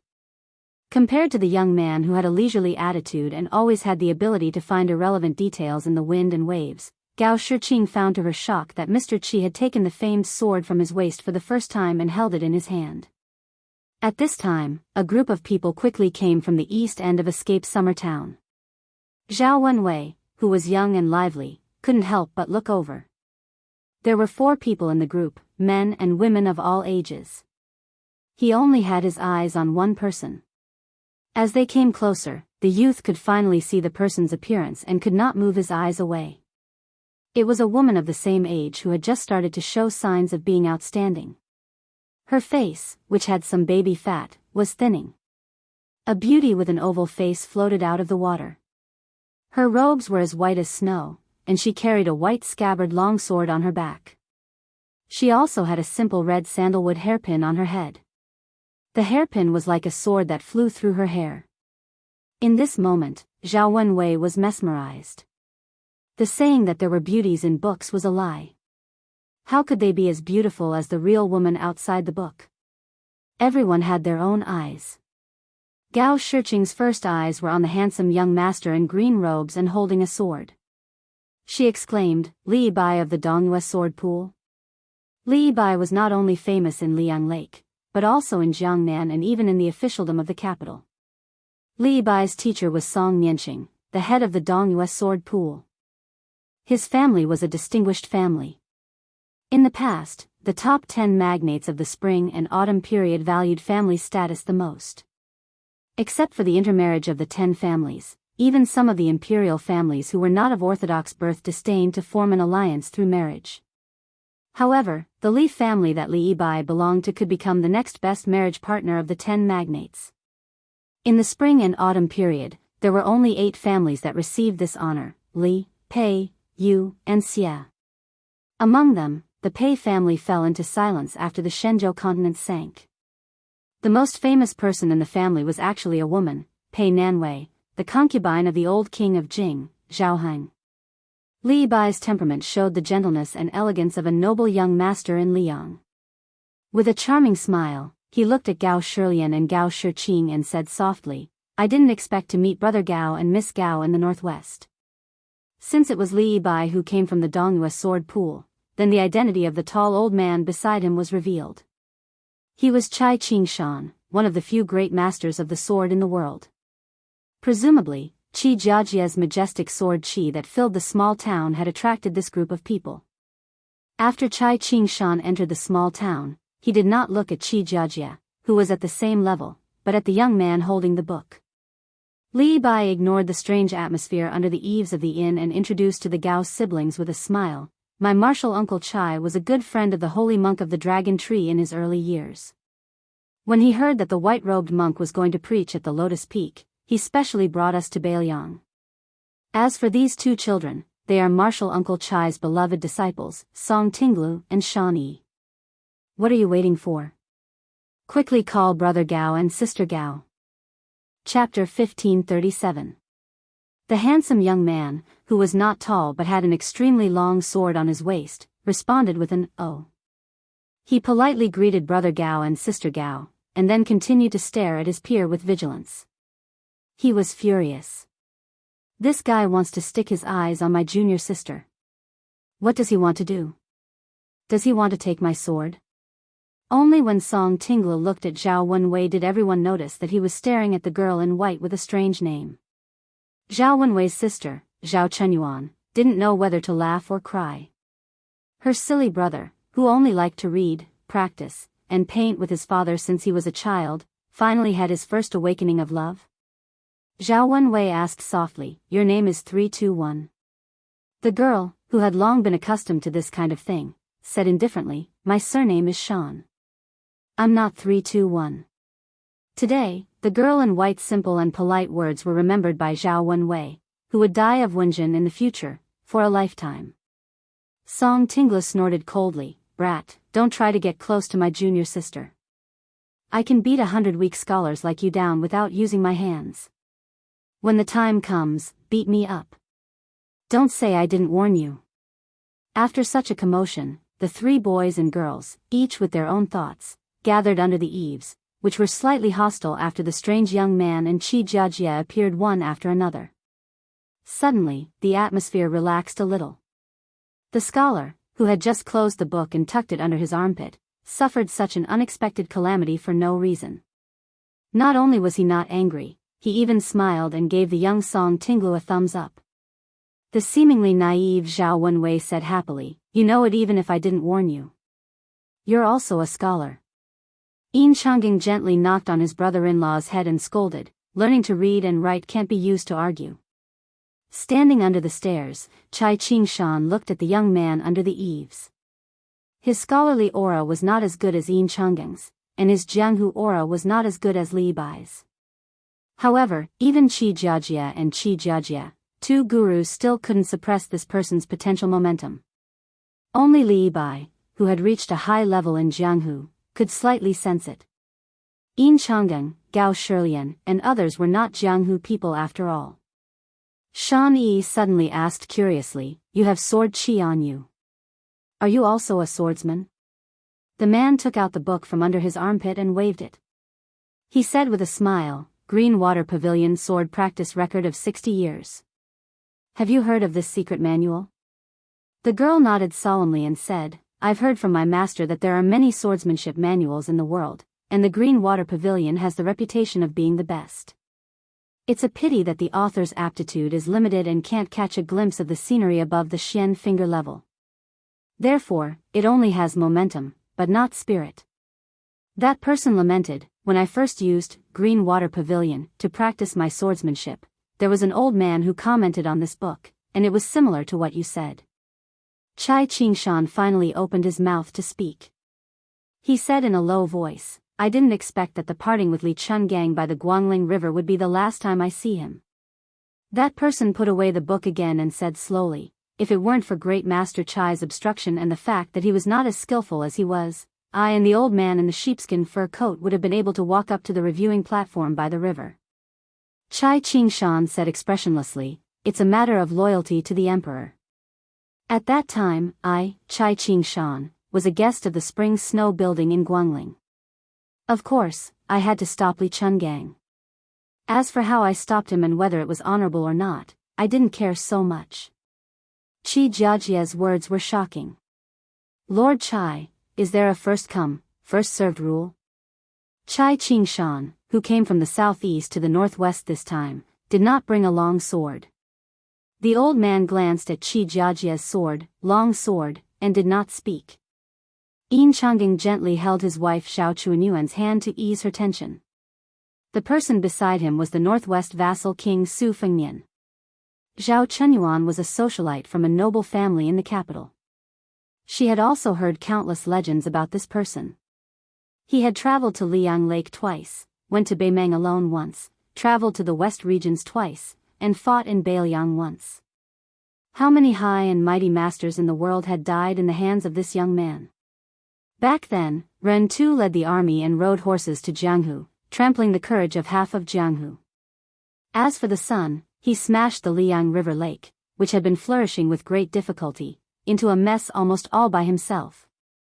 Martial Emperor City had become a thing of the past. Yang Taisui died at the Iron Gate Pass. Cat Man Han Shengxian died suddenly. Song Nianqing died in a foreign land. Master Lu Hao suddenly disappeared. Xia Lingzhen of the Spring Invitation Cottage in Shishu died for no reason beside the Spring God Lake. Zhao Ningxian, the young genius of the Taoist master residence in Longhu Mountain, was beaten to the ground. Gao Shilian and Han Xingyan swallowed subconsciously. They looked at each other and saw fear in each other's eyes.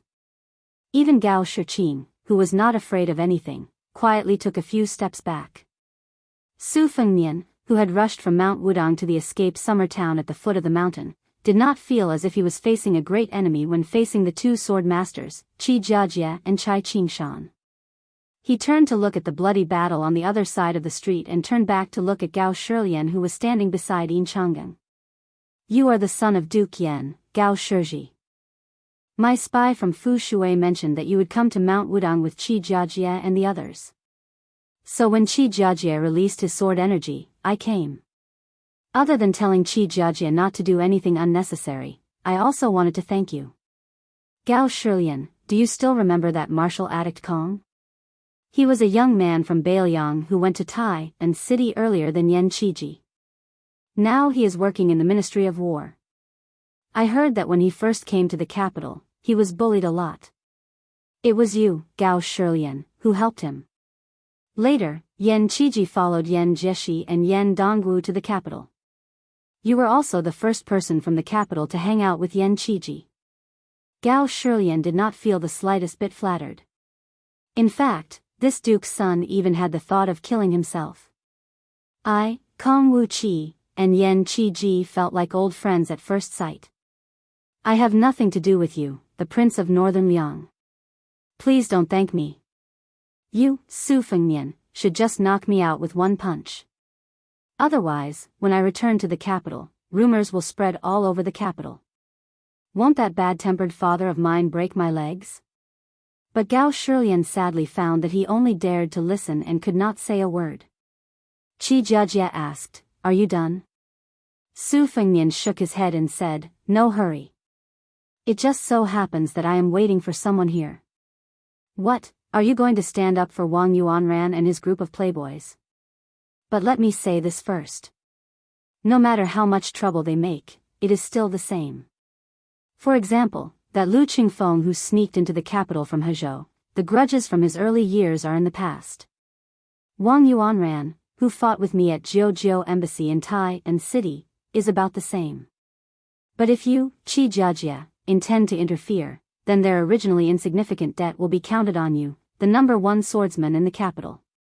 Su Fengnian smiled for no reason. If we really want to calculate, there is indeed a debt between us.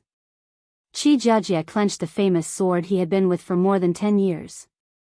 He was calm and composed. He laughed and said, Let's do it together. The young man, Zhao Wenwei, clenched his fist and waved it quietly.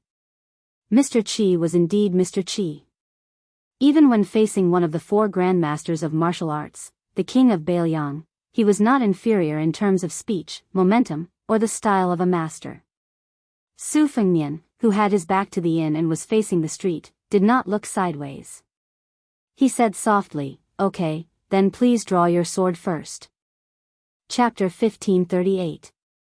As soon as he said this, Yin Changgang, Han Xingyan, Li Yibai, Song Tinglu, and Shan Yi were all shocked beyond words. To Qi Jiajie, who had the potential to become the Grand Master of swordsmanship, he said he couldn't even draw his sword out of the scabbard. Perhaps in Jianghu for 1,000 years, only ancestor Lu, who passed the gate of heaven but never entered, could say this. This guy with a book under his arm, was he trying to oppress others with his power? Although Qi Jiajie didn't dominate the martial arts world with his abundant qi, he was able to become the best swordsman in the capital. His strength was close behind the 14 Wu judges. It would be ridiculous if he couldn't even draw his sword. It was clear that a battle was imminent, but Cai Qingshan, who was inexplicably involved in the center of the storm, didn't move. He didn't intend to take Li Yibai and his 2 disciples away, nor did he circulate his qi to prevent any accidents.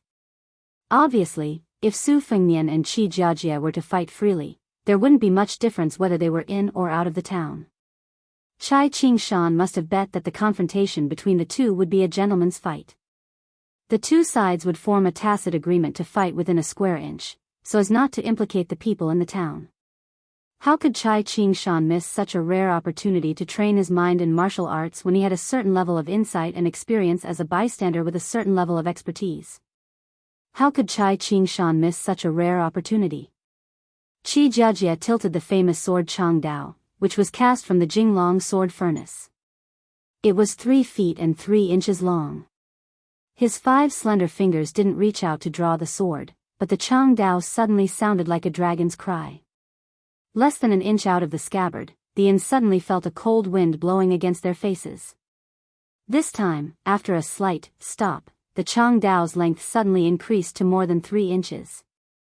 The Chang Dao left the scabbard twice, both times very smoothly. But in this world, things could be done once or twice, but not thrice. The Chang Dao didn't move at all. The 3 people from Dongyue Sword Lake, who had sharpened their hearing after practicing martial arts, could already hear the constant sound of mosquitoes and flies flapping their wings. Yin Changgang and the others also noticed that outside the eaves, on the streets of the town, dust gradually flew into the air, forming land tornadoes. They spun slowly, like a group of women in yellow dancing gracefully. Finally, at an extremely slow speed that even Gao Shiqing could see with the naked eye, the longsword left its sheath by another inch or so. However, Qi Jiajie's Sichuan brocade robe, which seemed to be untainted no matter where he was, began to tremble slightly, like a dragonfly touching the surface of a calm lake, causing ripples. Under the scorching sun in Escape Summer Town, the place where Qi Jiajie stood under the eaves of the inn happened to be alternating between light and dark. Originally, it was difficult for ordinary people to perceive the light, but now it was not only clearly visible, but also distorted in an instant. Song Tinglu and Shan Yi blinked at the same time, thinking that their eyes were playing tricks on them. However, after blinking, those strange lights were indeed like snakes. At the same time, the small tornadoes on the street shattered and dissipated. The saber finally came out of its sheath another inch. Gao Shiqing was completely unaware that she was already sweating profusely. The black hair on her temples was wet and stuck to her crimson cheeks. Zhao Wenwei also subconsciously loosened her fists and spread out her palms to wipe the sweat on her robe. The white-clothed girl with a sword on her back was also an outsider, but in fact, she was more nervous than Gao Shiqing and the others. She whispered to the boy of the same sect, Song Tinglu, "Do you think Qi Jiajie's sword can be completely unsheathed?" The sword at his waist was actually 4 feet long. Song Tinglu thought for a moment and solemnly said, "Call me senior brother, and I'll tell you the answer." The young girl wore a sword-shaped red sandalwood hairpin, and her willowy eyebrows were as thin as swords. Therefore, when she frowned, she appeared particularly heroic. However, the young girl quickly smiled brightly and sweetly called out, "Senior brother." The boy shivered as if he had seen a ghost during the day. He then pretended to be stupid and laughed. "The answer is, I don't know." Given the girl's temper, if it was in the past, she would have already drawn her sword and slashed the future sect master of Sword Lake until he ran all over the mountain. However, today, she took a deep breath for the first time and let Song Tinglu go. The latter soon understood the reason behind it and rolled his eyes. Compared to Zhao Wenwei's irritation when she glared at her junior sister in the past, the boy, who was quite energetic, had suddenly turned into a frosted eggplant, and he looked listless. There was no helping it. Her junior sister had to carefully maintain her ladylike image in front of her, as well as a certain person that almost all the other senior sisters and junior sisters of Sword Lake admired. Her junior sister was a person who would have probably never come into contact with Yellow Rouge in her entire life. However, after arriving in Yuzhou, every time she saw a cosmetic shop on the street, she couldn't move her feet away. At that time, even if she had to make a scene, she should have told her master not to agree to come to Bailiang with her junior sister. After the dust that had created the small tornado dissipated, it was blown up by the wind. Su Fengnian waved his hand and gently scattered it. Qi Jiajie bent the fingers of his sword-wielding hand and turned it into an illusory grip on the saber. The saber spun rapidly, as if thunder was rolling in his palm. Seizing the opportunity, the saber was forcibly pulled out of its sheath by 3 inches. However, a spider web appeared on the bluestone floor under the Northern Sword Hero's feet, and the cracks continued to expand and extend outwards. Gao Shilian was so frightened that he hurriedly pulled Zhao Wenwei back in a hurry. The young couple, Yin Changgang and Zhao Chenyuan, both saw Sir Qi's white robe begin to flutter. Then, the movement became louder and louder, flapping in the wind like a war banner on the battlefield. Zhao Wenwei, who previously had the leisure to secretly size up the white-clothed girl, felt uneasy. She wanted nothing more than to cheer for the immortal Sir Qi. She desperately hoped that Sir Qi would pull out the entire saber in one spurt of energy and extinguish the arrogance of the young king of Bailiang. However, to be honest, after seeing this notorious Northwest vassal king with her own eyes, putting aside his provocative words, he was no different from those outstanding scholars Zhao Wenwei had seen when she was studying in the Diligent Department of the Imperial Palace and Zhaojiang Imperial College.